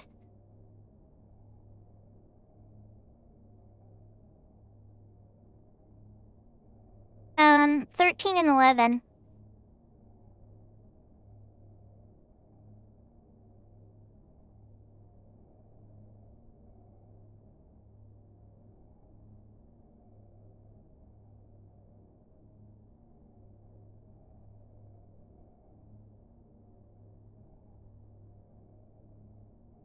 My daughter did for a couple years, but my son only did for like a week.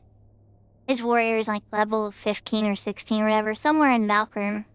And then my daughter took Red Mage all the way to 99.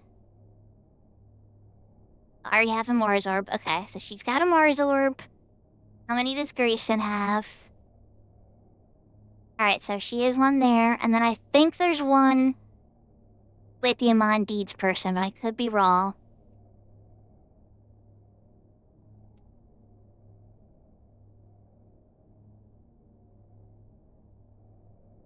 Yeah, it's true. You know, I like young people, though. You know, like Rem's a friend of mine that's a little bit young, and one of Sarah's friends. And Clara's a bit young, so, like, it's nice to have young people around, too, but... And that's the only people you're seeing. You're not meeting anybody your own age. It can be a little sad. I know Velner will be on tonight. I have no idea. I keep looking, because usually I raid Velner on Thursday. Especially if I'm running late, because Velner runs really late being West Coast. But I have not heard anything. Maybe either work's kept him, or his extra job pulled him in, or... Who knows, maybe even he got a date with that pretty lady cop that he liked. I mean, obviously that's Fantasyland stuff, but you never know. You never know.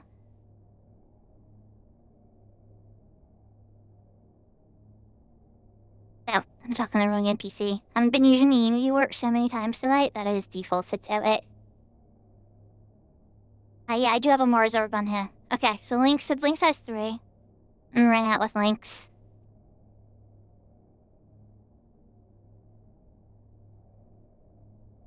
I don't know. Honestly, Shadow, I assumed... I've heard Zellner talk many times about lady police officers and how he loves a woman in uniform. So I assumed off of that statement alone, but I've never assumed anybody's sexuality. Guess I'd have to ask him, but that would be awkward. I'm not gonna do that. But based on what I've heard him say, that is my safe assumption.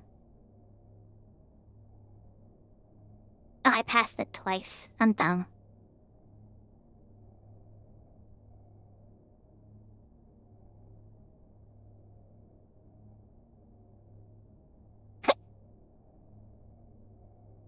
I had a 6-year gap with the person I had my kids with. So, yeah, and we both met, you know, and all that happened when we were adults. It just... Still, there's definitely a gap sometimes in certain, like, pop culture references and stuff I found. Like, there'd be certain cartoons that I would know that they wouldn't know. And things like that. Or, like, certain sitcoms that got popular. Like the TGIF lineup. TGIF lineup is a perfect example. Like, I knew Family Matters and all of them, you know? Boy Meets World and all that stuff. And then some people don't remember that, like when, like, you would wind up, like, watching TV with your family. Like, I know it sounds kind of wild to talk about now, because you have, like, a Netflix time you set up and then you put on a show. But, like, you would actually, like, on Friday night, look forward to, like, these shows, these, like, 3 sitcoms, and their stories and stuff. 4 was it, I think. Like, 2 hours of shows. That's pretty good. Alright, let me send out some invites. Serafina... Waiting...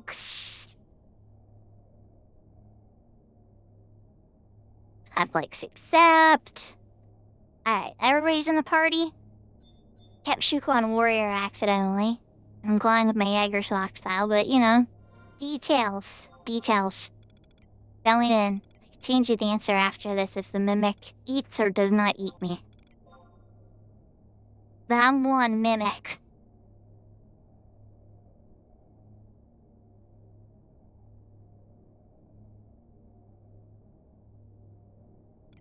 So slow.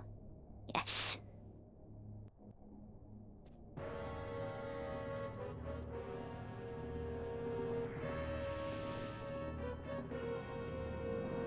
It's all good. For all you know, this mimic's gonna eat me 5 or 6 times in a row. So, nothing may come from this. Or something incredibly legendary. So legendary that you stop what you're doing and come here. Who knows? Only time will tell. And who is... on 2. Edge on 2. Alright, let's have Shuko change your job to dancer, and then she'll... fast lock for a second while Lynx runs.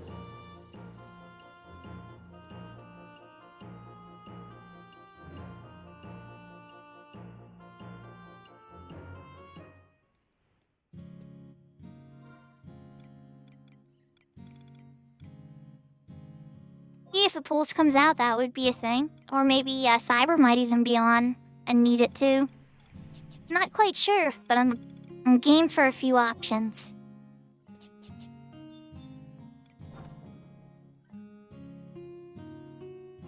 Alright, switch to Lynx's screen and we're gonna run with Lynx. I had the sound turned off on Lynx, so we're just gonna keep the Baslock theme up for a second.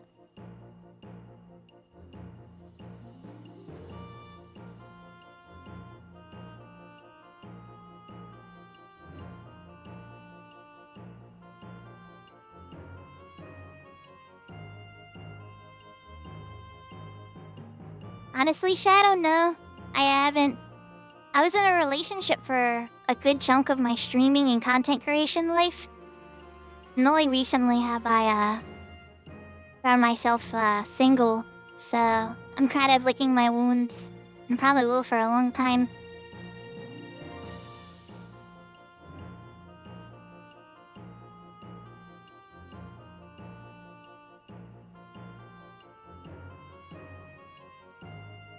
See ya. Regular side, no. Chest on 6. Down goes Lynx. I started to get my hopes up there. Once I had 4 opened and it was safe, I'm like, oh, maybe. But now it was not to be done.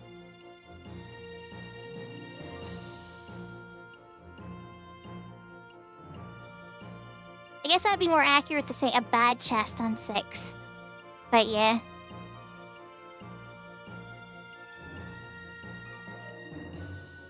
Alright, let's find out if we get a free recycle.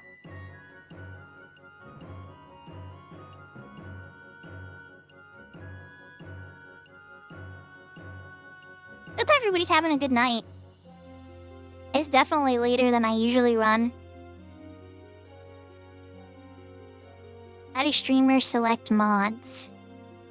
You mean like mods in Final Fantasy XI, or mods that they use for streaming?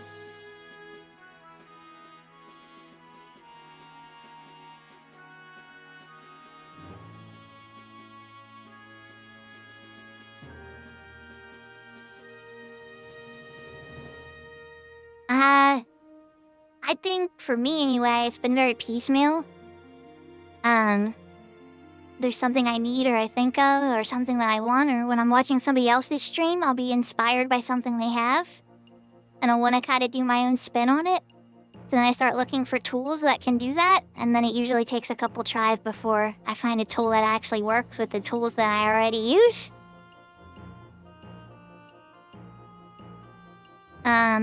In that case, I guess I use Stream Elements. I look into a couple other ones. There's a couple softwares out there that you can use.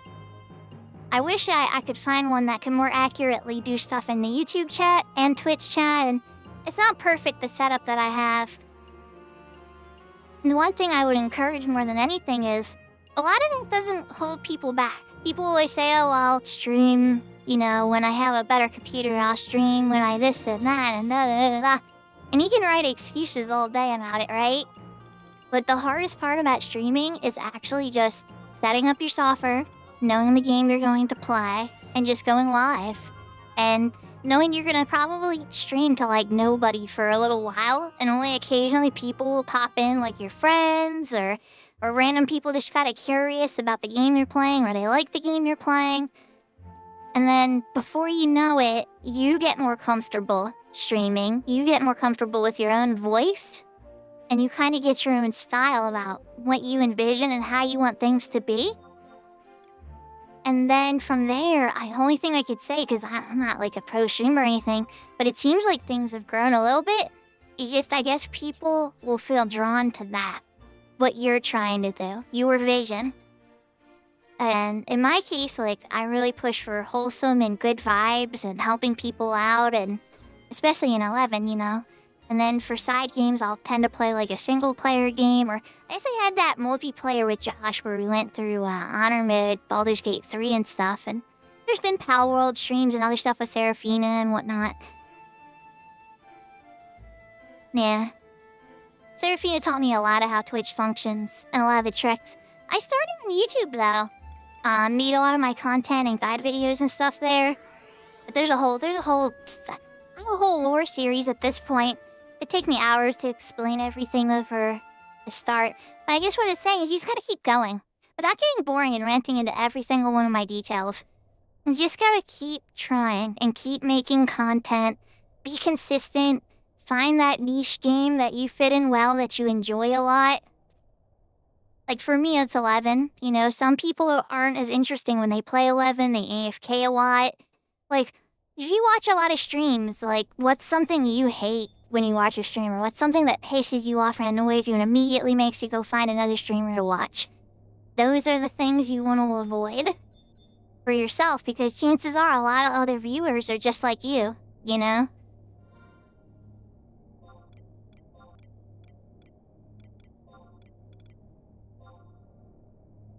Round 2, Mars Orbs. Will the mimics eat me or not? Yeah, GPU encoding.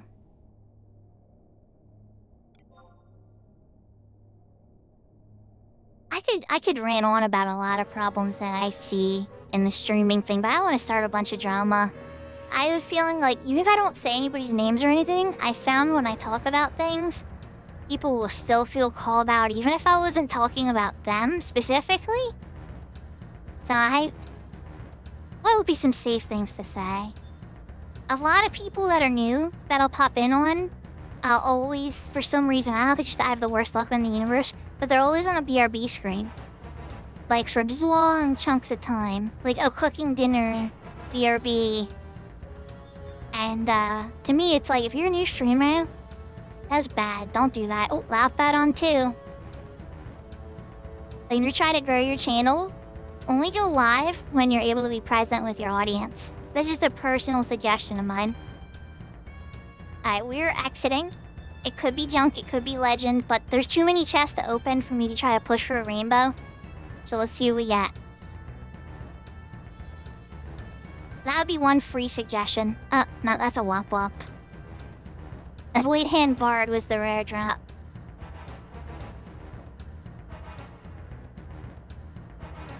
Yeah, like, you know, and one thing I'd say is your stream is your own channel, and do with it whatever you want. You know, even if you have the AFK screens up and all that stuff I was talking about. These are like suggestions that I think personally help.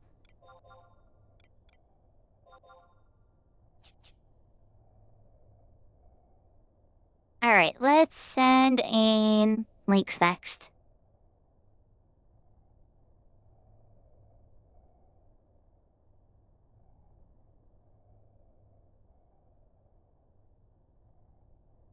Yeah, it's not like they're even bad people or bad streamers or anything, but I guess for me personally, I try to treat it like a presentation, you know? Like, I'm going live and I'm playing games and I'm having fun, but at the same time, I'm consciously aware that I'm live, like, I'm broadcasting, and that I should be, you know, trying to keep things interesting to a degree. Not like I'm gonna sit there and sing and dance constantly. But I'm conscious of that fact, and I try to keep my breaks small, I try to be consistent, I try to do what I say I'm gonna do.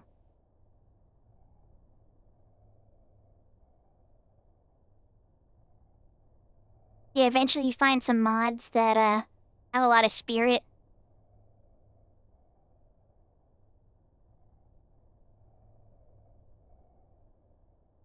And the vibes match up, and that's really good too. Oh, there's a belligerent bang, so there's a loud thud in here I haven't found yet. No. Oh, there it is. Okay. So I could try to open up 3 more.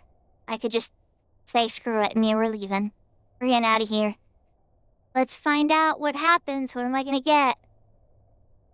Look, really? Pay attention to chat and talk.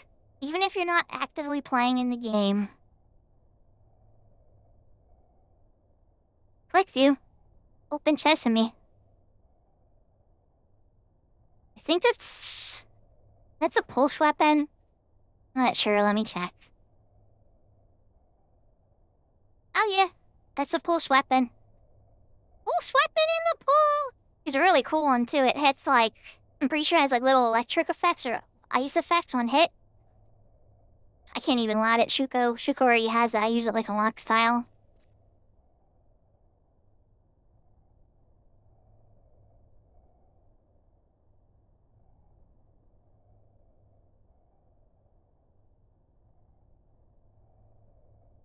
Well, you called it Pimo.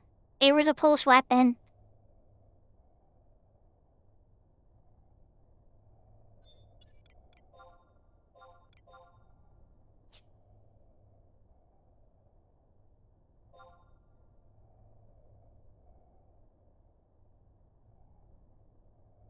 Time to go see if I get refills. Congratulations on a pulse weapon, Sarah.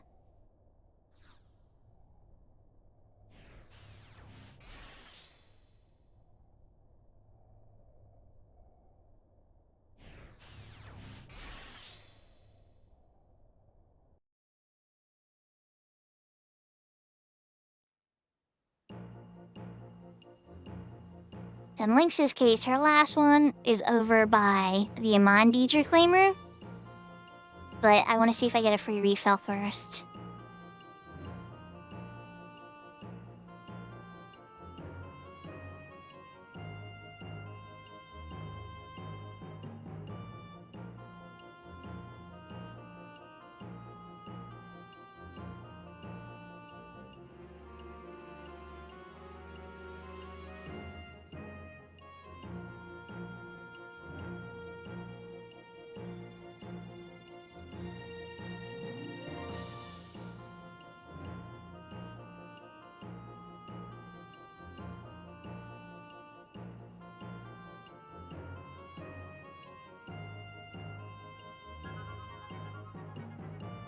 Boo, copper voucher.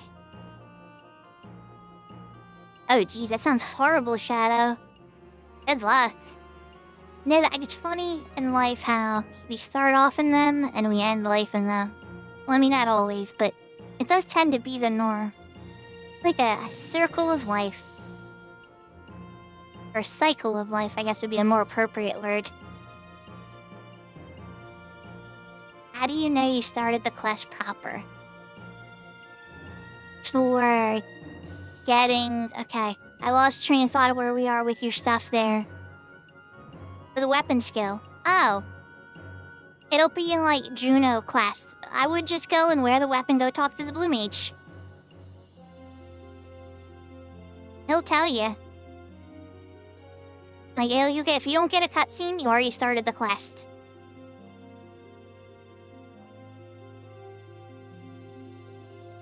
If you do get a cutscene, well, you could, sir, waste a bit of time.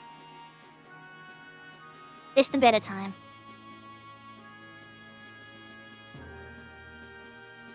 Yahoo, yahoo, Raz! And welcome, Max Power E4. I see your first time chatter, so I just hope you like the vibes and everything.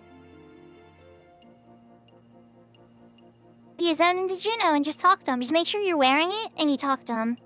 If you get a cutscene, then you are, you didn't get any progress on any of his weapon skills. They don't count for nothing. But if you don't get a cutscene, then chances are you have been progressing on it.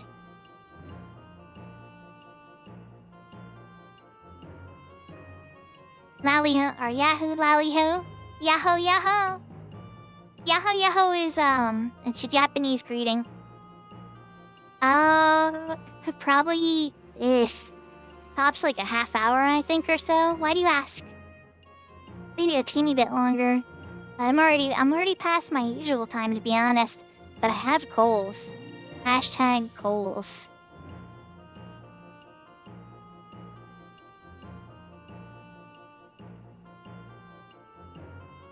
Now let me go to Bashstock.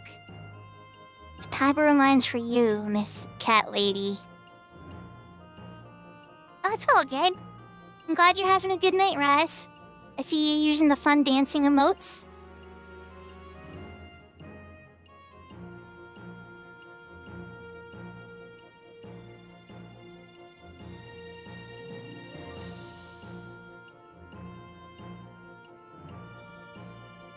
Does Shadow have a suggestion of who to raid?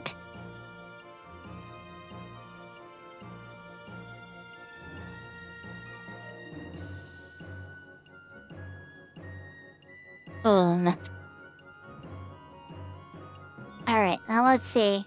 Shuko, are you gonna get a free refill of your Dr. Pepper? Probably not. It would be nice.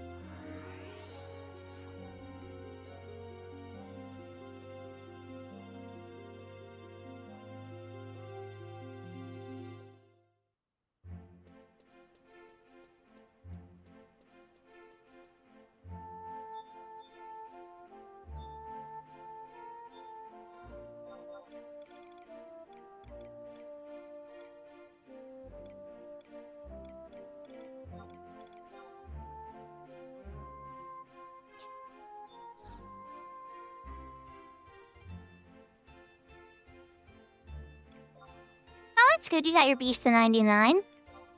There's a lot you can do with Beastmaster. I'm a big fan of the Lava Slug pet in particular. It can remove 10% HP from a monster, so it'll bring one into Dynamis Divergence. And the final boss in Wave 3 has 4 million or so HP or whatever. No, it's 12 million. So the move takes off like 1.2 million instantly. It's the most damaging move in the game, or at least for that monster. Doesn't apply to everybody. And then the other slug move winds up taking off 25% of the attack power and 25% of the defense power. And so it's really solid. So it's like, yeah, it's a warrior that does a little less damage with an axe than a warrior does, but look at all this other crap it does with their pets. Dude, the jug pets are... This is what I'm talking about, the lava slug. It's a jug pet. As far as charm goes, a lot of the endgame stuff, like Apexes, you can't actually charm them. there's a couple of monsters you can charm in, like, say, Odyssey. And that's kind of fun. Oh, hey, Pimo. I see you there. I'm warping away, but I see you there. And those are fun to charm, because you can stick them on their fellow monsters. But it is a little limited on charm, so the jug pets have been made considerably stronger. And they're pretty cheap from the NPC. I wouldn't get, I think, which NPC was I? I'm pretty sure on weekend stream I was at the NPC, but it's in Upper Geno in the flower shop. There's a Myther there, I think, that sells them. Can't remember the NPC's name, but there's a bunch of jug pets there. But the lava slug is the best one, I think. Especially in group formatted stuff. Alright, we're going in. Shuko round 3. Probably final round unless there... Well, I mean, Lynx has one too, but final Shuko round unless there's, something positive that happens with the recycling.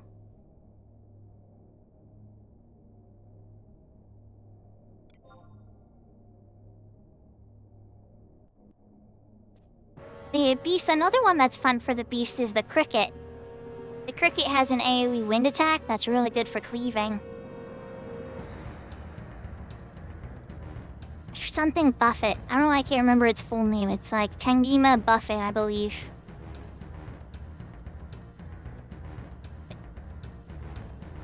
Yeah, they have a lot of good skills. I'd say they're not the top DPS or anything. They're almost like a light DPS utility. Chest on 1. Bye, Shuko. First chest. This is like, get aft.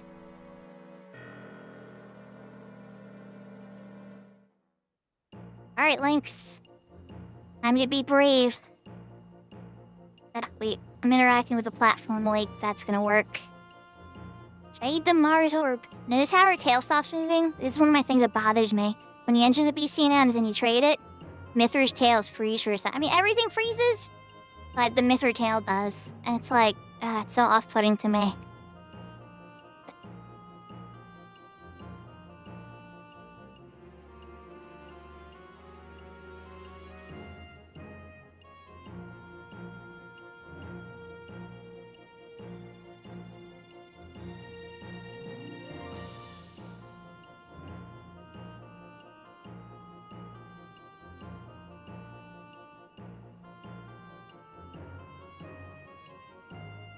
Bad chest on 4. Bench. Alright, let's see how the recycling goes.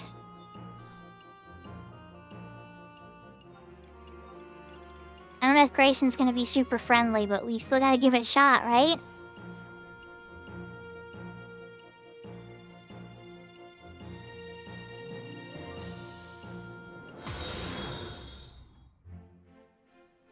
Aw, thank you for the follow, Max Power.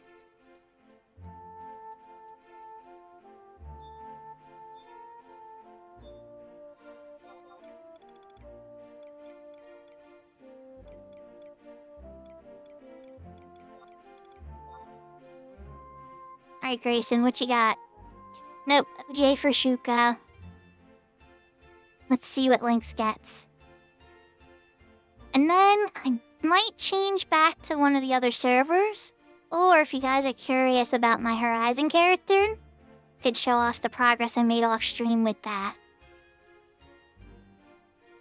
I don't have Laura Gino in my favorites because I ran out of favorites, so... Just gotta get it from the normal list.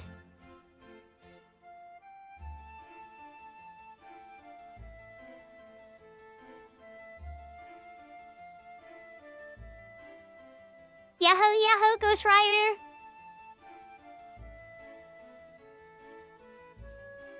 I think I want to check and see if Doji sent me anything, because if Doji seemed like it wouldn't be a problem. So it's probably worth checking on my Shiva character really quickly, just to see if Doji managed to get his hands on those water crafting items, because that would be a huge help on the character's progress. So definitely want to check that, I think. Like, where's the Mars Orb in my inventory hiding? Apple juice. Whoop. Want. Alright, let's park Lynx over here. and beautiful main Shuka.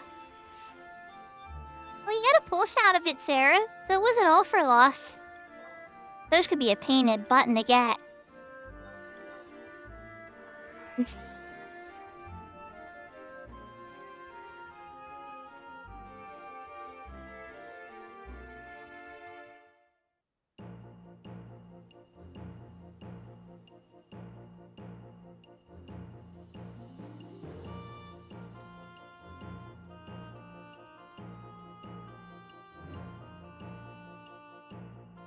So if I do stream tomorrow, would you guys want to do retail stuff, Horizon stuff, Ambuscade? Or is everybody still tied up in Manabout? Which I understand if that's what you're up to because there's a lot of good prizes in the Manabout. Let's check my delivery box before I log out. This character. Didn't think anything. Okay. Server change. Shiva very quickly. Let's see what we're looking at.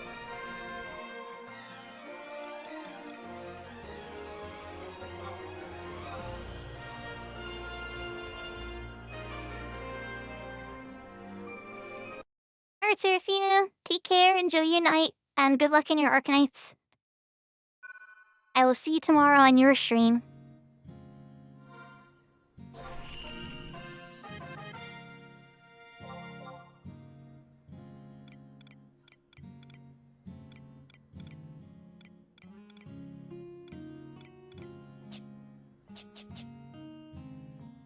Oh, hopping off of 11.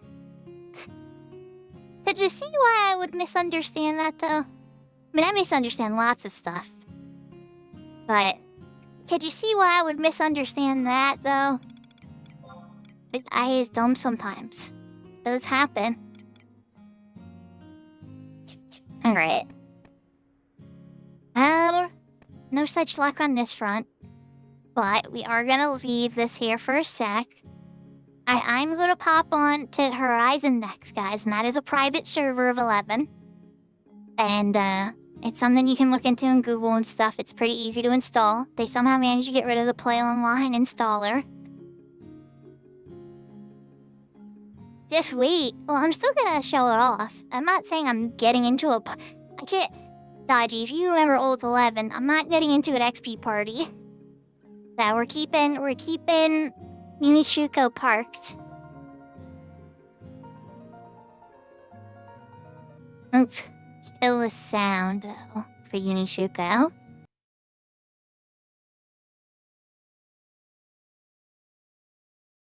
You might actually get into my character.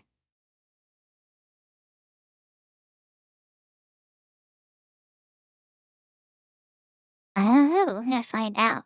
Error 33, yes or no?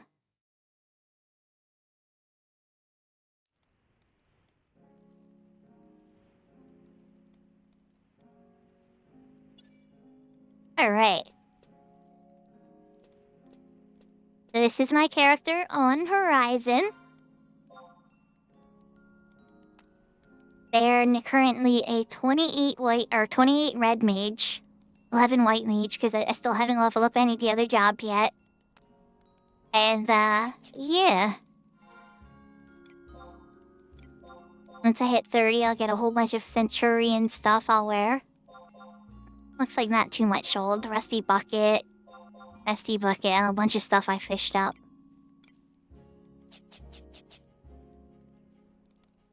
Okay. And then as far as what I was doing other than leveling up, Bastok is in first on Horizon right now, because Bastok, right? Of course, Bastok is the Bastok.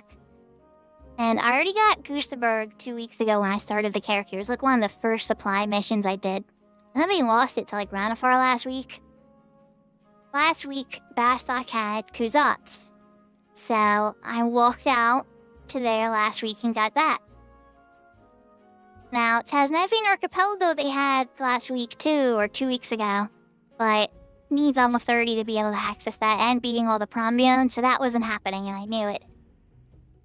Volbau's one is based in Cape Tarragon, an incredibly dangerous level 60 plus zone, right?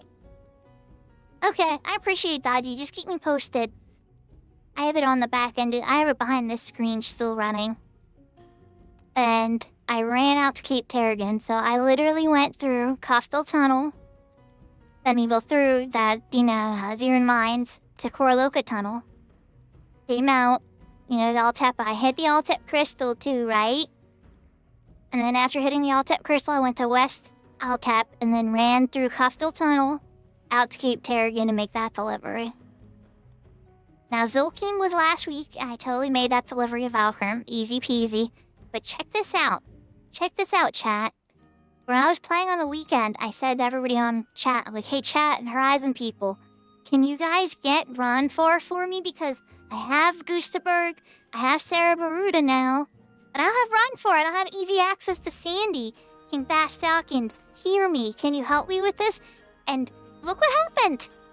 They got Ronfor. I'm like hardcore hearts for them for this. So I totally went and did the delivery to Ronfor.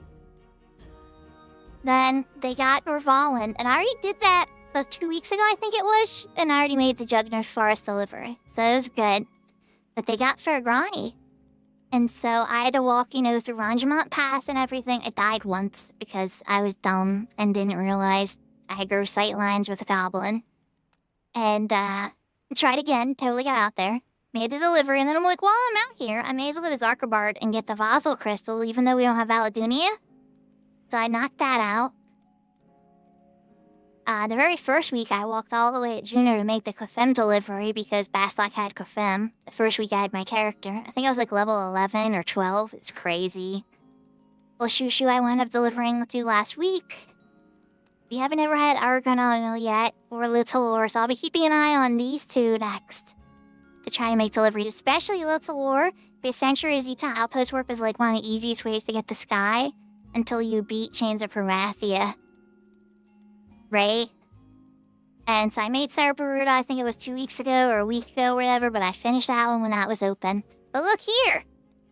Yoshimo Uplands and the Yoshimo Lowlands. So I totally finished getting my Cosm Air Pass. Did the Yoshimo Lowlands first. Warped back to Bastok. Picked up another one for Yoshimo Uplands. Outpost warped to Yoshimo Lowlands, didn't have to ride the airship again, because why ride airships when you can warp? And then totally came to Yoder with Sneaking Invisible and delivered to them. So, I was busy traveling the original map just a bit, and I completed all the outpost deliveries. Yeah, it was awesome, right? But that being said, now it's like money. I got a few levels, I'm level 28, and I did a bunch of outpost warps.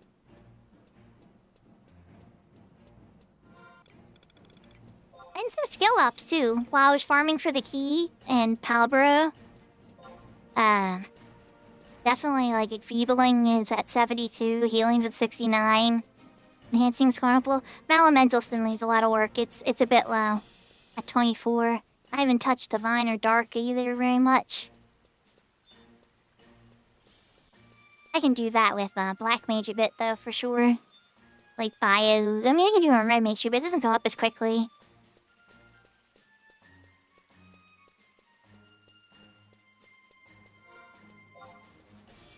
But I am 2 levels away from unlocking advanced jobs, right? And then from there, it's like, we gotta unlock Ninja. Samurai. Samurai's a decent sub. I don't know about Palette. 75-year subs are a bit different. But it's definitely some. Maybe Summoner at some point. And I spent all my conquest points except 1,000. And I have a couple charges in my ring left. Yeah, so I have enough to recharge your ring after Sunday. And the last 3 charges left on the ring. It's like, I'm raiding a party to level 30. But I could use a White Mage Valkyrim party, really. So it's like White Mage Valkyrim party, Black Mage Valkyrim party, or Red Mage Clefem party to 30. Kind of where my heart's at right now. with this. And then whenever, new outpost works, if those other outposts happen that I was mentioning, that would be something I would keep my eyes on. But yeah. Like, you can always tell when I'm on the private server because I did the blue hair for that reason. So I'm streaming it, And then also, it's the streamer name. I couldn't get Shuko. It was taken.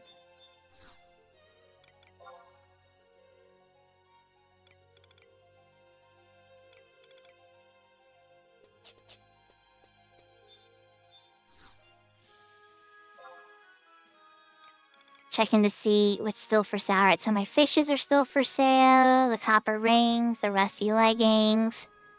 A lot of stuff I have on the auction house is still for sale. A lot of fish. Probably need to sell them in stacks. Not many people probably buy individual. Like, catch 12 of them. That'd be insane. Yeah, you can check each board on Horizon because you can sell 21. And each of them will have, like, some different things they reveal. With that being said, let's catch a couple fish real quick. I got some little worms, I got my rod. There's some water down there. See if I can get anything. Any luck on this item staging?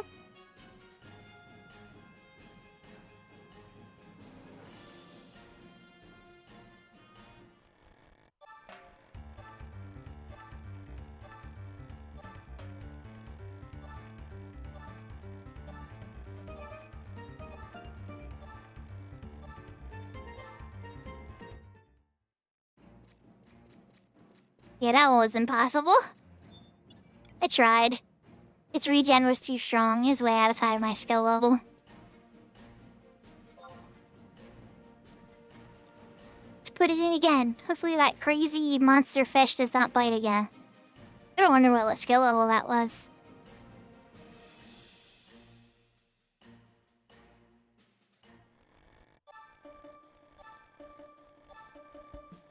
Seems more reasonable. Still gotta regen like crazy.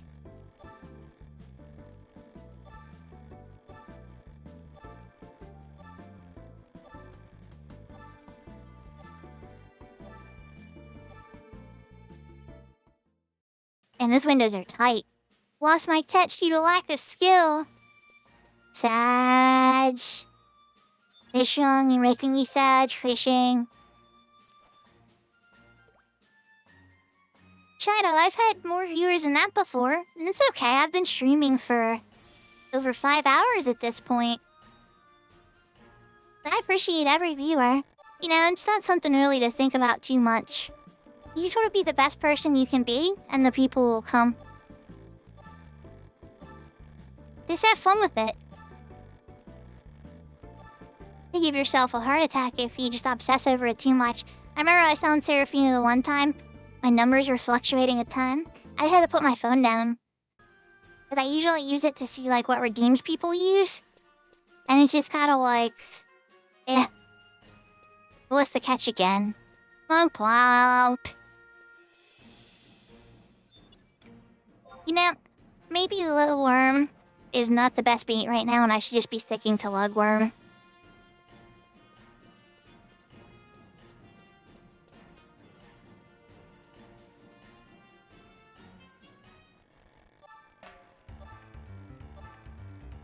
Oh yeah, this one's impossible. You're just gonna let that go. Like, you have a terrible feeling about this one. Okay. Got the water over here. Apparently, Leviathan's hiding in the water. I've caught not Bastor sardine, milk carps in here.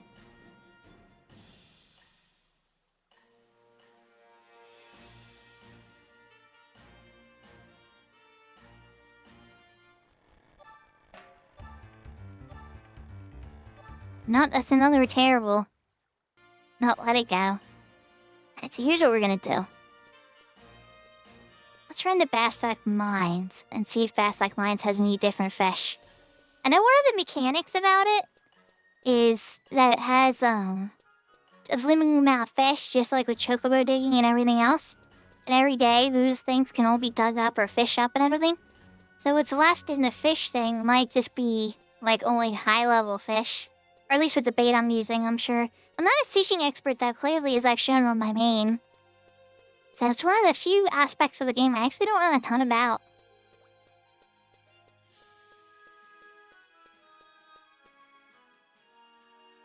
I don't even think there's much water for me to fish it in the mines. I'm pretty sure. Is there even water? I don't think there is.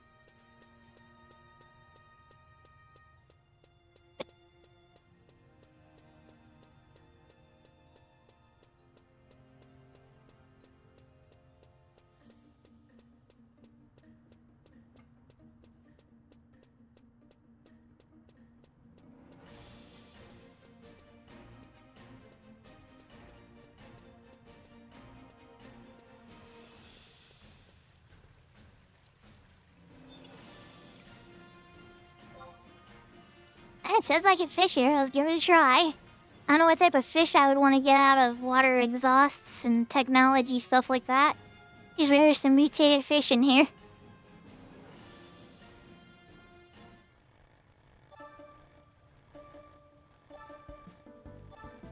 And this critical, you gotta be fast. Oh, you got a crayfish. Okay. Okay, I actually caught a fish. Imagine that. I don't have the fishing gear either, so... Probably shouldn't. I mean, I literally have a starter rod. I literally want, like, a starter rod and starter bait. I wasn't gonna take it too seriously until I saw if it made money or not.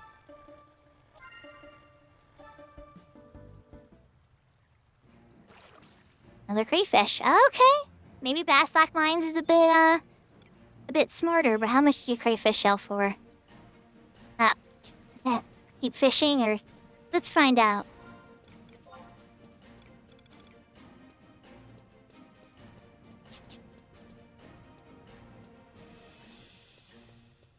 If it's that easy to catch crayfish, maybe that's what it'll do.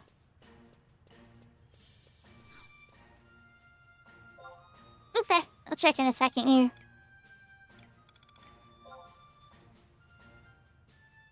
$100.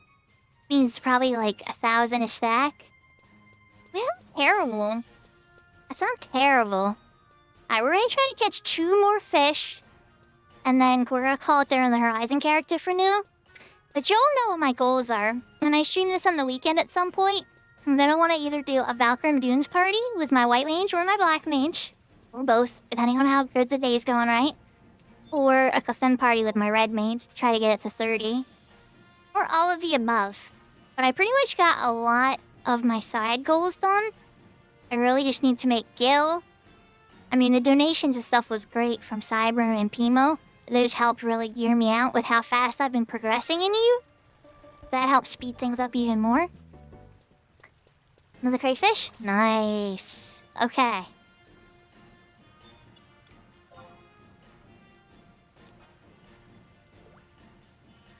But, you know, I have to earn my own gil, too. And so, you know, that's probably gonna be fishing, chocobo digging. I think the NMs in a server like this are probably unlock. Any NM that I would farm back in the day have been quite cleaned out. Or quite hunted. I'd see like 2 or 3 thieves nearby. You know, there's probably a couple obscure ones, and then there's also some that drop rare X gear that they would have no desire to go after. Hopefully. Some of them are still popular, like leaping boots, you know. Even the rare X version of those are great, so people will still hunt those down. Yeah, I figured we would probably be hunting some BCNMs at some point, too. I almost have like 80 orgs at this point. Or 80 seals, rather. Another crayfish. Okay, we found a recipe now. Bassac Markets has a Leviathan. Don't fish in Bassac Markets.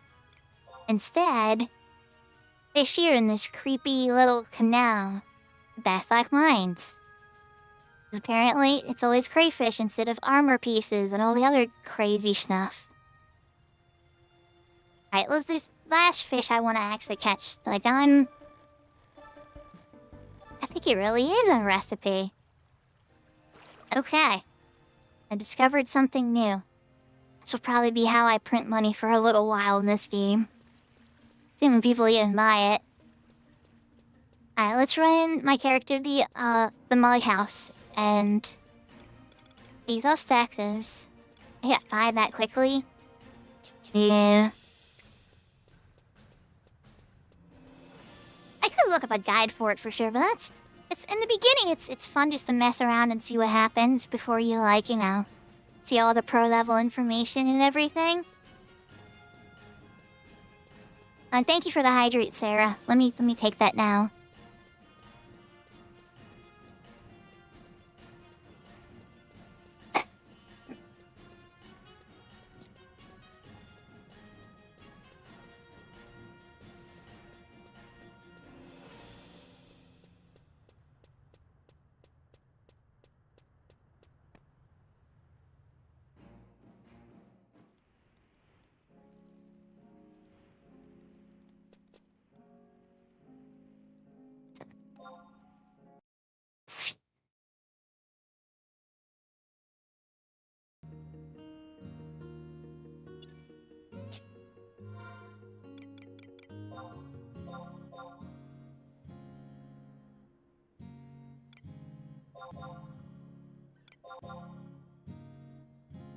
Thank you, Dodgy.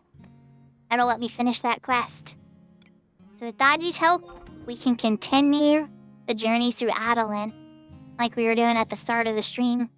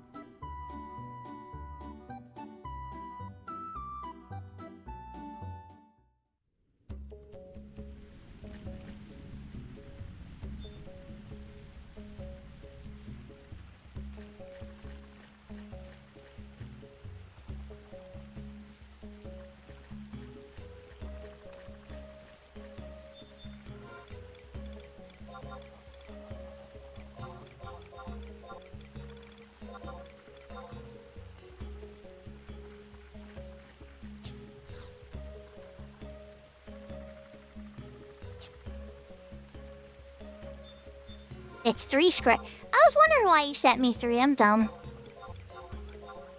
Like, why is it 3? You sent me too many, but I wasn't gonna say anything, and now I know why. There we go.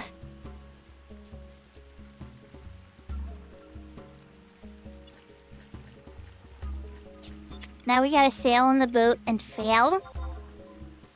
It sends us off to a random section, because we don't actually have proper watercrafting yet. We only have like a fake form of it. I think it's a really good expansion. I don't hate it. I just there's a lot of convolution in it that confuses a lot of new players. And then old players get scared of it because of that convolution. And so a lot of old players will stay in the old areas because you don't need to go to Adeline a ton. Now, personally, myself, there's a lot of money to be made in Adeline. Delve comes to mind.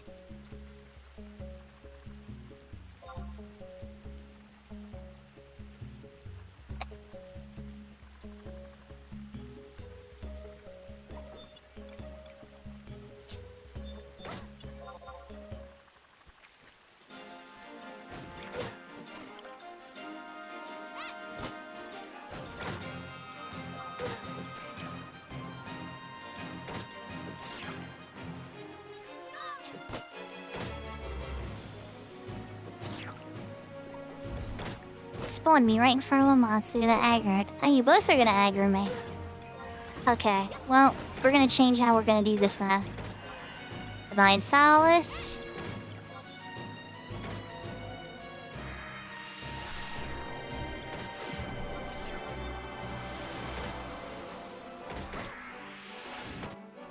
Here's how we're gonna do this, guys. Come with me.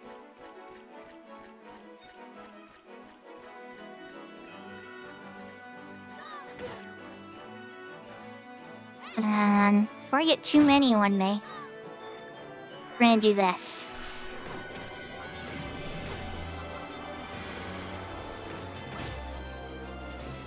Oh, you guys already hitting me hard. That's not good. I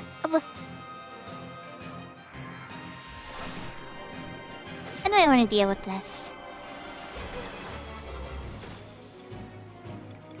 Review.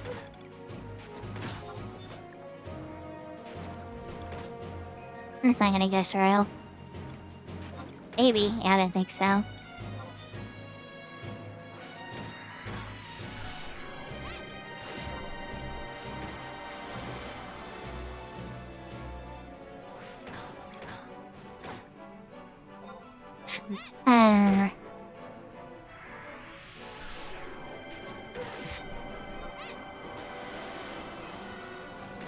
Oh, now I don't have enough for...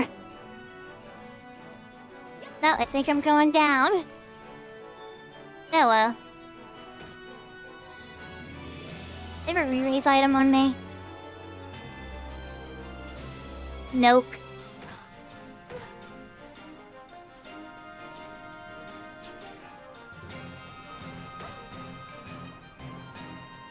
Oh yeah, there's a lot of chains of chromatia that can be very annoying.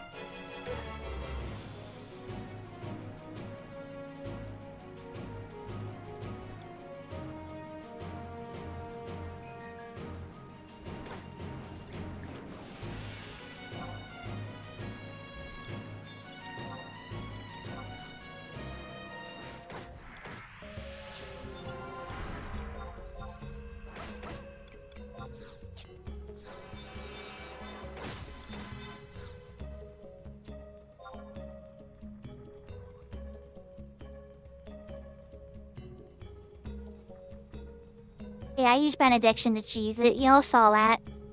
Don't judge me.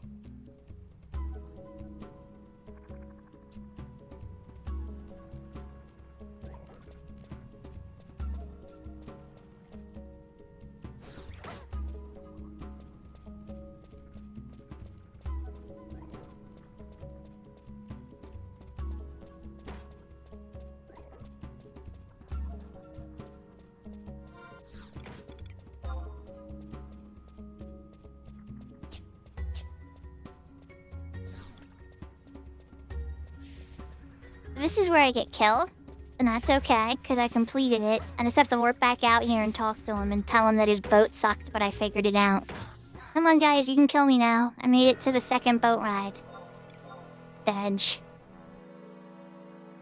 Next time, for the lesson for people doing this, make sure you have sneak on you, or you're on a job that has enough club skill to win that fight. I haven't done enough skilling yet to hit things with evasion.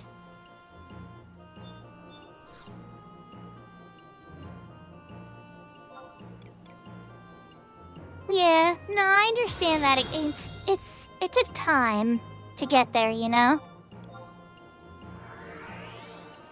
It's a time to get the game balanced again after they broke the 75 cap. It was an awkward time, where a lot was being figured out by the players, and a lot was being figured out by devs, for sure. Yahoo, King Garlic, welcome, and thank you for the follow. Hope you enjoy the vibes. We're gonna take the Ferret de Hanetiel station warp again.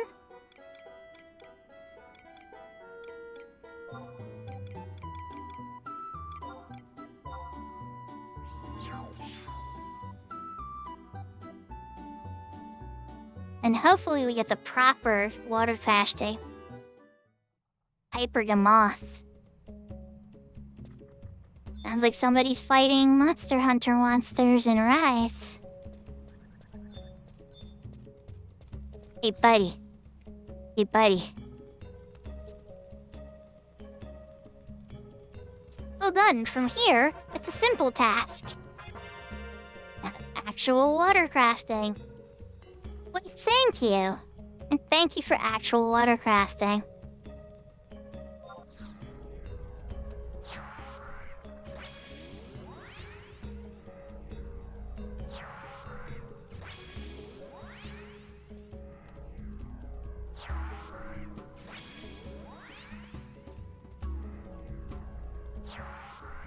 No, I wouldn't say I'm new to Twitch. I started a couple years ago making guides and stuff on YouTube.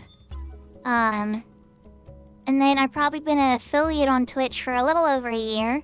That's it, I've been pretty actively making content on Twitch for about 2 years, and YouTube maybe for closer to 5 years.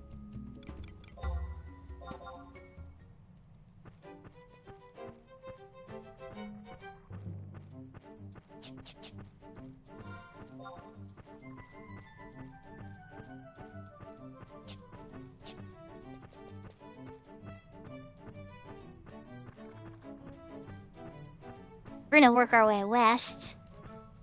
Do have vlogging, so we should be able to beat the tree. I play Final Fantasy XI every Thursday consistently.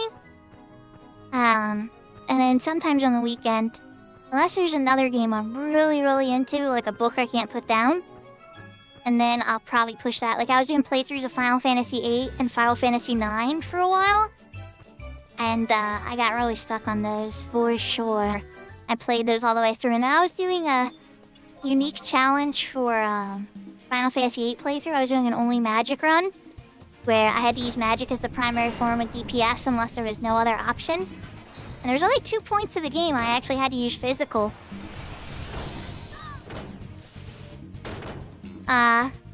You depressed? I don't know, Shadow. I don't know if I'd be able to do the thing that would make you not depressed, though. If I'm basing it off of prior questions that you've had for me in other streams. But what I can tell you is that music helps me fight my depression when I'm feeling really sad.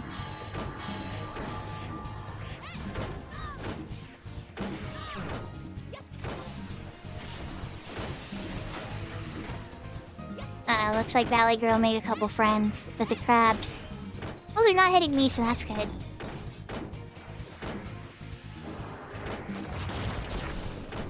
Yeah, that's kind of what I do a lot. I hang out on Twitch and watch others when I'm not streaming, and sometimes I try to toss bits and stuff. I love making emotes giant. It's one of my favorite things.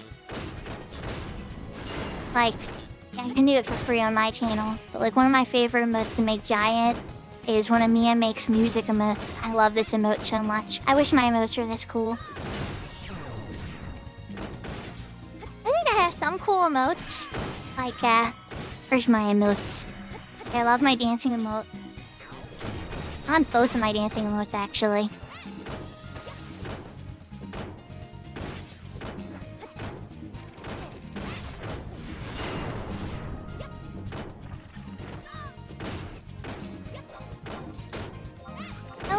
It's the little things in life.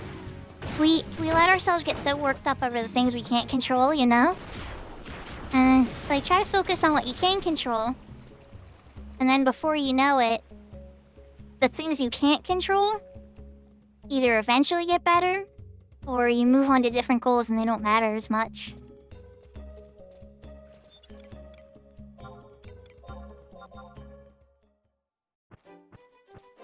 You know, I made a little misplay there, though. I should have had the Records of Eminence set.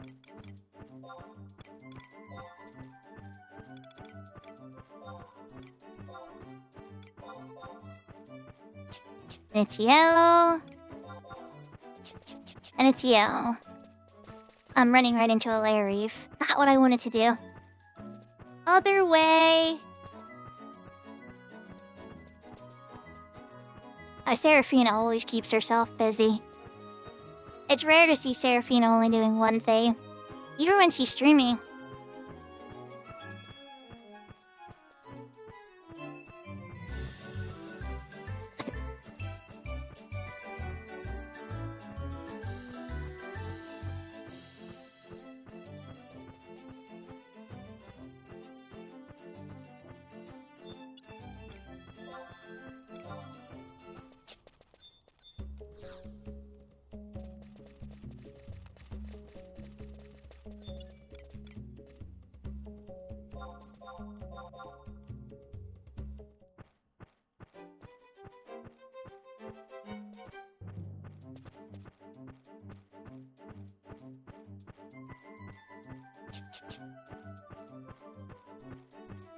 So we stopped off at Biv 1. Now we're gonna go beat up another tree, I think. And work our way towards Biv 4 and the crystal. So we got a little ways before we get to the gates now.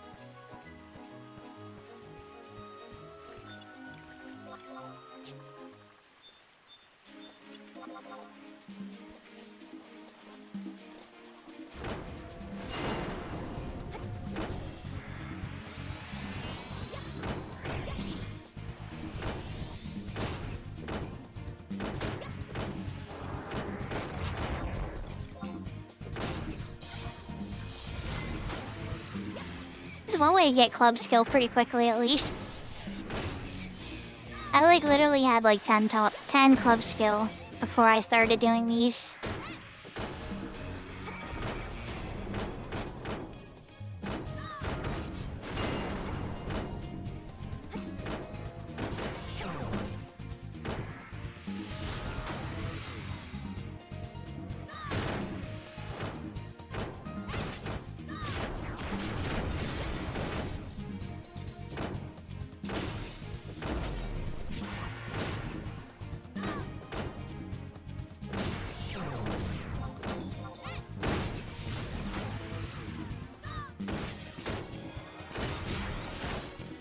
And the one sport you do love, Seraphina, baseball.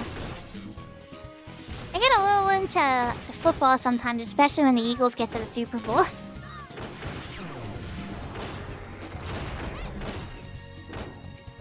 Gacha is a way they take lots of your money by promising gifts to you, but they're randomized, so you have to keep playing and spinning the wheel until you get the actual thing you want. It's so systemized now that games even have a pity counter, where you eventually get the thing if you try too many times.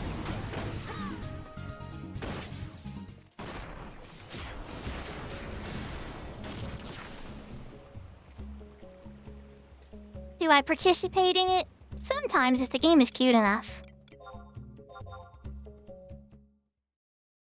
But honestly, I think the last game I ever wailed on, if you want to call it that, is Final Fantasy Record Keeper. The Terra 5-star sword I think came out from Final Fantasy VI, and I was like, I must have it. I must have it. And I spent $50 until I got it. Might even have been more than 50, but I was a lot younger. I had a lot more disposable money. And it feels exactly like gambling, honestly.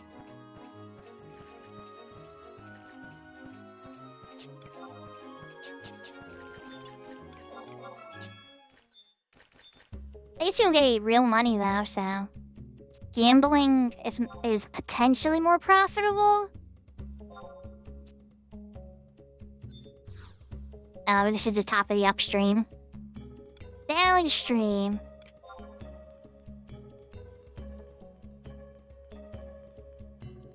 Yeah, I would say if you're somebody that has a very low amount of willpower with spending money on things that you like, I would discourage you from trying it. But if you're somebody who's very frugal anyway, you can get a lot of fun out of certain gacha games. And they're even giving some a couple dollars. I think Infinity Nikki actually deserves more money from me. I gave that game a lot of hours of gameplay. I really enjoyed Infinity Nikki. I think they've gotten exactly $2 from me. I feel a little bad about that, because I actually really enjoyed that game. Zenless Zero probably deserves a couple bucks from me too, because I played the crap out of that game.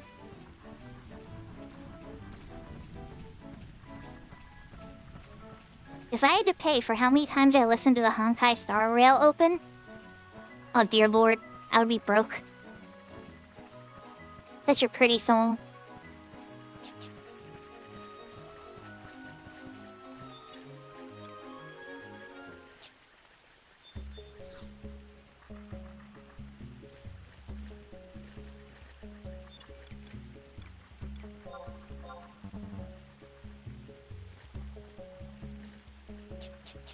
Yeah, items can be character. There's always different ways they draw you in to get some money. Some of them have a lot of them these days will have battle passes, microtransactions, every single dark past that exists in a video game is in them. But then at the same time, the gameplay is great, the story's good, the music's good. It's almost just like you're taking a risk, but you're asking yourself whether or not it's worth it. You're like, I want to try this game. A lot of people love this game. Is everything gonna be okay? At least for the Hoyoverse ones, I found that it was okay. With Nikki, I found it was okay. They weren't so invasive and pestering me for money constantly, and I was actually able to enjoy the game.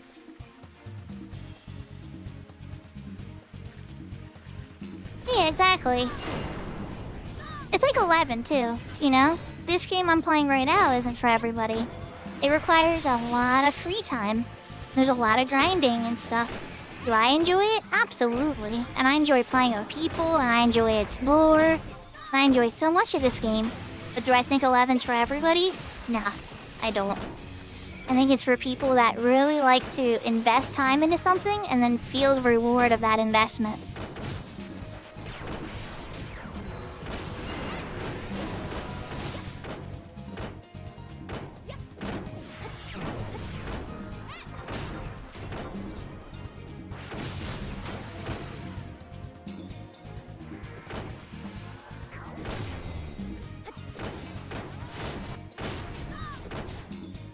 Exactly. If you've been using the service for a while and put a bunch of hours into it and stuff, like, I've put a lot of money, not a lot of money, but a good chunk of money in the Card Captor Sakura memory key.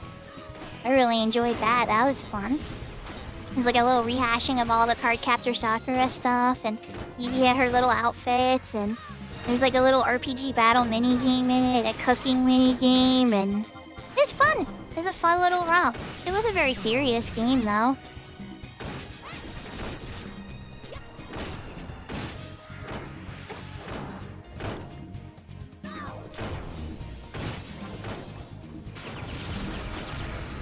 Well, I guess you don't have to worry about rushing to the bathroom, Shadow.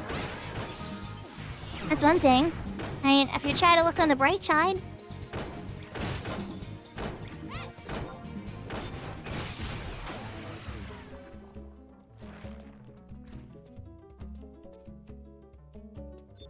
Alright, well, we beat up that tray. I'm gonna run back though and take a pit stop.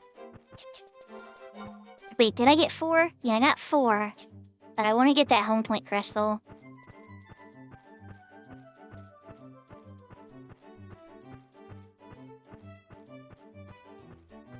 Then I think what we're gonna do is we're gonna go through Dough Gates and park in Margamy Ravine, and I'll probably call the stream around there. Still gonna take some time. Dough Gates is pretty big. But there's probably gonna be at least one Reeve I have to beat up. But that way, I'll be able to start the climbing mission at some point in the near future.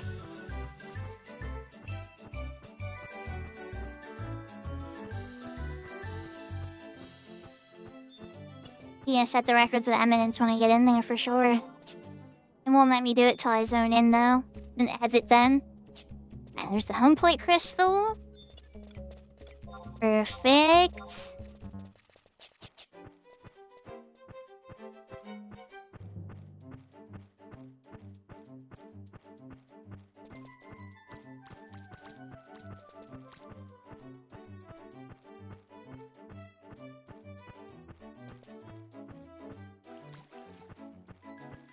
I have to figure out my hard drive problems there first, Seraphina. I'm running out of space. I gotta put a whole bunch of my old YouTube videos and captures and everything from all my time onto USB keys, and...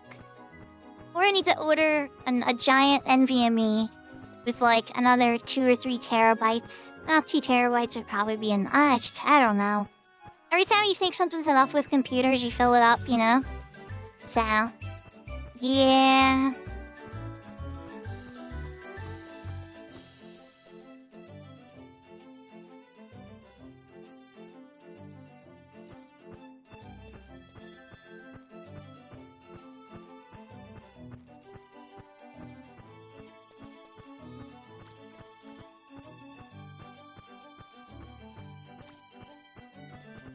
And if they finish up though, I wonder if they'll do like what they do when the games go to Amazon, and it gives out like a ton of free money and bonuses and stuff so you can actually speed through the game. I know there's a ton of like dead free-to-play games now and gacha games and stuff that are on Amazon with like so much of that money and stuff. That's like you can still play. I wish they did that with stuff like Record Keeper instead of completely shutting it down. I mean, there's like emulations of it and such now, but it's not the same.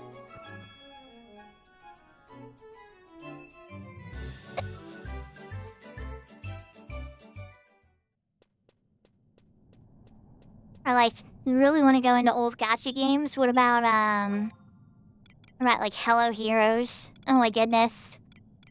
You know what? Before we do anything, let's cast re-raise. Because God forbid, I had issues last time. I had to eat the floor. And if I had re-raise, I could have just got up on a wall and everything. Everything would have been fine.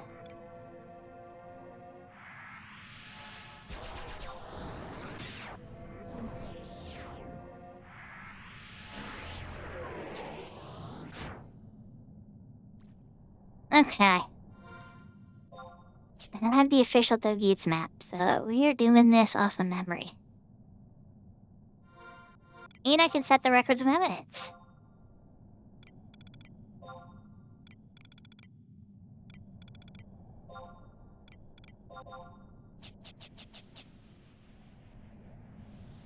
And I should probably summon Trust, but I'll wait till I get a little bit closer.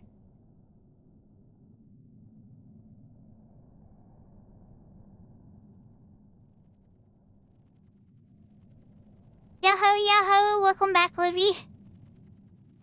How are you? Is everything good?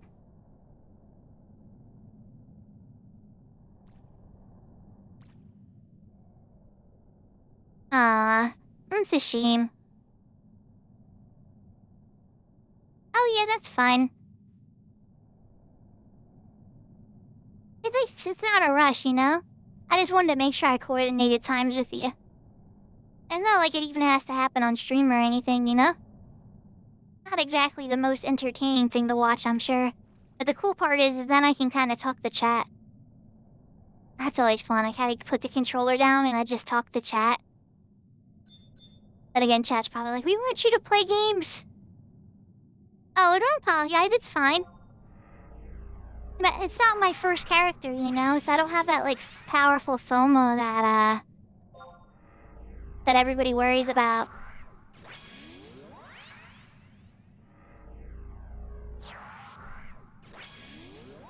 It's more just to be able to play with others and help out. Hop onto other people's stuff and see how they do things sometimes. Give a actual healer when most people would just use Alua. You know, that's good enough. Still, you're probably not the best choice, but it's good enough. It'll do.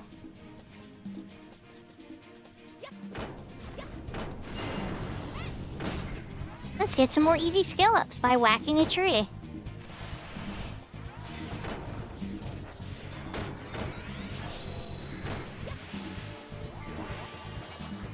So I got a bunch of stuff done on my Fenrir character until I hit a daytime or Vanadil lock again in Adeline missions. Chakra the Century, right?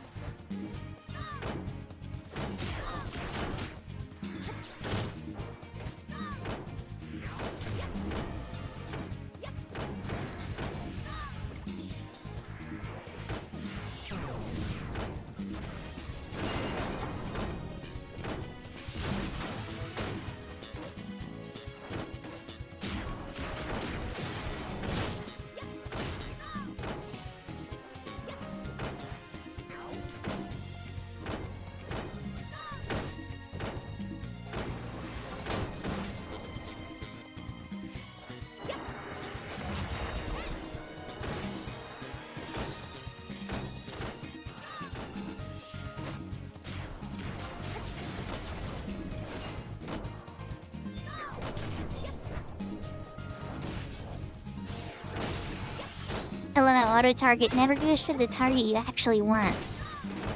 Like, not the Valk. The wound.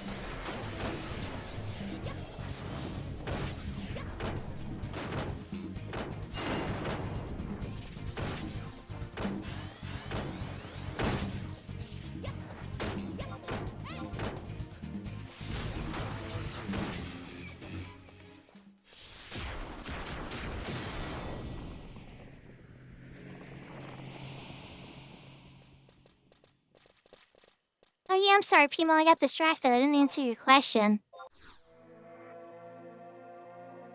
So, is it inspired by Mothra, you think?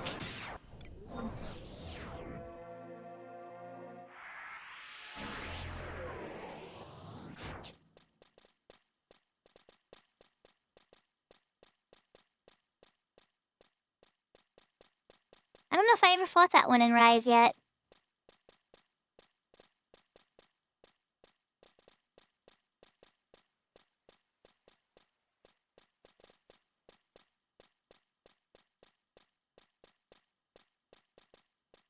I'm gonna check if that one colonization Reeve is up and beat it up just so I can get the Records of Eminence XP bonus for it. But, if it's not up, then we're just gonna head over to, Marjorie Ravine and just get the point there. Looks like it's beat up. This is a common XPing area, so it's pretty common to have that one taken out. Alright, so let's just keep on moving to Marjorie Ravine.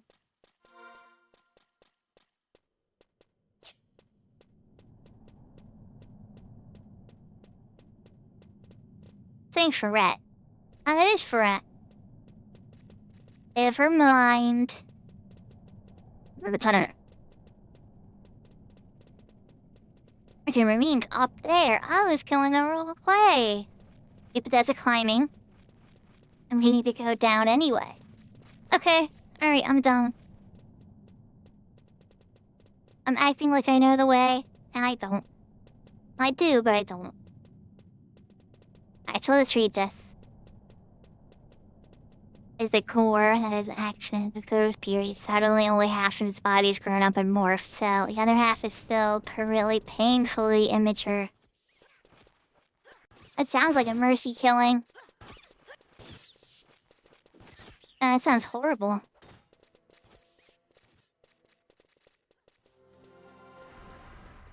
Like, if you gotta stay young, may as well just your whole body stay young.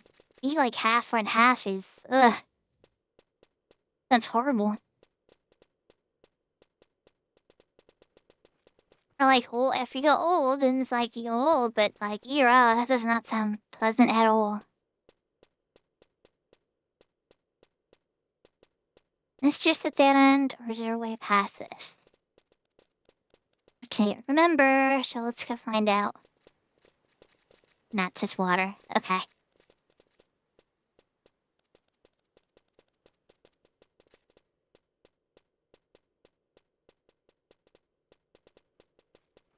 Yeah, it's pretty horrifying sounding.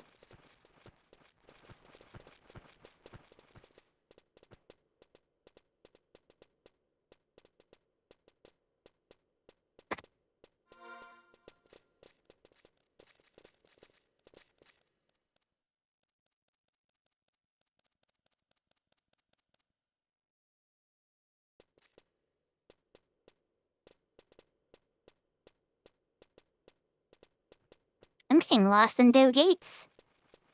I'm so used to XPing here. Not navigating through here. Thank God sneaking invisible lasts a long time. Alright, like a mage. Alright, let's go this way. Gonna head back. Try to get to the water. That's an end, never mind. The dummy. I should have bought the map for this zone, so I can look at it more properly instead of through mini-map.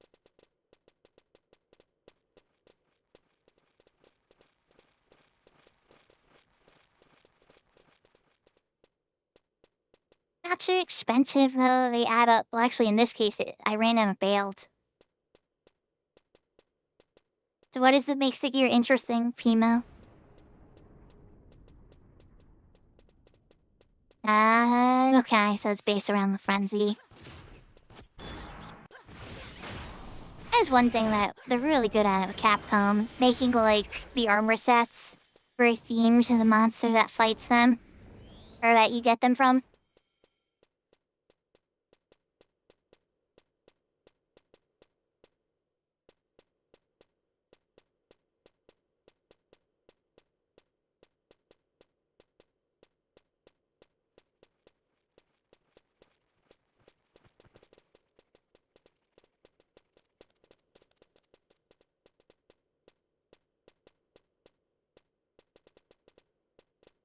So I think I can walk across the water in this section, but I could be dead wrong. We're gonna find out.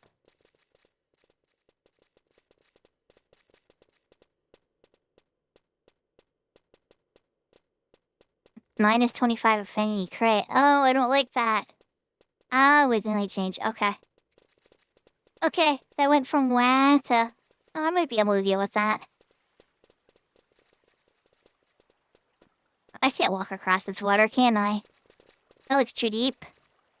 That's too deep. I gotta go above the top then. Where? There better be a drop. Gotta climb.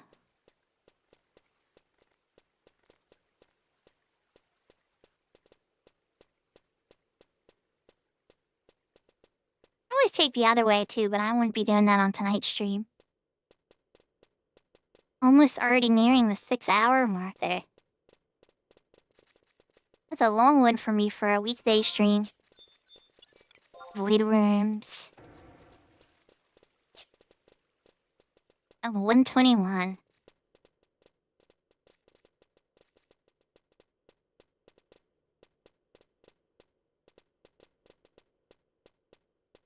Is that the ravine right there?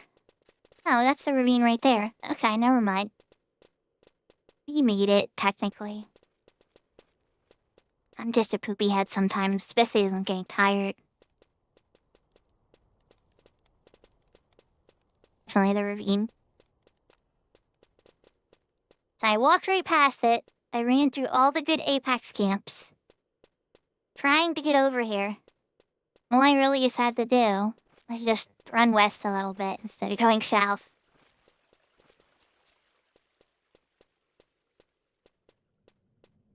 With Okapa? Very low. But I am. I can't speak for Okapa. I know that, she's very friendly to everybody, you know? I talked to her a bit on Discord. She's very private, you know? Like, she doesn't reveal a ton about herself, you know? But she's a good conversationalist, a really fun listener.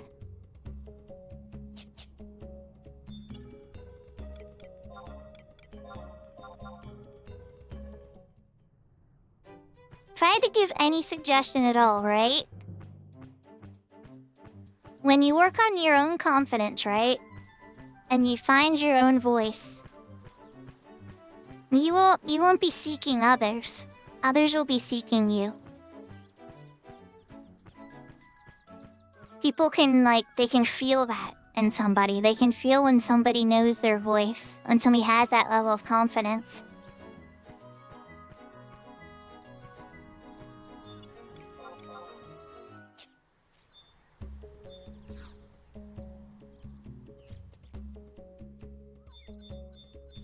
Alright, we got the warp here.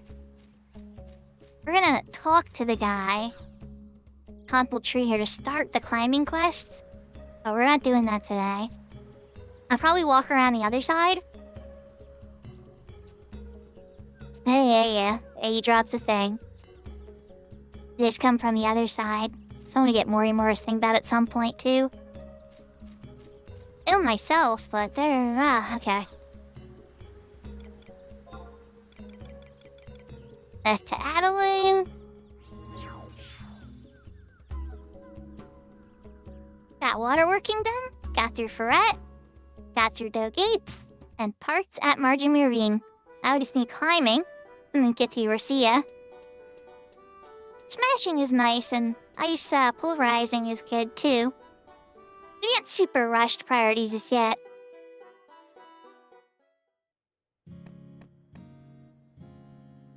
Alright, everybody, let's switch to the room.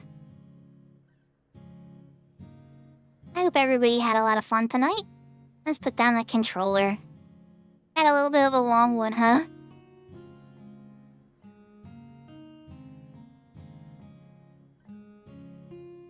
Dima, that's a really good way to word it, you know? The validation starts internally. I think that's a really good way to word it, Pima. And when you find that, you find your voice, you get that validation in yourself, other people are drawn to you. You're not seeking people out and feeling sad or rejected and desperate all the time. I mean, you still get rejection. It's not like everybody's always saying yes and everything's great. But it's not like you're spending energy doing that because you're surrounded around friends and people you like and you're building connections and relationships and you're reconnecting. And it's scary at first. God knows every time I'm in a large crowd, I freak out. You see me sitting here talking to 20-some people on Twitch and YouTube for the whole night, you know, and you're like, how is that possible? But it's easier to do in front of a computer. I'm still nervous for sure, but if I was in front of a crowd with like 100 people staring at me, and I've actually had that happen to me when I was younger in theater, but it's a lot more nerve-wracking, you know? And so it's a lot easier to act like yourself and be happy and be silly and everything when you're doing something intimate like playing a video game and doing a screen share and sharing that while talking to people. So it's not the end-all fix-all for fixing relationships with people either. I definitely encourage you talking to people in real life too and listening and hearing their lives a little, even if it's a little boring sometimes, because you learn a lot about yourself and you learn a lot about them too. And from there, it just kind of grows. It's like you're slowly building a foundation about how you feel about life and what you want out of life. And then before you know it, people are talking to you and interested in what you're up to. But enough about life, enough Final Fantasy for the night from me. I see that Okap is on, but I think Caddy P's also on. And is he playing 11? Because we might just give him a surprise raid. Where? I think so. Okay. Yep, let's go give Caddy P a raid. They're playing 11. And surprise them. They're one of my regular viewers and talks and gets involved and has lots of fun with us. I just want to make sure I spell this right? The next stream from me will be on the weekend. I might do one tomorrow, but no promises. Definitely one on the weekend. If you do see one from me tomorrow, though, you know, it happens. It happens. We'll see how it goes for sure. But yeah, lots of love, everybody. Thank you so much for the follows and the subs and everything today. So many, I can't even keep track of it all, but I really appreciate the support, everybody. It makes it worth it, you know, and definitely encourages me to keep going. And let's go say hi to Caddy P. Give them a raid and treat them with the same love you treat me. And, hopefully we make them smile today. Underscore. I think I spelled it right. We're gonna find out. Yep. Okay. Alright, everybody. Lots of love. Let's go say hi to them. See what they're up to in 11. And, yeah. Take care, everybody. Till next time. Sayonara. Adios and goodbye.